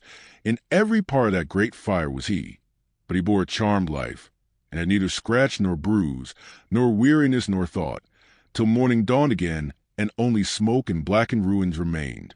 This mad excitement over, there returned, with tenfold force, the dreadful consciousness of his crime. He looked suspiciously about him, for the men were conversing in groups, and he feared to be the subject of their talk. The dog obeyed the significant beck of his finger, and they drew off, stealthily, together. He passed near an engine where some men were seated, and they called to him to share in their refreshment. He took some bread and meat, and as he drank a draught of beer, heard the firemen, who were from London, talking about the murder. "He has gone to Birmingham, they say," said one. "But they'll have him yet, for the scouts are out, and by tomorrow night there'll be a cry all through the country." He hurried off, and walked till he almost dropped upon the ground, then lay down in a lane and had a long but broken and uneasy sleep. He wandered on again, irresolute and undecided, and oppressed with the fear of another solitary night. Suddenly, he took the desperate resolution to going back to London. "There's somebody to speak to there at all event," he thought. "A good hiding place, too. They'll never expect to nab me there, after this country scent. Why can't I lie by for a week or so, and, forcing blunt from Fagin, get abroad to France? Damn, I'll risk it." He acted upon this impulse without delay, and choosing the least frequented roads began his journey back, resolved to lie concealed within a short distance of the metropolis, and, entering at dusk by a circuitous route, to proceed straight to that part of it which he had fixed on for his destination. The dog, though, if any description of him were out, it would not be forgotten that the dog was missing, and had probably gone with him. This might lead to his apprehension as he passed along the streets. He resolved to drown him, and walked on, looking about for a pond, picking up a heavy stone and tying it to his handkerchief as he went. The animal looked up into his master's face while these preparations were making. Whether his instinct apprehended something of their purpose, or the robber's sidelong look at him was sterner than ordinary, he skulked a little farther in the rear than usual and cowered as he came more slowly along. When his master halted at the brink of a pool and looked round to call him, he stopped outright. "Do you hear me call?" "Come here," cried Sikes. The animal came up from the very force of habit, but as Sikes stooped to attach the handkerchief to his throat, he uttered a low growl and started back. "Come back," said the robber. The dog wagged his tail, but moved not. Sikes made a running noose and called him again. The dog advanced, retreated, paused an instant, and scoured away at his hardest speed. The man whistled again and again, and sat down and waited in the expectation that he would return. But no dog appeared, and at length he resumed his journey. Chapter 49. Monks and M.R. Brownlow at length meet. Their conversation, and intelligence that interrupts it. The twilight was beginning to close in, when Mr. Brownlow alighted from a hackney coach at his own door, and knocked softly. The door being opened, a sturdy man got out of the coach and stationed himself on one side of the steps, while another man, who had been seated on the box, dismounted too, and stood upon the other side. At a sign from Mr. Brownlow, they helped out a third man, and taking him between them, hurried him into the house. This man was Monks. They walked in the same manner up the stairs without speaking, and Mr. Brownlow, preceding them, led the way into a back room. At the door of this apartment, Monks, who had ascended with evident reluctance, stopped.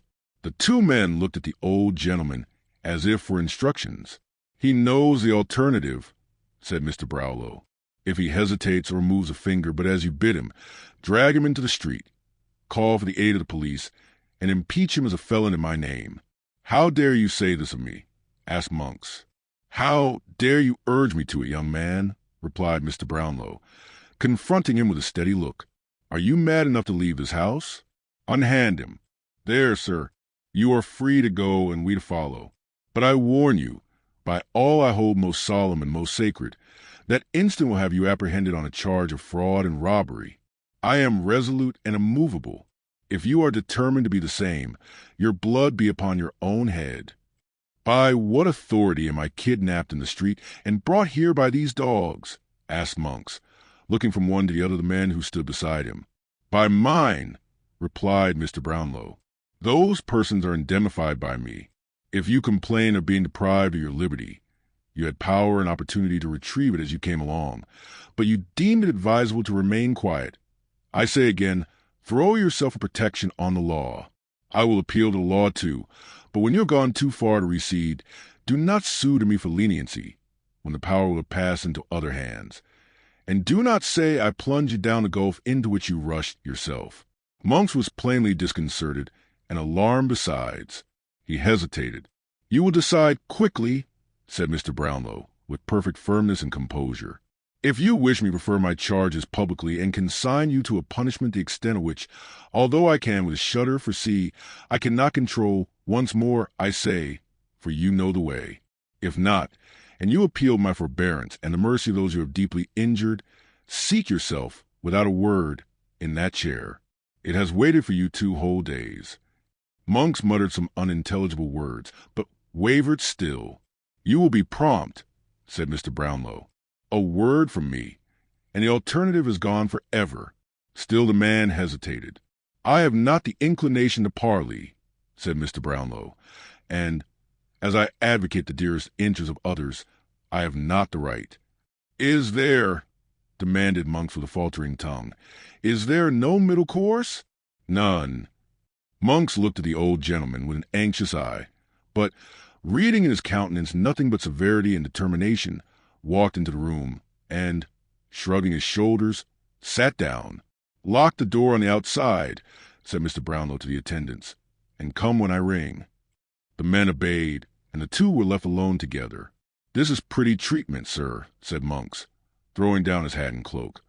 "From my father's oldest friend—" "It is because I was your father's oldest friend, young man," returned Mr. Brownlow. "It is because the hopes and wishes of young and happy years were bound up with him, and that fair creature is blood and kindred who rejoined her God in youth, and left me here a solitary, lonely man. It is because he knelt with me beside his only sister's deathbed when he was yet a boy, on the morning that would, but heaven willed otherwise, have made her my young wife. It is because my seared heart clung to him from that time forth, through all his trials and errors till he died. It is because old recollections and associations fill my heart, and even the sight of you brings with old thoughts of him. It is because of all these things that I am moved to treat you gently now, yes, Edward Leeford, even now, and blush for your unworthiness who bear the name." "What has the name to do with it?" asked the other, after contemplating, half in silence and half in dogged wonder, the agitation of his companion. "What is the name to me?" "Nothing," replied Mr. Brownlow. "Nothing to you, but it was hers, and even at this distance of time brings back to me, an old man, the glow and thrill which I once felt, only to hear it repeated by a stranger. I am very glad you have changed it, very, very." "This is almighty fine," said Monks, to retain his assumed designation, after a long silence, during which he had jerked himself in sullen defiance to and fro, and Mr. Brownlow had sat, shading his face with his hand. "But what do you want with me?" "You have a brother," said Mr. Brownlow, rousing himself.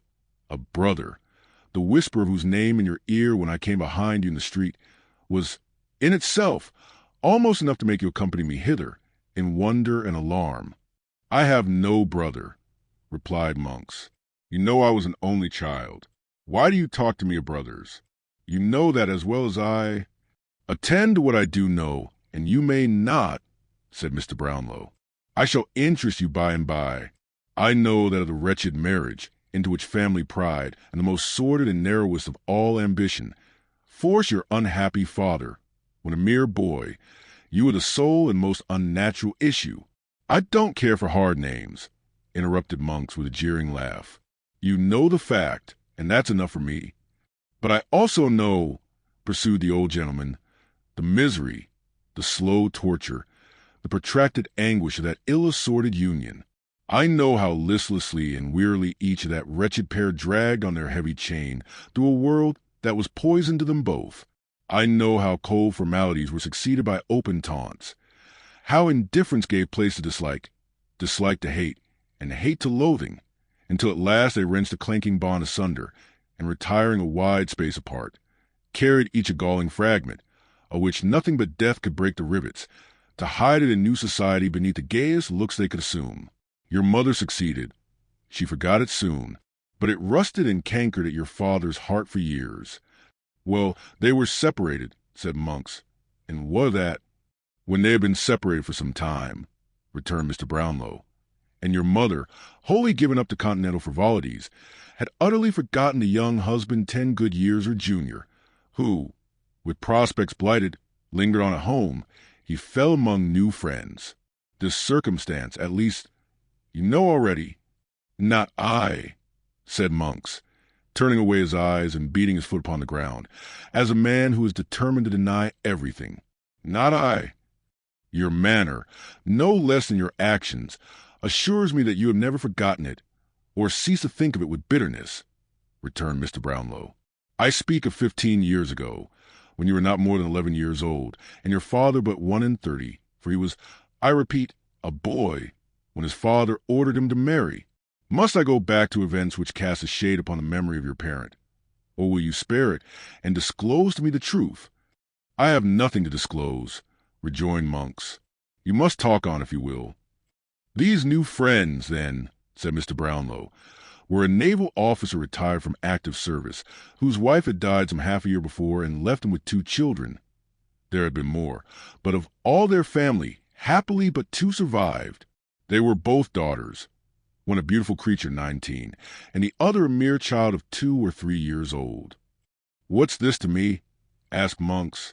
"They resided," said Mr. Brownlow, without seeming to hear the interruption, "in a part of the country to which your father in his wandering had repaired, and where he had taken up his abode.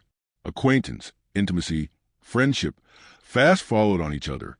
Your father was gifted as few men are. He had his sister's soul and person.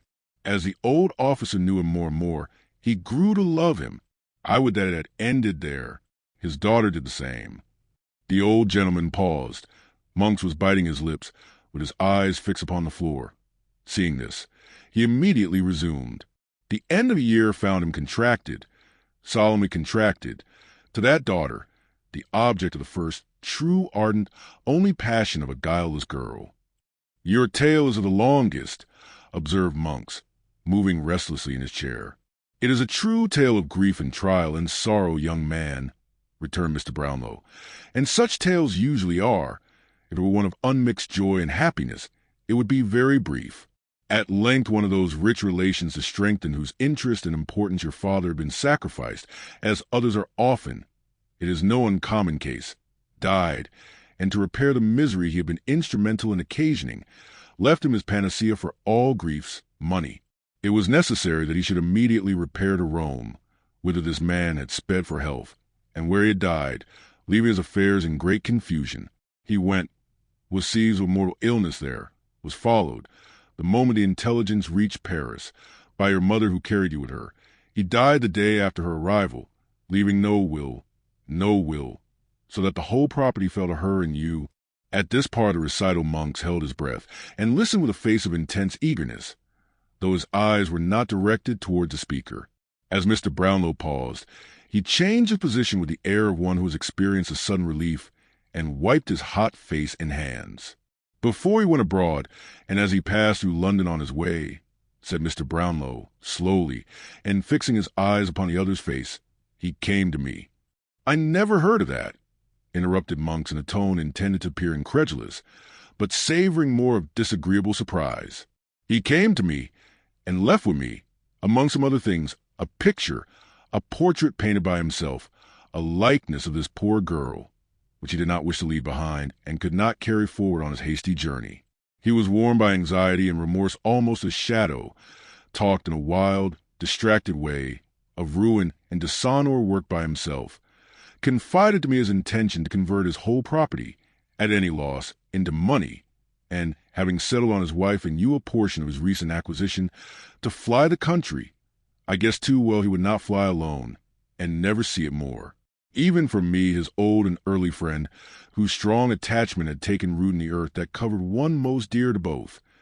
Even from me he withheld any more particular confession, promising to write and tell me all, and after that to see me once again, for the last time on earth. Alas, that was the last time. I had no letter, and I never saw him more. I went, said Mr. Brownlow, after a short pause. I went, when all was over, to the scene of his. I will use the term the world would freely use, for worldly harshness or favor are now alike to him, of his guilty love, resolved that if my fears were realized, that erring child should find one heart and home to shelter and compassionate her. The family had left that part a week before.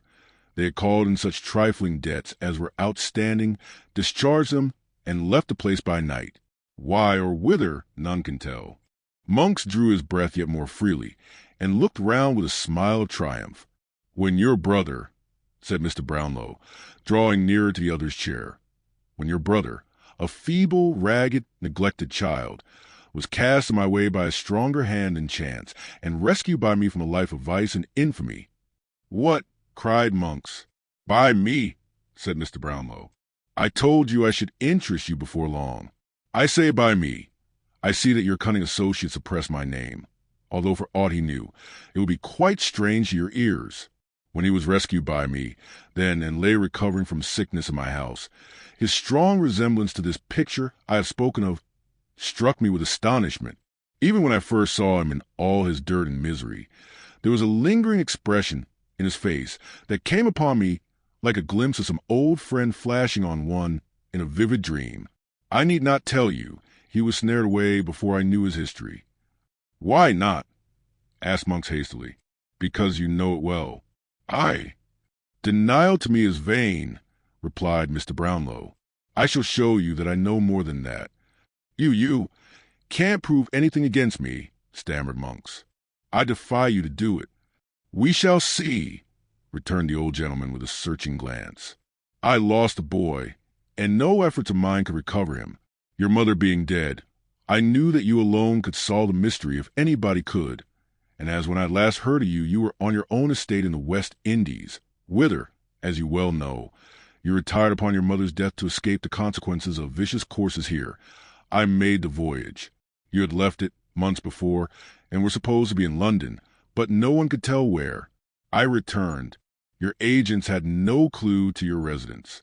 You came and went, they said, as strangely as you had ever done, sometimes for days together, and sometimes not for months, keeping all appearance the same low haunts, and mingling with the same infamous herd who had been your associates when a fierce, ungovernable boy. I wearied them with new applications.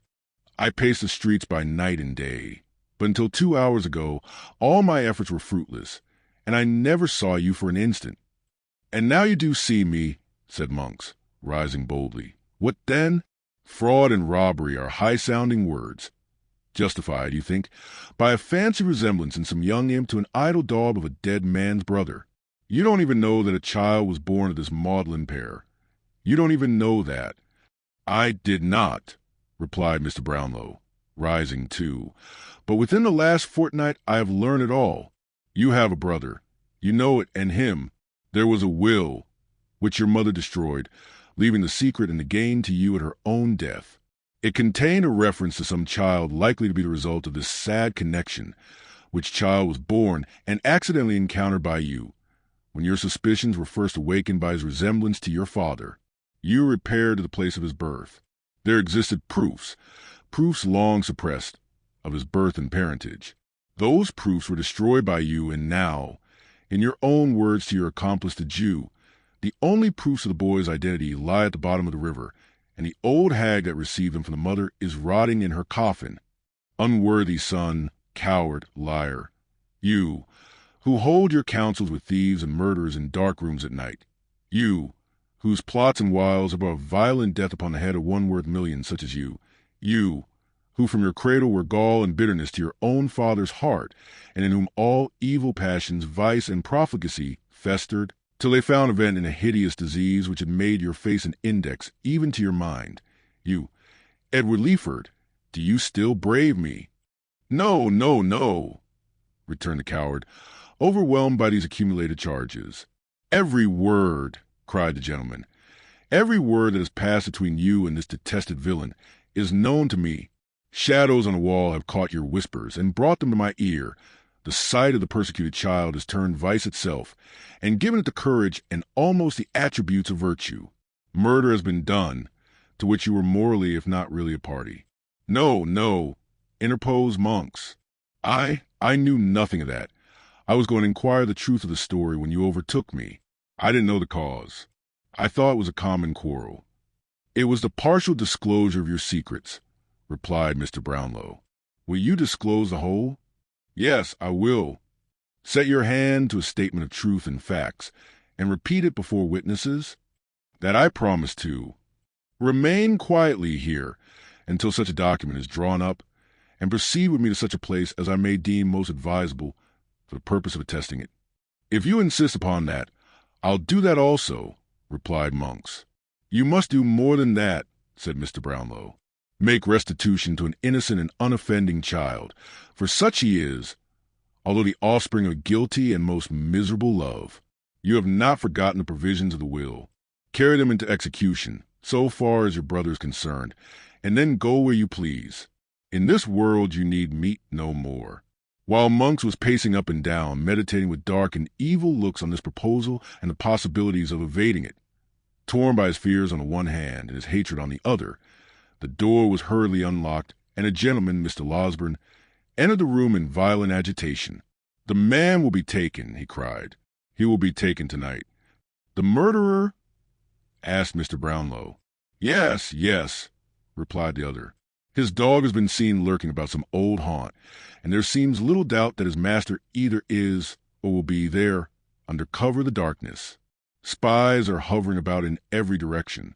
I have spoken to men who are charged with his capture, and they tell me he cannot escape. A reward of £100 is proclaimed by government tonight. I will give 50 more, said Mr. Brownlow, and proclaim with my own lips upon the spot, if I can reach it.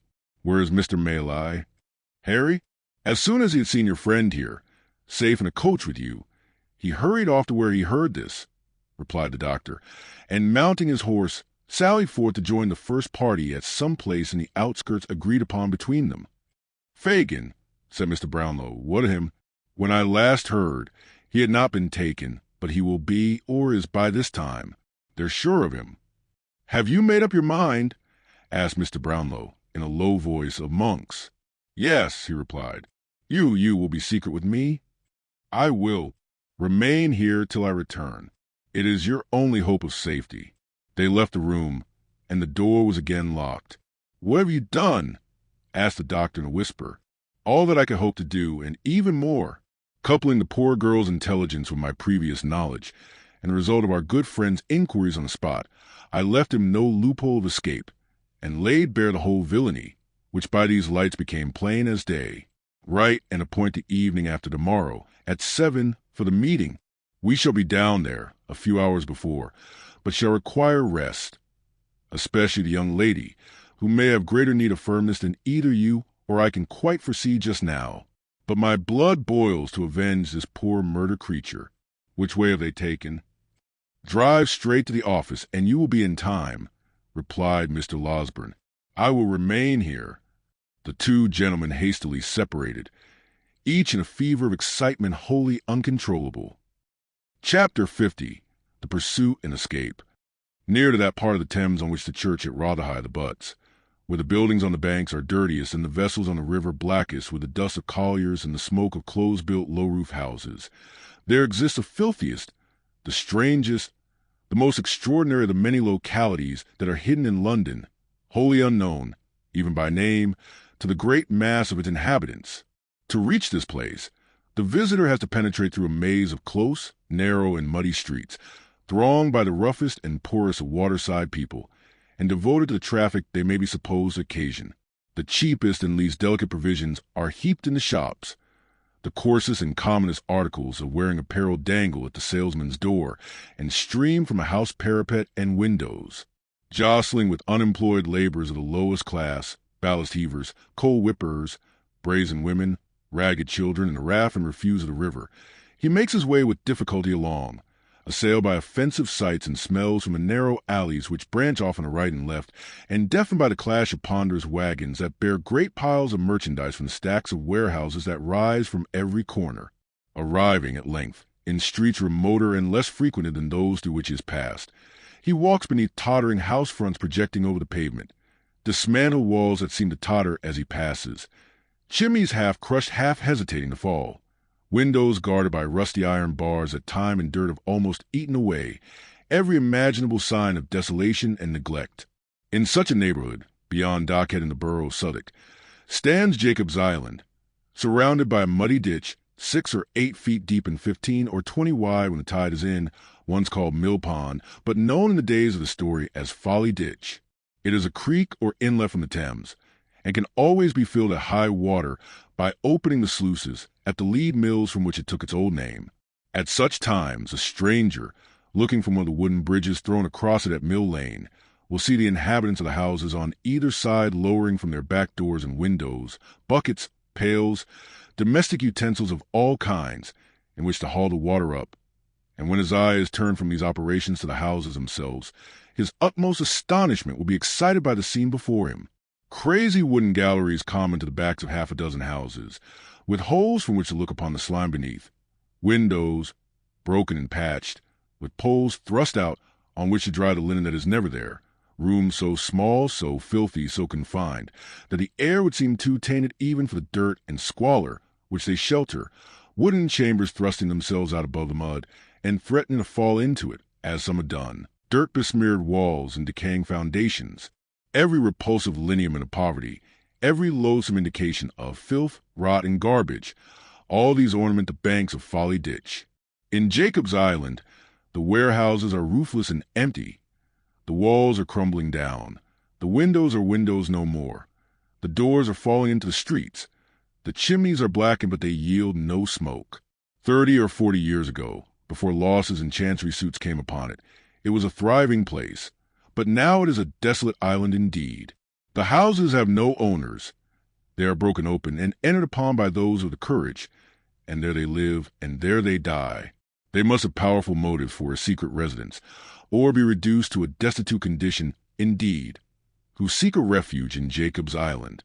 In an upper room of one of these houses, a detached house of fair size, ruinous in other respects, but strongly defended at door and window, of which house the back commanded the ditch in manner already described. There were assembled 3 men, who, regarding each other every now and then with looks expressive of perplexity and expectation, sat for some time in profound and gloomy silence. One of these was Toby Crackit, another Mr. Chitlin, and the third a robber of 50 years, whose nose had been almost beaten in some old scuffle, and whose face bore a frightful scar, which might probably be traced to the same occasion. This man was a returned transport, and his name was Caggs. "I wish," said Toby, turning to Mr. Chitlin, "that you had picked out some other crib when the 2 old ones got too warm, and had not come here, my fine feller." "Why didn't you, blunderhead?" said Caggs. "Well, I thought you'd have been a little more glad to see me than this," replied Mr. Chitlin, with a melancholy air. "Why, look'ee, young gentleman," said Toby, "when a man keeps himself so very exclusive as I've done, and by that means has a snug house over his head with nobody a-prying and smelling about it, it's rather a startling thing to have the honor of a visit from a young gentleman, however respectable and pleasant a person he may be, to play cards with a conveniency, circumstanced as you are, especially When the exclusive young man has got a friend stopping with him, that's arrived sooner than was expected from foreign parts, and is too modest to want to be presented to the judges on his return," added Mr. Kaggs. There was a short silence, after which Toby Crackit, seeming to abandon as hopeless any further effort to maintain his usual devil-may-care swagger, turned to Chitlin and said, "When was Fagin took then?"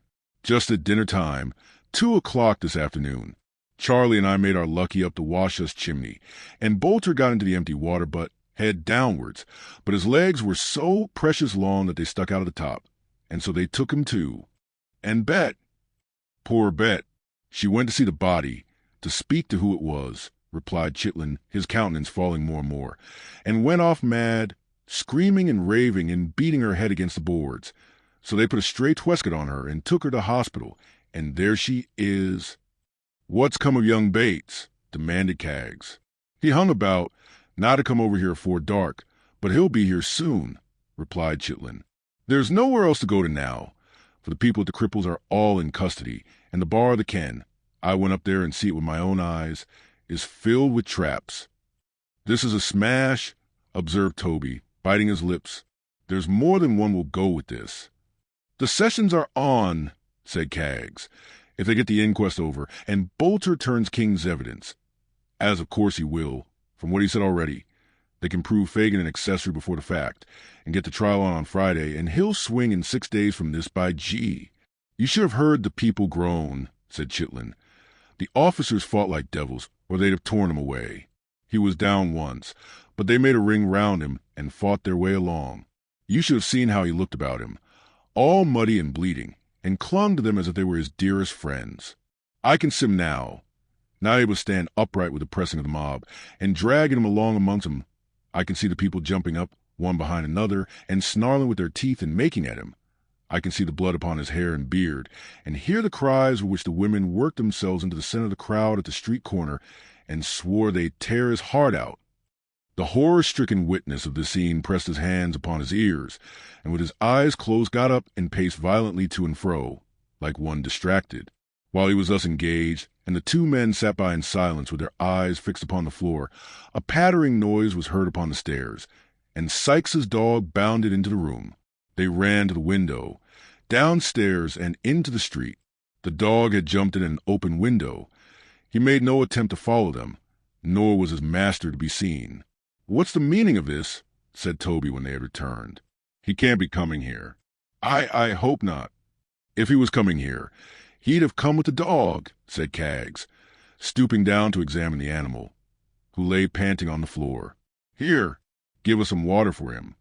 He has run himself faint." "He's drunk it all up, every drop," said Chitlin after watching the dog some time in silence. "Covered with mud, lame, half blind. He must have come a long way." "Where can he have come from?" exclaimed Toby. "He's been to the other Kens, of course, and finding them filled with strangers come on here, where he's been many a time and often.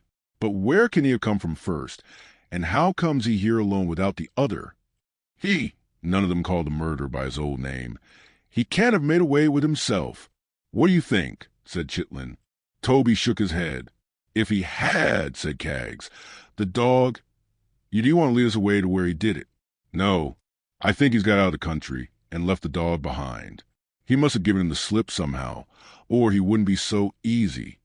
This solution, appearing the most probable one, was adopted as a right. The dog, creeping under a chair, coiled himself up to sleep, without more notice from anybody. It being now dark, the shutter was closed, and a candle lighted and placed upon the table. The terrible events of the last 2 days had made a deep impression on all three, increased by the danger and uncertainty of their own position. They drew their chairs closer together, starting at every sound. They spoke little, and that in whispers, and were as silent and awe-stricken as if the remains of the murdered woman lay in the next room. They had sat thus some time, when suddenly was heard a hurried knocking at the door below. "Young Bates," said Kaggs, looking angrily round, to check the fear he felt himself. The knocking came again. No, it wasn't he. He never knocked like that. Crackit went to window, and shaking all over, drew in his head. There was no need to tell them who it was. His pale face was enough. The dog, too, was on the alert in an instant and ran whining to the door. "We must let him in," he said, taking up the candle. "Isn't there any help for it?" asked the other man in a hoarse voice. "None. He must come in." "Don't leave us in the dark," said Kaggs, taking down a candle from the chimney-piece and lighting it with such a trembling hand that the knocking was twice repeated before he had finished. Crackit went down to the door, and returned followed by a man with the lower part of his face buried in a handkerchief, and another tied over his head under his hat. He drew them slowly off. Blanched face, sunken eyes, hollow cheeks, beard of 3 days' growth, wasted flesh, short, thick breath. It was a very ghost of Sikes. He laid his hand upon a chair which stood in the middle of the room, but shuddering as he was about to drop into it, and seeming to glance over his shoulder, dragged it back close to the wall, as close as it would go, and ground it against it, and sat down. Not a word had been exchanged. He looked from one to another in silence. If an eye were furtively raised and met his, it was instantly averted. When his hollow voice broke silence, they all three started. They seemed never to have heard its tones before. "How came that dog here?" he asked. "Alone, 3 hours ago. Tonight's paper says that Fagin's took. Is it true or a lie?" "True." They were silent again. "Damn you all," said Sikes, passing his hand across his forehead. "Have you nothing to say to me?" There was an uneasy movement among them, but nobody spoke. "You that keep this house," said Sikes, turning his face to Crackit. "Do you mean to sell me or to let me lie here till this hunt is over?" "You may stop here, if you think it's safe," returned the person addressed, after some hesitation. Sikes carried his eyes slowly up the wall behind him, rather trying to turn his head than actually doing it, and said, "Is it the body? Is it buried?" They shook their heads. "Why isn't it?" he retorted with the same glance behind him. "What do they keep such ugly things above the ground for? Who's that knocking?" Crackit intimated, by a motion of his hand as he left the room, that there was nothing to fear, and directly came back with Charley Bates behind him. Sikes sat opposite the door, so that the moment the boy entered the room he encountered his figure. "Toby," said the boy, falling back, as Sikes turned his eyes towards him, "why didn't you tell me this downstairs?" There had been something so tremendous in the shrinking off of three that the wretched man was willing to propitiate even this lad. Accordingly he nodded, and made as though he would shake hands with him. "Let me go into some other room," said the boy, retreating still farther. "Charley," said Sikes, stepping forward, Don't you know me?" "Don't come nearer me," answered the boy, still retreating and looking with horror in his eyes upon the murderer's face. "You monster!" The man stopped halfway, and they looked at each other, but Sikes's eyes sunk gradually to the ground. "Witness you three," cried the boy, shaking his clenched fist and becoming more and more excited as he spoke. "Witness you three, I'm not afraid of him.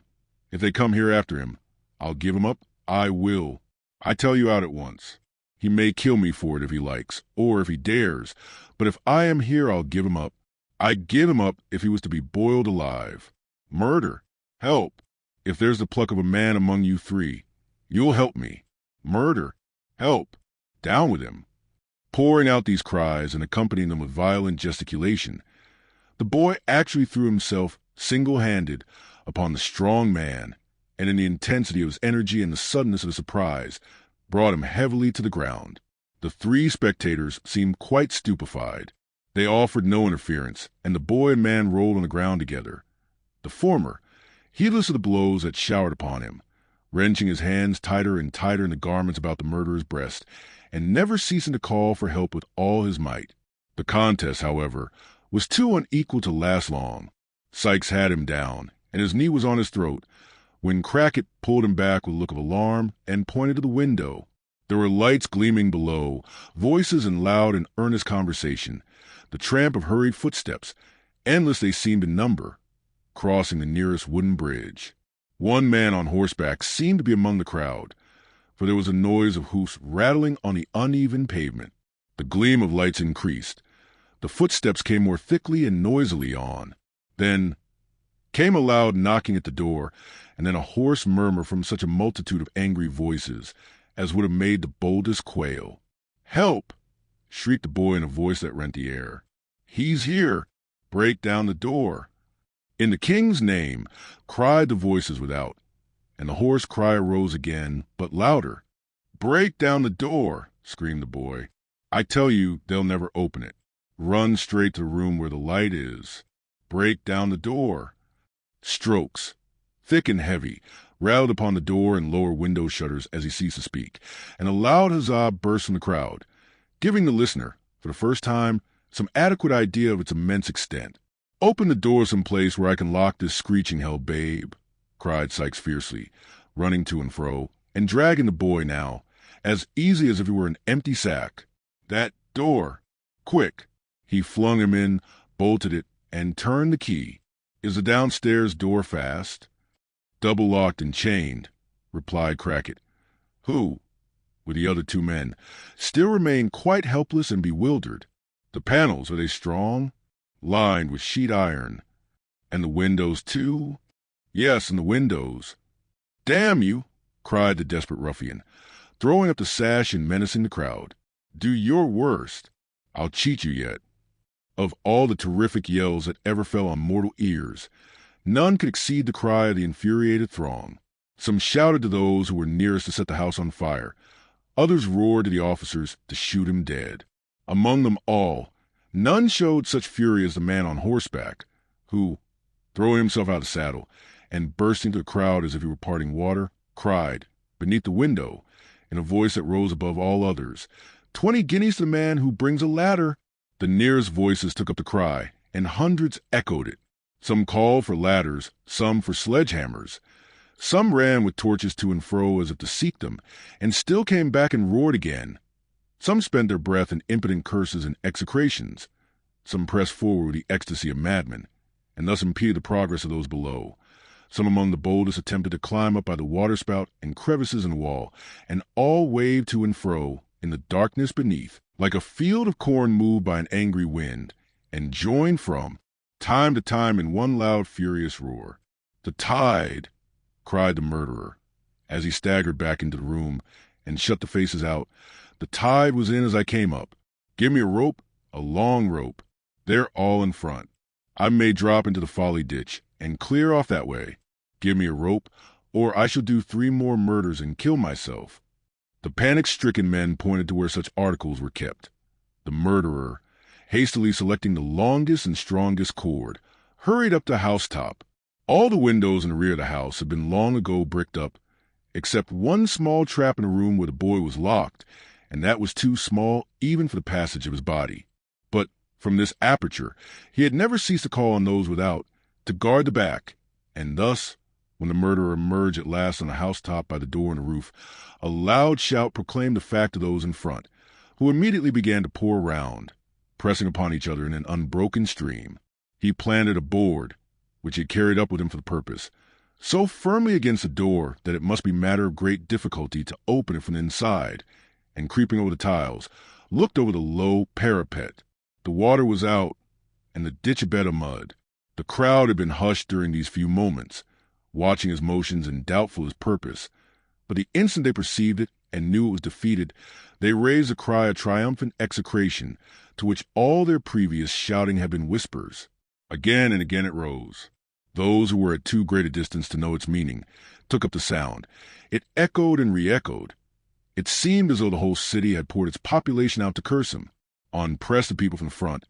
On, in a strong, struggling current of angry faces, with here and there a glaring torch to lighten them up and show them out in all their wrath and passion. The houses on the opposite side of the ditch had been entered by the mob. Sashes were thrown up or torn bodily out. There were tiers and tiers of faces in every window, cluster upon cluster of people clinging to every housetop. Each little bridge, and there were 3 in sight, bent beneath the weight of the crowd upon it. Still the current poured on to find some nook or hole from which to vent their shouts, and only for an instant see the wretch. "They have him now," cried a man on the nearest bridge. "Hurrah!"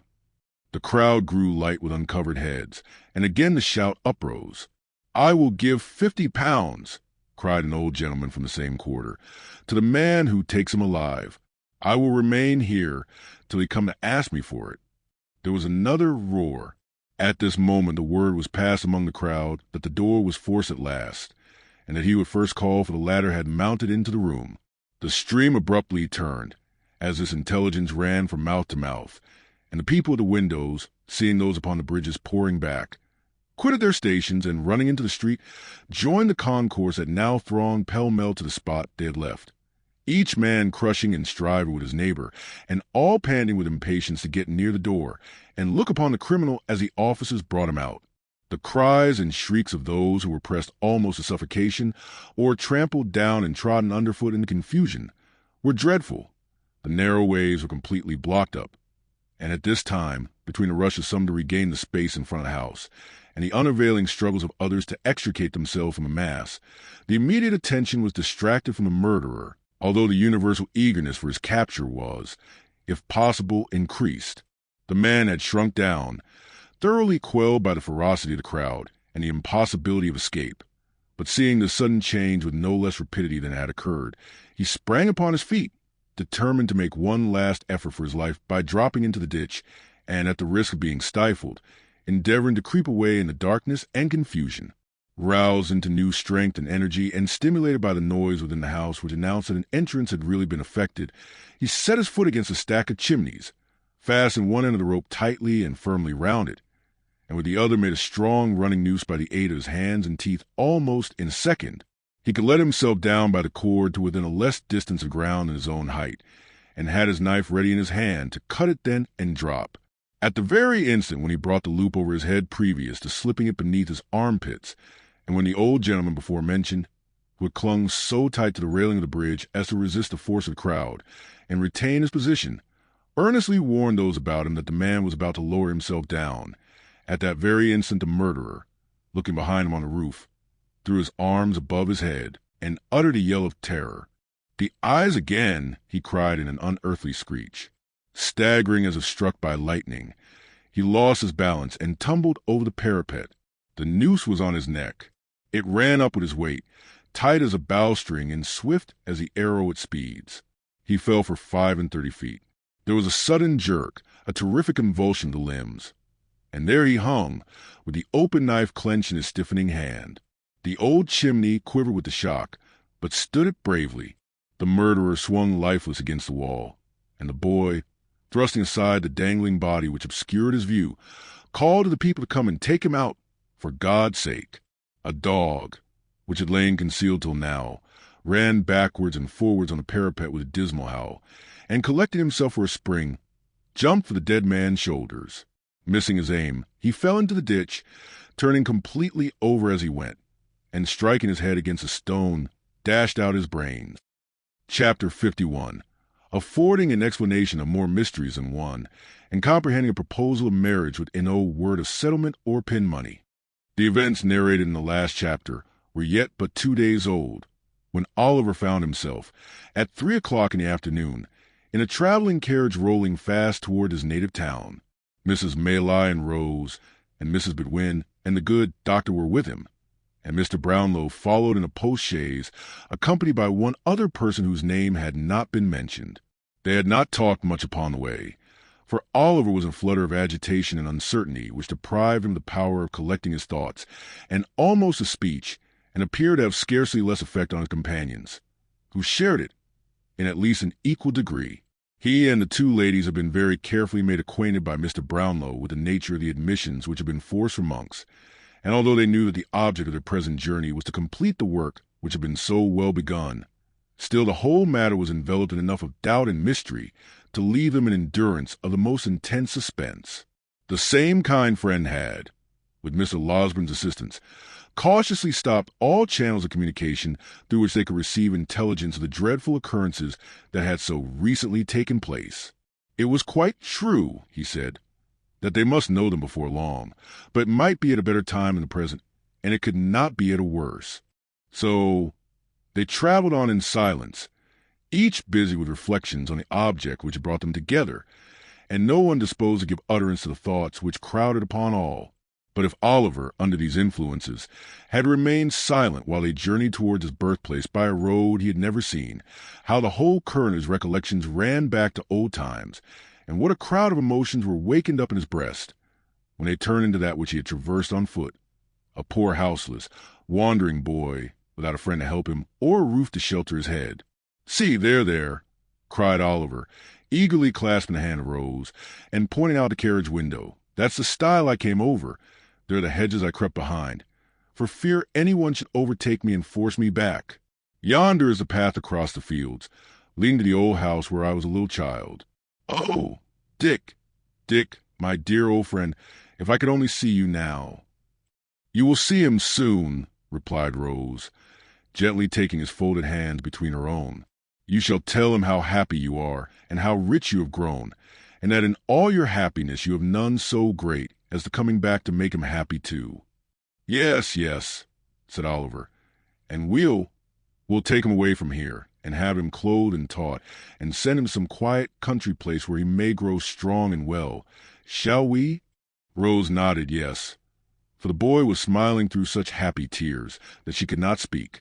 "You will be kind and good to him, for you are to everyone," said Oliver. "It will make you cry, I know, to hear what he can tell. But never mind, it will be all over, and you will smile again. I know that too. To think how changed he is. You did the same with me.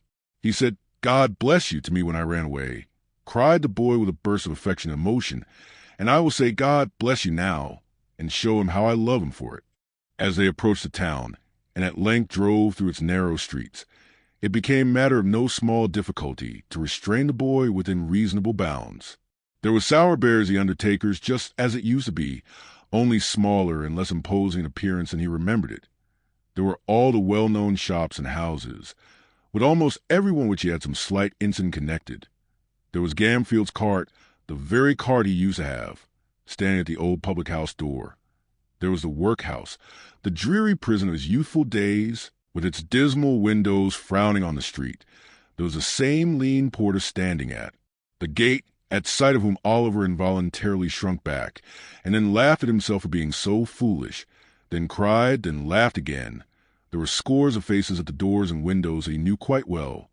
There was nearly everything as if he had left it but yesterday, and all his recent life had been but a happy dream.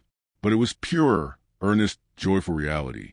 They drove straight to the door of the chief hotel, which Oliver used to stare up at with awe and think a mighty palace, but which had somehow fallen off in grandeur and size, and here was Mr. Grimwig all ready to receive them, kissing the young lady and the old one too, when they got out of the coach, as if he were the grandfather of the whole party, all smiles and kindness, and not offering to eat his head. No, not once, not even when he contradicted a very old post-boy about the nearest road to London, and maintained he knew it best, though he had only come that way once, and that time fast asleep. There was dinner prepared, and there were bedrooms ready, and everything was arranged as if by magic.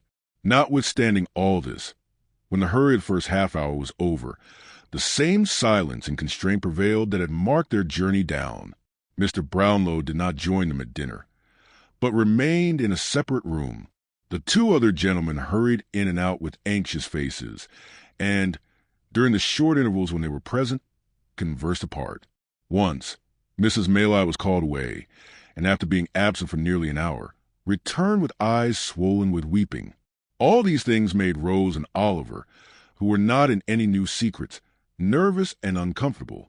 They sat wondering in silence, or, if they exchanged a few words, spoke in whispers, as if they were afraid to hear the sound of their own voices. At length, when 9 o'clock had come, and they began to think they were to hear no more that night, Mr. Losberne and Mr. Grimwig entered the room, followed by Mr. Brownlow and a man whom Oliver almost shrieked with surprise to see, for they told him it was his brother, and it was the same man he had met at the market town, and seen looking in with Fagin at the window of his little room. Monks cast a look of hate, which, even then, he could not dissemble at the astonished boy, and sat down near the door. Mr. Brownlow, who had papers in his hand, walked to a table near which Rose and Oliver were seated. "This is a painful task," said he, "but these declarations, which have been signed in London before many gentlemen, must be in substance repeated here. I would have spared you the degradation, but we must hear them from your own lips before we part, and you know why." "Go on," said the person addressed, turning away his face. "Quick. I have almost done enough, I think. Don't keep me here." "This child," said Mr. Brownlow, drawing Oliver to him, and laying his hand upon his head, "is your half-brother, the illegitimate son of your father, my dear friend Edwin Leaford, by poor young Agnes Fleming, who died in giving him birth." "Yes," said Monks, scowling at the trembling boy, the beating of whose heart he might have heard. "That is the bastard child." "The term you use," said Mr. Brownlow sternly, "is a reproach to those long since passed beyond the feeble censure of the world. It reflects disgrace on no one living, except you who use it. Let that pass. He was born in this town." "In the workhouse of this town," was the sullen reply. "You have the story there." He pointed impatiently to the papers as he spoke.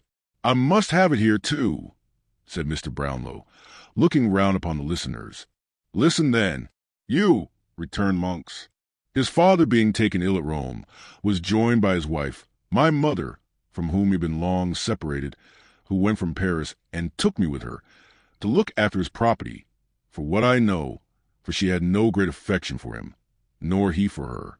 He knew nothing of us, for his senses were gone, and he slumbered on till next day, when he died. Among the papers in his desk were two, dated on the night his illness first came on, directed to yourself. He addressed himself to Mr. Brownlow, and enclosed in a few short lines to you, with an intimation on the cover of the package that was not to be forwarded till after he was dead. One of these papers was a letter to this girl Agnes, the other a will." "What of the letter?" asked Mr. Brownlow. "The letter?"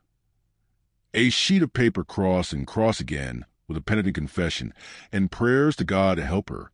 He had palmed the tale on the girl that some secret mystery, to be explained one day, prevented his marrying her just then, and so she had gone on, trusting patiently to him, until she trusted too far, and lost what none could ever give her back. She was at that time within a few months of her confinement. He told her all he had meant to do, to hide her shame, if he lived, and prayed her, if he died, not to curse his memory or think the consequences of their sin would be visited on her or their young child, for all the guilt was his. He reminded her the day he had given her the little locket and the ring with her Christian name engraved upon it, and a blank left for that which he hoped one day to bestow upon her. Prayed her yet to keep it, and wear it next her heart, as she had done before, and then ran on wildly in the same words, over and over again, as if he had gone distracted. I believe he had." "The will," said Mr. Brownlow, as Oliver's tears fell fast. Monks was silent. "The will," said Mr. Brownlow, speaking for him, "was in the same spirit as the letter. He talked of miseries which his wife had brought upon him, of the rebellious disposition, vice, malice, and premature bad passions of you his only son, who had been trained to hate him, and left you and your mother each an annuity of £800. The bulk of his property he divided into 2 equal portions, one for Agnes Fleming, and the other for their child, if it should be born alive and ever come of age. If it were a girl, it was to inherit the money unconditionally, but if a boy, only on the stipulation that in his minority he should never have stained his name with any public act of dishonor, meanness, cowardice, or wrong. He did this, he said, to mark his confidence in the mother and his conviction, only strengthened by approaching death, that the child would share her gentle heart and noble nature. If he were disappointed in this expectation, then the money was to come to you. For then, and not till then, when both children were equal, would he recognize your prior claim upon his purse, who had none upon his heart, but had, from an infant, repulsed him with coldness and aversion. "My mother," said Monks in a louder tone, "did what a woman should have done. She burnt this will. The letter never reached its destination, but that and other proofs she kept in case they ever tried to lie away the blot. The girl's father had the truth from her with every aggravation that her violent hate, I love her for it now, could add. Goaded by shame and dishonor, he fled with his children into a remote corner of Wales, changing his very name that his friends might never know of his retreat. And here, no great while afterwards, he was found dead in his bed. The girl had left her home in secret some weeks before. He had searched for her on foot in every town and village near. It was on the night when he returned home, assured that she had destroyed herself to hide her shame and his, that his old heart broke. There was a short silence here, until Mr. Brownlow took up the thread of the narrative. "Years after this," he said, "this man's, Edward Leaford's, mother came to me. He had left her when only 18, robbed her of jewels and money, gambled, squandered, forged, and fled to London, where for 2 years he had associated with the lowest outcasts. She was sinking under a painful and incurable disease and wished to recover him before she died. Inquiries were set on foot and strict searches made. They were unavailing for a long time, but ultimately successful, and he went back with her to France. There she died, said Monks, after a lingering illness, and on her deathbed she bequeathed these secrets to me, together with her unquenchable and deadly hatred of all whom they involved, though she need not have left me that, for I had inherited it long before. She would not believe that the girl had destroyed herself, and the child too, but was filled with the impression that a male child had been born and was alive. I swore to her, if ever it crossed my path, to hunt it down, never to let it rest, to pursue the bitterest and most unrelenting animosity, to vent upon the hatred that I deeply felt, and to spit upon the empty vaunt of that insulting by dragging it, if I could, to the very gallows foot. She was right. He came in my way at last. I began well, and but for babbling drabs, I would have finished as I began. As the villain folded his arms tight together and muttered curses on himself in the impotence of baffled malice, Mr. Brownlow turned to the terrified group beside him and explained that the Jew, who had been his old accomplice and confidant, had a large reward for keeping Oliver ensnared, of which some part was to be given up in the event of his being rescued, and that a dispute on this head had led to their visit to the country house for the purpose of identifying him. The locket and ring, said Mr. Brownlow, turning to Monks. I bought them from the man and woman I told you of, who stole them from a nurse, who stole them from the corpse, answered Monks without raising his eyes. You know what became of them. Mr. Brownlow merely nodded to Mr. Grimwig, who, disappearing with great alacrity, shortly returned, pushing in Mrs. Bumble, and dragging her unwilling consort after him. Do my eyes deceive me? Cried Mr. Bumble with ill-feigned enthusiasm. Or is that little Oliver? Oh, Oliver, if you knowed how I've been a-grieving for you. Hold your tongue, fool, murmured Mrs. Bumble. Isn't that to her, Mrs. Bumble? Remonstrated the workhouse master. Can I be supposed to feel I has brought him up parochially, when I see him a-setting here among ladies and gentlemen of the very affablest description? I always loved that boy as if he'd been my own grandfather, said Mr. Bumble, halting for an appropriate comparison. Master Oliver, my dear, you remember the blessed gentleman in the white waistcoat? Ah, he went to heaven last week, in an oak coffin with plated handles, Oliver. Come, sir, said Mr. Grimwig tartly, suppress your feelings. I will do my endeavor, sir, replied Mr. Bumble. How do you do, sir? I hope you are very well. This salutation was addressed to Mr. Brownlow, who had stepped up to within a short distance of the respectable couple. He inquired, as he pointed to Monks, Do you know that person? No, replied Mrs. Bumble flatly. Perhaps you don't, said Mr. Brownlow, addressing her spouse. I never saw him in all my life, said Mr. Bumble, nor sold him anything, perhaps? No, replied Mrs. Bumble. You never had, perhaps, a certain gold locket and ring, said Mr. Brownlow. Certainly not, replied the matron. Why are we brought here to answer to such nonsense as this? Again Mr. Brownlow nodded to Mr. Grimwig, and again that gentleman limped away with extraordinary readiness. But not again did he return with a stout man and wife, for this time he led in 2 palsied women, who shook and tottered as they walked. You shut the door the night old Sally died, said the foremost one, raising her shriveled hand, but you couldn't shut out the sound, nor stop the chinks. No, no, said the other, looking round her and wagging her toothless jaws. No, no, no. We heard her try to tell you what she'd done, and saw you take a paper from her hand, and watched you, too, next day, to the pawnbroker's shop, said the first. Yes, added the second, and it was a locket and gold ring. We found out that, and saw it given you. We were by. Oh, we were by. And we know more than that, resumed the first, for she told us often, long ago, that the young mother had told her that, feeling she should never get over it, she was on her way, at the time that she was taken ill, to die near the grave of the father of the child. Would you like to see the pawnbroker himself?" asked Mr. Grimwig with a motion towards the door. "No," replied the woman. "If he," she pointed to Monks, "has been coward enough to confess, as I see he has, and you have sounded all these hags who have found the right ones, I have nothing more to say. I did sell them, and they're where you'll never get them." "What then?" "Nothing," replied Mr. Brownlow, "except that it remains for us to take care that neither of you is employed in a situation to trust again. You may leave the room." "I hope," said Mr. Bumble, looking about him with great ruefulness, as Mr. Grimwig disappeared with the two old women, "I hope that this unfortunate little circumstance will not deprive me of my parochial office?" "Indeed it will," replied Mr. Brownlow. "You may make up your mind to that, and think yourself well off besides." It was all Mrs. Bumble. She would do it, urged Mr. Bumble, first looking round to ascertain that his partner had left the room. "That is no excuse," replied Mr. Brownlow. "You were present on the occasion of the destruction of these trinkets, and indeed are the more guilty of the two, in the eye of the law, for the law supposes that your wife acts under your direction." "If the law supposes that," said Mr. Bumble, squeezing his hat emphatically in both hands, "the law's ass, an idiot.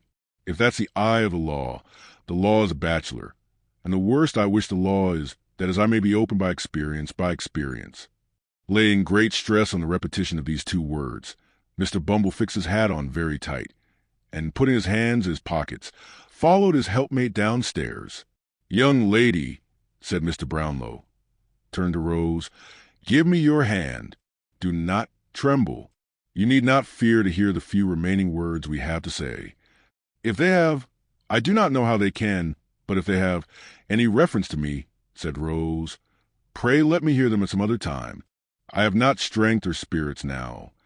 "Nay," returned the old gentleman, drawing her arm through his, "you have more fortitude than this, I am sure. Do you know this young lady, sir?" "Yes," replied Monks. "I never saw you before," said Rose faintly. "I have seen you often," returned Monks. "The father of the unhappy Agnes had 2 daughters," said Mr. Brownlow. "What was the fate of the other, the child?"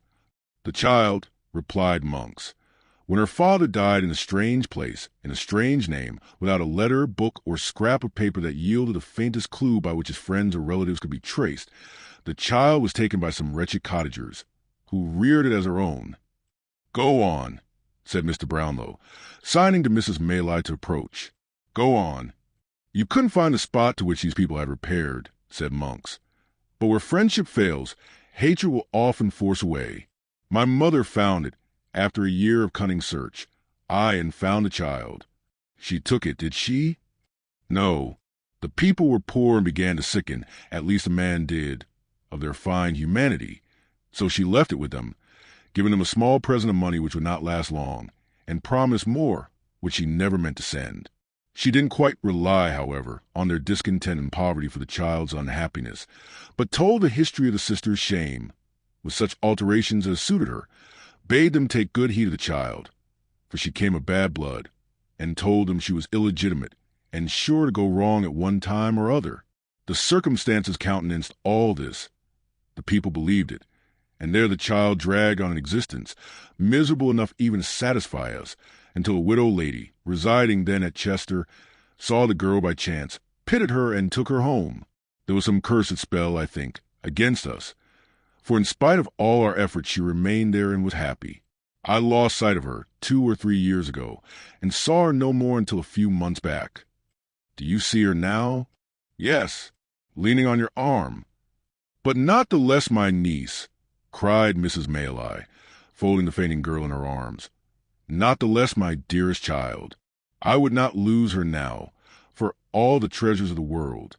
My sweet companion, my own dear girl. The only friend I ever had," cried Rose, clinging to her. "The kindest, best of friends. My heart will burst. I cannot bear all this. You have borne more and have been, to all, the best and gentlest creature that ever shed happiness on every one she knew," said Mrs. Maylai, embracing her tenderly. "Come, come, my love, remember who this is who waits to clasp you in his arms. Poor child! See here! Look, look, my dear! Not aunt, cried Oliver, throwing his arms about her neck. I'll never call her aunt, sister. My own dear sister. That's something taught my heart to love so dearly from the first. Rose, dear darling Rose. Let the tears which fell and the broken words which were exchanged in the long, close embrace between the orphans be sacred. A father, sister, and mother were gained and lost in that one moment. Joy and grief were mingled in the cup, but there were no bitter tears. For even grief itself arose so softened and clothed in such sweet and tender recollections that it became a solemn pleasure and lost all character of pain. They were a long, long time alone. A soft tap at the door at length announced that someone was without. Oliver opened it, glided away, and gave place to Harry Maylie. I know it all, he said, taking a seat beside the lovely girl. Dear Rose, I know it all. I am not here by accident, he added after a lengthened silence. Nor have I heard all this tonight, for I knew it yesterday, only yesterday. Do you guess that I have come to remind you of a promise? Stay, said Rose. You do know all. All. You gave me leave, at any time within a year, to renew the subject of our last discourse. I did. Not to press you to alter your determination, pursued the young man, but to hear you repeat it, if you would. I was to lay whatever station or fortune I might possess at your feet, and if you still adhered to your former determination, I pledge myself, by no word or act, to seek to change it. The same reasons which influenced me then will influence me now, said Rose firmly.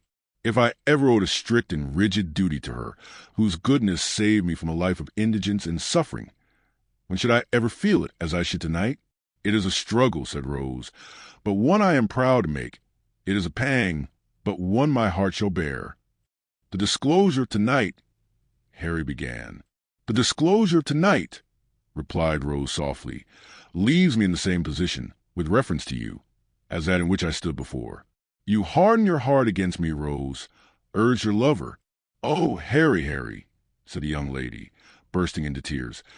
I wish I could, and spare myself this pain. Then why inflict it on yourself, said Harry, taking her hand.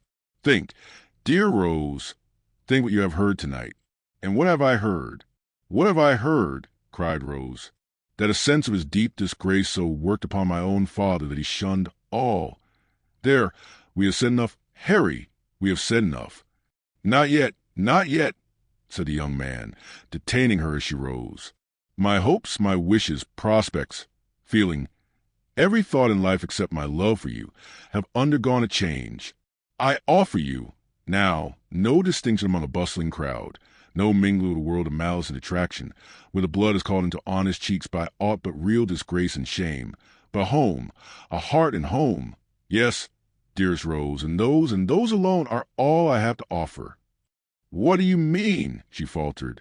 I mean but this, that when I left you last, I left you with a firm determination to level all fancied barriers between yourself and me, resolved that if my world could not be yours, I would make yours mine, that no pride of birth should curl a lip at you, for I would turn from it. This I have done. Those who have shrunk from me because of this have shrunk from you and proved you so far right, such power and patronage, such relatives of influence and rank, as smiled upon me then look coldly now. But there are smiling fields and waving trees in England's richest county, and by one village church, mine, Rose, my own, there stands a rustic dwelling which you can make me prouder than all the hopes I have renounced, measured 1,000-fold. This is my rank and station now, and here I lay it down. It's a trying thing waiting supper for lovers, said Mr. Grimwig, waking up and pulling his pocket-handkerchief from over his head. Truth to tell, the supper had been waiting a most unreasonable time. Neither Mrs. Maylie nor Harry nor Rose, who all came in together, could offer a word in extenuation. I had serious thoughts of eating my head tonight, said Mr. Grimwig, for I began to think I should get nothing else. I'll take the liberty, if you'll allow me, of saluting the bride that is to be. Mr. Grimwig lost no time in carrying this notice into effect upon the blushing girl, and the example, being contagious, was followed both by the doctor and Mr. Brownlow. Some people affirm that Harry Maylie had been observed to set it originally in a dark room adjoining, but the best authorities consider this downright scandal, he being young and a clergyman. "Oliver, my child," said Mrs. Maylie, "where have you been, and why do you look so sad? There are tears stealing down your face at this moment. What is the matter?" It is a world of disappointment. Often the hopes we most cherish, and hopes that do our nature the greatest honor. Poor Dick was dead. Chapter 52, Fagin's Last Night Alive. The court was paved, from floor to roof, with human faces. Inquisitive and eager eyes peered from every inch of space. From a rail before the dock, away into the sharpest angle of the smallest corner in the galleries, all looks were fixed upon one man, Fagin, before him and behind. Above, below, on the right and on the left, he seemed to stand surrounded by a firmament all bright with gleaming eyes. He stood there, in all this glare of living light, with one hand resting on the wooden slab before him, the other held to his ear, and his head thrust forward to enable him to catch with greater distinctness every word that fell from the presiding judge, who was delivering his charge to the jury. At times, he turned his eyes sharply upon them to observe the effect of the slightest featherweight in his favor, and when the point against it was stated with terrible distinctness, looked towards his counsel, in mute appeal that he would, even then, urge something in his behalf. Beyond these manifestations of anxiety, he stirred not hand or foot. He had scarcely moved since the trial began, and now that the judge ceased to speak, he still remained in the same strained attitude of close attention, with his gaze bent on him, as though he listened still. A slight bustle in the court recalled him to himself. Looking round, he saw that the jurymen had turned together to consider their verdict. As his eyes wandered to the gallery, he could see the people rising above each other to see his face, some hastily applying their glasses to their eyes, and others whispering their neighbors with looks expressive of abhorrence. A few there were who seemed unmindful of him, and looked only to the jury in impatient wonder how they could delay. But in no one face, not even among the women, of whom there were many there, could he read the faintest sympathy with himself, or any feeling but one of all-absorbing interest that he should be condemned. As he saw all this in one bewildered glance, the death-like stillness came again, and looking back he saw that the jurymen had turned towards the judge. Hush! They only sought permission to retire. He looked wistfully into their faces, one by one when they passed out, as though to see which way the greater number leant. But that was fruitless. The jailer touched him on the shoulder. He followed mechanically to the end of the dock and sat down on a chair. The man pointed it out, or he would not have seen it. He looked up into the gallery again. Some of the people were eating, and some fanning themselves with handkerchiefs, for the crowded place was very hot. There was one young man sketching his face in a little notebook. He wondered whether it was like, and looked on when the artist broke his pencil point and made another with his knife, as any idle spectator might have done. In the same way, when he turned his eyes toward the judge, his mind began to busy itself with the fashion of his dress, and what it cost, and how he put it on. There was an old fat gentleman on the bench, too, who had gone out some half an hour before and now come back. He wondered within himself whether this man had been to get his dinner, what he had had, and where he had had it, and pursued this train of careless thought until some new object caught his eye and roused another. Not that all this time his mind was, for an instant, free from one oppressive, overwhelming sense of grave that opened at his feet. It was ever present to him, but in a vague and general way, and he could not fix his thoughts upon it. Thus, even while he trembled and turned burning hot at the idea of speedy death, he fell to counting the iron spikes before him, and wondering how the head of one had been broken off, and whether they would mend it or leave it as it was. Then he thought of all the horrors of the gallows and scaffold, and stopped to watch a man sprinkling the floor to cool it, and then went on to think again. At length there was a cry of silence, and a breathless look from all towards the door. The jury returned and passed him close. He could glean nothing from their faces. They might as well have been of stone. Perfect stillness ensued, not a rustle, not a breath, guilty. The building rang with a tremendous shout, and another, and then it echoed loud groans that gathered strength as they swelled out like angry thunder. It was a peal of joy from the populace outside, greeting the news that he would die on Monday. The noise subsided, and he was asked if he had anything to say why sentence of death should not be passed upon him. He had resumed his listening attitude, and looked intently at a questioner while the demand was made, but it was twice repeated before he seemed to hear it, and then he only muttered that he was an old man, and so, dropping into a whisper, was silent again. The judge assumed the black cap, and the prisoner still stood with the same air and gesture. A woman in the gallery uttered some exclamation called forth by this dread solemnity. He looked hastily up as if angry at the interruption, and bent forward yet more attentively. The address was solemn and impressive, the sentence fearful to hear, but he stood like a marble figure, without the motion of a nerve. His haggard face was still thrust forward, his underjaw hanging down, and his eyes staring out before him, when the jailer put his hand upon his arm and beckoned him away. He gazed stupidly about him for an instant and obeyed. They led him through a paved room under the court, where some prisoners were waiting till their turns came, and others were talking to their friends, who crowded round a grate which looked into the open yard. There was nobody there to speak to him. But as he passed, the prisoners fell back to render him more visible to the people who were clinging to the bars, and they assailed him with opprobrious names and screeched and hissed. He shook his fist and would have spat upon them, but his conductors hurried him on, through a gloomy passage lighted by a few dim lamps, into the interior of the prison. Here he was searched, that he might not have about him the means of anticipating the law. This ceremony performed, they led him to one of the condemned cells, and left him there alone. He sat down on a stone bench opposite the door, which served for seat and bedstead, and casting his bloodshot eyes upon the ground, tried to collect his thoughts. After a while, he began to remember a few disjointed fragments of what the judge had said, though it seemed to him at the time that he could not hear a word. These gradually fell into their proper places, and by degrees suggested more, so that in a little time he had the whole, almost as it was delivered. To be hanged by the neck till he was dead, that was the end. To be hanged by the neck till he was dead. As it came on very dark, he began to think of all the men he had known who had died upon the scaffold, some of them through his means. They rose up in such quick succession that he could hardly count them. He had seen some of them die, and had joked too, because they died with prayers upon their lips. With what a rattling noise the drop went down, and how suddenly they changed from strong and vigorous men to dangling heaps of clothes. Some of them might have inhabited that very cell, sat upon that very spot. It was very dark. Why didn't they bring a light? The cell had been built for many years. Scores of men must have passed their last hours there. It was like sitting in a vault strewn with dead bodies. The cap, the noose, the pinioned arms, the faces that he knew, even beneath that hideous veil, light, at length, when his hands were raw with beating against the heavy door and walls, two men appeared, one bearing a candle, which he thrust into an iron candlestick fixed against the wall, the other dragging a mattress on which to pass the night, for the prisoner was to be left alone no more. Then came the night, dark, dismal, silent night.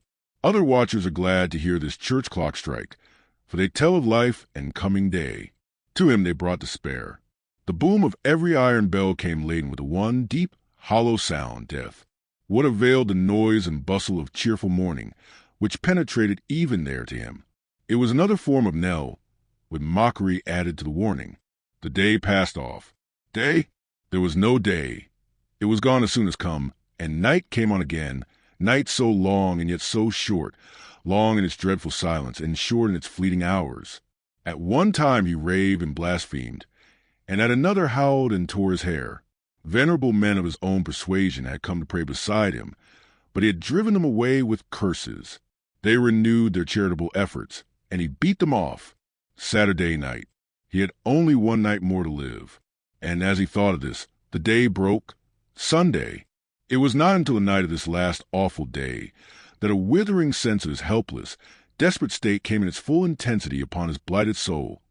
Not that he had ever held any defined or positive hope of mercy, but that he had never been able to consider more than the dim probability of dying so soon. He had spoken little to either of the two men who relieved each other in their attendance upon him, and they, for their parts, made no effort to rouse his attention. He had sat there, awake, but dreaming.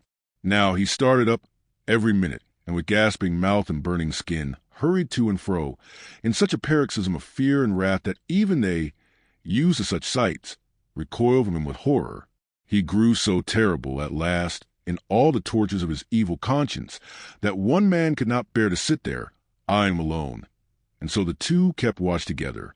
He cowered down upon a stone bed and thought of the past. He had been wounded with some missiles from the crowd on the day of his capture, and his head was bandaged with a linen cloth. His red hair hung down upon his bloodless face. His beard was torn and twisted into knots. His eyes shone with a terrible light. His unwashed flesh crackled with the fever that burned him up. 8, 9 then, if it was not a trick to frighten him. And those were the real hours treading on each other's heels. Where would he be when they came round again? 11. Another struck, before the voice of the previous hour had ceased to vibrate. At 8, he would be the only mourner in his own funeral train. At 11, those dreadful walls of Newgate, which have hidden so much misery and such unspeakable anguish, not only from the eyes, but too often and too long from the thoughts of men, never held so dread a spectacle as that. The few who lingered as they passed, and wondered what the man was doing who was to be hanged tomorrow, would have slept but ill that night, if they could have seen him. From early in the evening until nearly midnight, little groups of 2 and 3 presented themselves at a lodge gate, and inquired, with anxious faces, whether any reprieve had been received. These being answered in the negative, communicated the welcome intelligence to clusters in the street, who pointed out to one another the door from which he must come out, and showed where the scaffold would be built, and, walking with unwilling steps away, turned back to conjure up the scene. By degrees they fell off, one by one, and for an hour in the dead of night the street was left to solitude and darkness. The space before the prison was cleared, and a few strong barriers, painted black, had been already thrown across the road to break the pressure of the expected crowd, when Mr. Brownlow and Oliver appeared at the wicket, and presented an order of admission to the prisoner, signed by one of the sheriffs. They were immediately admitted into the lodge. "Is the young gentleman to come too, sir?" said the man whose duty it was to conduct them. "It's not a sight for children, sir." "It is not indeed, my friend," rejoined Mr. Brownlow, "but my business with this man is intimately connected with him, and as this child has seen him in the full career of his success and villainy, I think it as well, even at the cost of some pain and fear, that he should see him now." These few words had been said apart, so as to be inaudible to Oliver. The man touched his hat, and glancing at Oliver with some curiosity, opened another gate opposite to that by which they had entered, and led them on, through dark and winding ways, towards the cells. "This," said the man, stopping in a gloomy passage where a couple of workmen were making some preparations in profound silence, "this is the place he passes through. If you step this way, you can see the door he goes out at." He led them into a stone kitchen, fitted with coppers for dressing the prison food, and pointed to a door. There was an open grating above it, through which came the sound of men's voices, mingled with the noise of hammering and the throwing down of boards. They were putting up the scaffold. From this place, they passed through several strong gates, opened by other turnkeys from the inner side, and, having entered an open yard, ascended a flight of narrow steps, and came into a passage with a row of strong doors on the left hand. Motioning them to remain where they were, the turnkey knocked at one of these with his bunch of keys. The two attendants, after a little whispering, came out into the passage, stretching themselves as if glad of the temporary relief, and motioned the visitors to follow the jailer into the cell. They did so. The condemned criminal was seated on his bed, rocking himself from side to side, with a countenance more like that of a snared beast than the face of a man. His mind was evidently wandering to his old life, for he continued to mutter, without appearing conscious of their presence otherwise than as a part of his vision. "Good boy, Charlie, well done," he mumbled. "Oliver, too, ha, ha, ha. Oliver, too, quite the gentleman now, quite the... Take that boy away to bed." The jailer took the disengaged hand of Oliver, and, whispering him not to be alarmed, looked on without speaking. "Take him away to bed," cried Fagin. "Do you hear me, some of you? He has been somehow the cause of all this. It's worth the money to bring him up to it. Bolter's throat, Bill. Never mind the girl. Bolter's throat as deep as you can cut. Saw his head off." "Fagin," said the jailer. "That's me," cried the Jew, falling instantly into the attitude of listening he had assumed upon his trial. "An old man, my lord, a very old man." "Here," said the turnkey, laying his hand upon his breast to keep him down. "Here somebody wants to see you, to ask you some questions, I suppose. Fagin, are you a man?" "I shan't be one long," he replied, looking up at the face retaining no human expression but rage and terror. "Strike them all dead. What right have they to butcher me?" As he spoke, he caught sight of Oliver and Mr. Brownlow. Shrinking to the furthest corner of the seat, he demanded to know what they wanted there. "Steady," said the turnkey, still holding him down. "Now, sir, tell what you want. Quick, if you please, for he grows worse as the time gets on." "You have some papers," said Mr. Brownlow, advancing, "which were placed in your hands, for better security, by a man called Monks." "It's all lied together," replied Fagin. "I haven't one, not one." "For the love of God," said Mr. Brownlow solemnly, "do not say that now upon the very verge of death, but tell me where they are. You know that Sikes is dead, that Monks has confessed, that there is no hope of any further gain. Where are those papers?" "Oliver," cried Fagin, beckoning to him. Here, let me whisper to you." "I am not afraid," said Oliver in a low voice, as he relinquished Mr. Brownlow's hand. "The papers," said Fagin, drawing Oliver towards him, "are in a canvas bag, in a hole a little way up the chimney in the top front room. I want to talk to you, my dear. I want to talk to you." Yes, returned Oliver. "Let me say a prayer." "Do. Let me say one prayer. Say only one, upon your knees with me, and we will talk till morning." Outside, replied Fagin, pushing the boy before him toward the door and looking vacantly over his head. "Say I've gone to sleep. They'll believe you. You can get me out if you take me so. Now then. Oh, God forgive this wretched man," cried the boy with a burst of tears.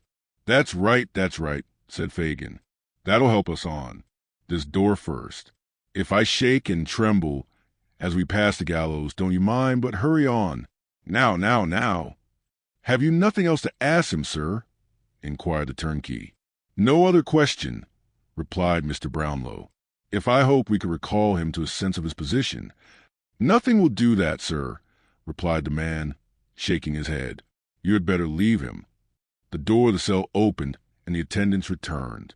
Press on, cried Fagin, softly but not so slow. Faster. The men laid hands upon him, and disengaging Oliver from his grasp, held him back. He struggled with the power of desperation for an instant, and then sent up cry upon cry that penetrated even those massive walls, and rang in their ears until they reached the open yard. It was some time before they left the prison. Oliver nearly swooned after this frightful scene, and was so weak that for an hour or more he had not the strength to walk. Day was dawning when they again emerged. A great multitude had already assembled. The windows were filled with people, smoking and playing cards to beguile the time. The crowd were pushing, quarreling, joking. Everything told of life and animation, but one dark cluster of objects in the center of all: the black stage, the crossbeam, the rope, and all the hideous apparatus of death. Chapter 53, and last. The fortunes of those who have figured in this tale are nearly closed. The little that remains to their historian to relate is told in few and simple words. Before 3 months had passed, Rose Fleming and Harry Maylie were married in the village church, which was henceforth to be the scene of the young clergyman's labors. On the same day they entered into possession of their new and happy home. Mrs. Maylie took up her abode with her son and daughter-in-law, to enjoy, during the tranquil remainder of her days, the greatest felicity that age and worth can know, the contemplation of the happiness of those on whom the warmest affections and tenderest cares of a well-spent life have been unceasingly bestowed. It appeared on full and careful investigation that if the wreck of property remaining in the custody of Monks, which had never prospered either in his hands or in those of his mother, were equally divided between himself and Oliver, it would yield to each little more than £3,000. By the provisions of his father's will, Oliver would have been entitled to the whole, but Mr. Brownlow, unwilling to deprive the elder son of the opportunity of retrieving his former vices and pursuing an honest career, proposed this mode of distribution, to which his young charge joyfully acceded. "Monks," still bearing that assumed name, retired with his portion to a distant part of the New World, where, having quickly squandered it, he once more fell into his old courses, and, after undergoing a long confinement for some fresh act of fraud and knavery, at length sunk under an attack of his old disorder and died in prison. As far from home, died the chief remaining members of his friend Fagin's gang. Mr. Brownlow adopted Oliver as his son, removing with him and the old housekeeper to within a mile of the parsonage house, where his dear friends resided. He gratified the only remaining wish of Oliver's warm and earnest heart, and thus linked together a little society, whose condition approached as nearly to one of perfect happiness as can ever be known in this changing world. Soon after marriage of the young people, the worthy doctor returned to Chertsey, where, bereft of the presence of his old friends, he would have been discontented if his temperament had admitted of such a feeling, and would have turned quite peevish if he had known how. For 2 or 3 months, he contented himself with hinting that he feared the air began to disagree with him. Then, finding that the place really no longer was, to him, what it had been, he settled his business on his assistant, took a bachelor's cottage outside the village of which his young friend was pastor, and instantaneously recovered. Here he took to gardening, planting, fishing, carpentering, and various other pursuits of a similar kind, all undertaken with his characteristic impetuosity. In each and all he has since become famous throughout the neighborhood as a most profound authority. Before his removal, he had managed to contract a strong friendship for Mr. Grimwig, which that eccentric gentleman cordially reciprocated. He is accordingly visited by Mr. Grimwig a great many times in the course of the year. On all such occasions, Mr. Grimwig plants, fishes, and carpenters with great ardor, doing everything in a very singular and unprecedented manner, but always maintaining with his favorite asseveration that his mode is the right one. On Sundays, he never fails to criticize the sermon to the young clergyman's face, always informing Mr. Losberne, in strict confidence afterwards, that he considers it an excellent performance, but deems it as well not to say so. It is a standing and very favorite joke for Mr. Brownlow to rally him on his old prophecy concerning Oliver, and to remind him of the night on which they sat with the watch between them, waiting his return. But Mr. Grimwig contends that he was right in the main, and in proof thereof remarks that Oliver did not come back after all, which always calls for a laugh on his side, and increases his good humor. Mr. Noah Claypole, receiving a free pardon from the Crown in consequence of being admitted a prover against Fagin, and considering his profession not altogether as safe a one as he could wish, was, for some little time, at a loss of means of a livelihood, not burdened with too much work. After some consideration, he went into business as an informer, in which calling he realizes a genteel subsistence. His plan is to walk out once a week during church time attended by Charlotte in respectable attire. The lady faints away at the doors of charitable publicans, and the gentleman, being accommodated with 3 pennyworth of brandy to restore her, lays an information next day and pockets half the penalty. Sometimes Mr. Claypole faints himself, but the result is the same. Mr. and Mrs. Bumble, deprived of their situations, were gradually reduced to great indigence and misery, and finally became paupers in that very same workhouse in which they had once lorded it over others. Mr. Bumble has been heard to say that in this reverse and degradation he has not even spirits to be thankful for being separated from his wife. As to Mr. Giles and Brittles, they still remain in their old posts, although the former is bald and the last-named boy quite gray. They sleep at the parsonage, but divide their attention so equally among its inmates, and Oliver and Mr. Brownlow and Mr. Losberne, that to this day the villagers have never been able to discover to which establishment they properly belong. Master Charles Bates, appalled by Sikes's crime, fell into a train of reflection whether an honest life was not, after all, the best, arriving at the conclusion that it certainly was.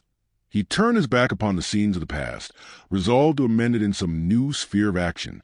He struggled hard and suffered much for some time, but, having a contented disposition and a good purpose, succeeded in the end, and, from being a farmer's drudge and a carrier's lad, he is now the merriest young grazier in all Northamptonshire.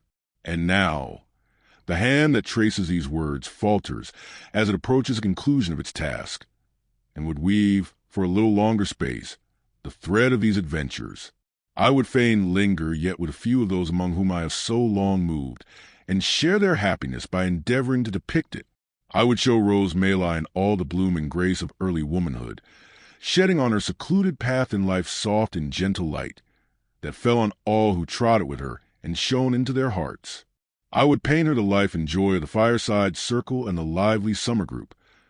I would follow her to the sultry field at noon and hear the low tones of her sweet voice in the moonlit evening walk. I would watch her in all her goodness and charity abroad, and the smiling, untiring discharge of domestic duties at home. I would paint her and her dead sister's child happy in their love for one another, and passing whole hours together in picturing the friends whom they had so sadly lost. I would summon before me, once again, those joyous little faces that clustered round her knee, and listen to their merry prattle. I would recall the tones of that clear laugh, and conjure up the sympathizing tear that glistened in the soft blue eye. These and 1,000 looks and smiles and turns of thought and speech, I would fain recall them every one. How Mr. Brownlow went on, from day to day, filling the mind of his adopted child with stores of knowledge, and becoming attached to him more and more as his nature developed itself and showed the thriving seeds of all he wished him to become. How he traced in him new traits of his early friend, that awakened in his own bosom old remembrances, melancholy and yet sweet and soothing. How the two orphans, tried by adversity, remembered its lessons in mercy to others, and mutual love and fervent, thanks to him who had protected and preserved them. These are all matters which need not to be told. I have said that they were truly happy, and without strong affection and humanity of heart and gratitude to that being whose code is mercy, and whose great attribute is benevolence to all things that breathe, happiness can never be attained. Within the altar of the old village church there stands a white marble tablet, which bears as yet but one word, Agnes. There is no coffin in that tomb, and may it be many, many years before another name is placed above it. But if the spirits of the dead ever come back to earth, to visit spots hallowed by the love beyond the grave, of those whom they knew in life, I believe that the shade of Agnes sometimes hovers round that solemn nook. I believe it none the less because that nook is in a church, and she was weak and erring. Dear listener, another tale finds its resting place, a world built from sound breath and boundless imagination. Here at Fictional Frequencies, we don't just tell stories, we resonate with them, letting each word echo into the corners of your mind and heart.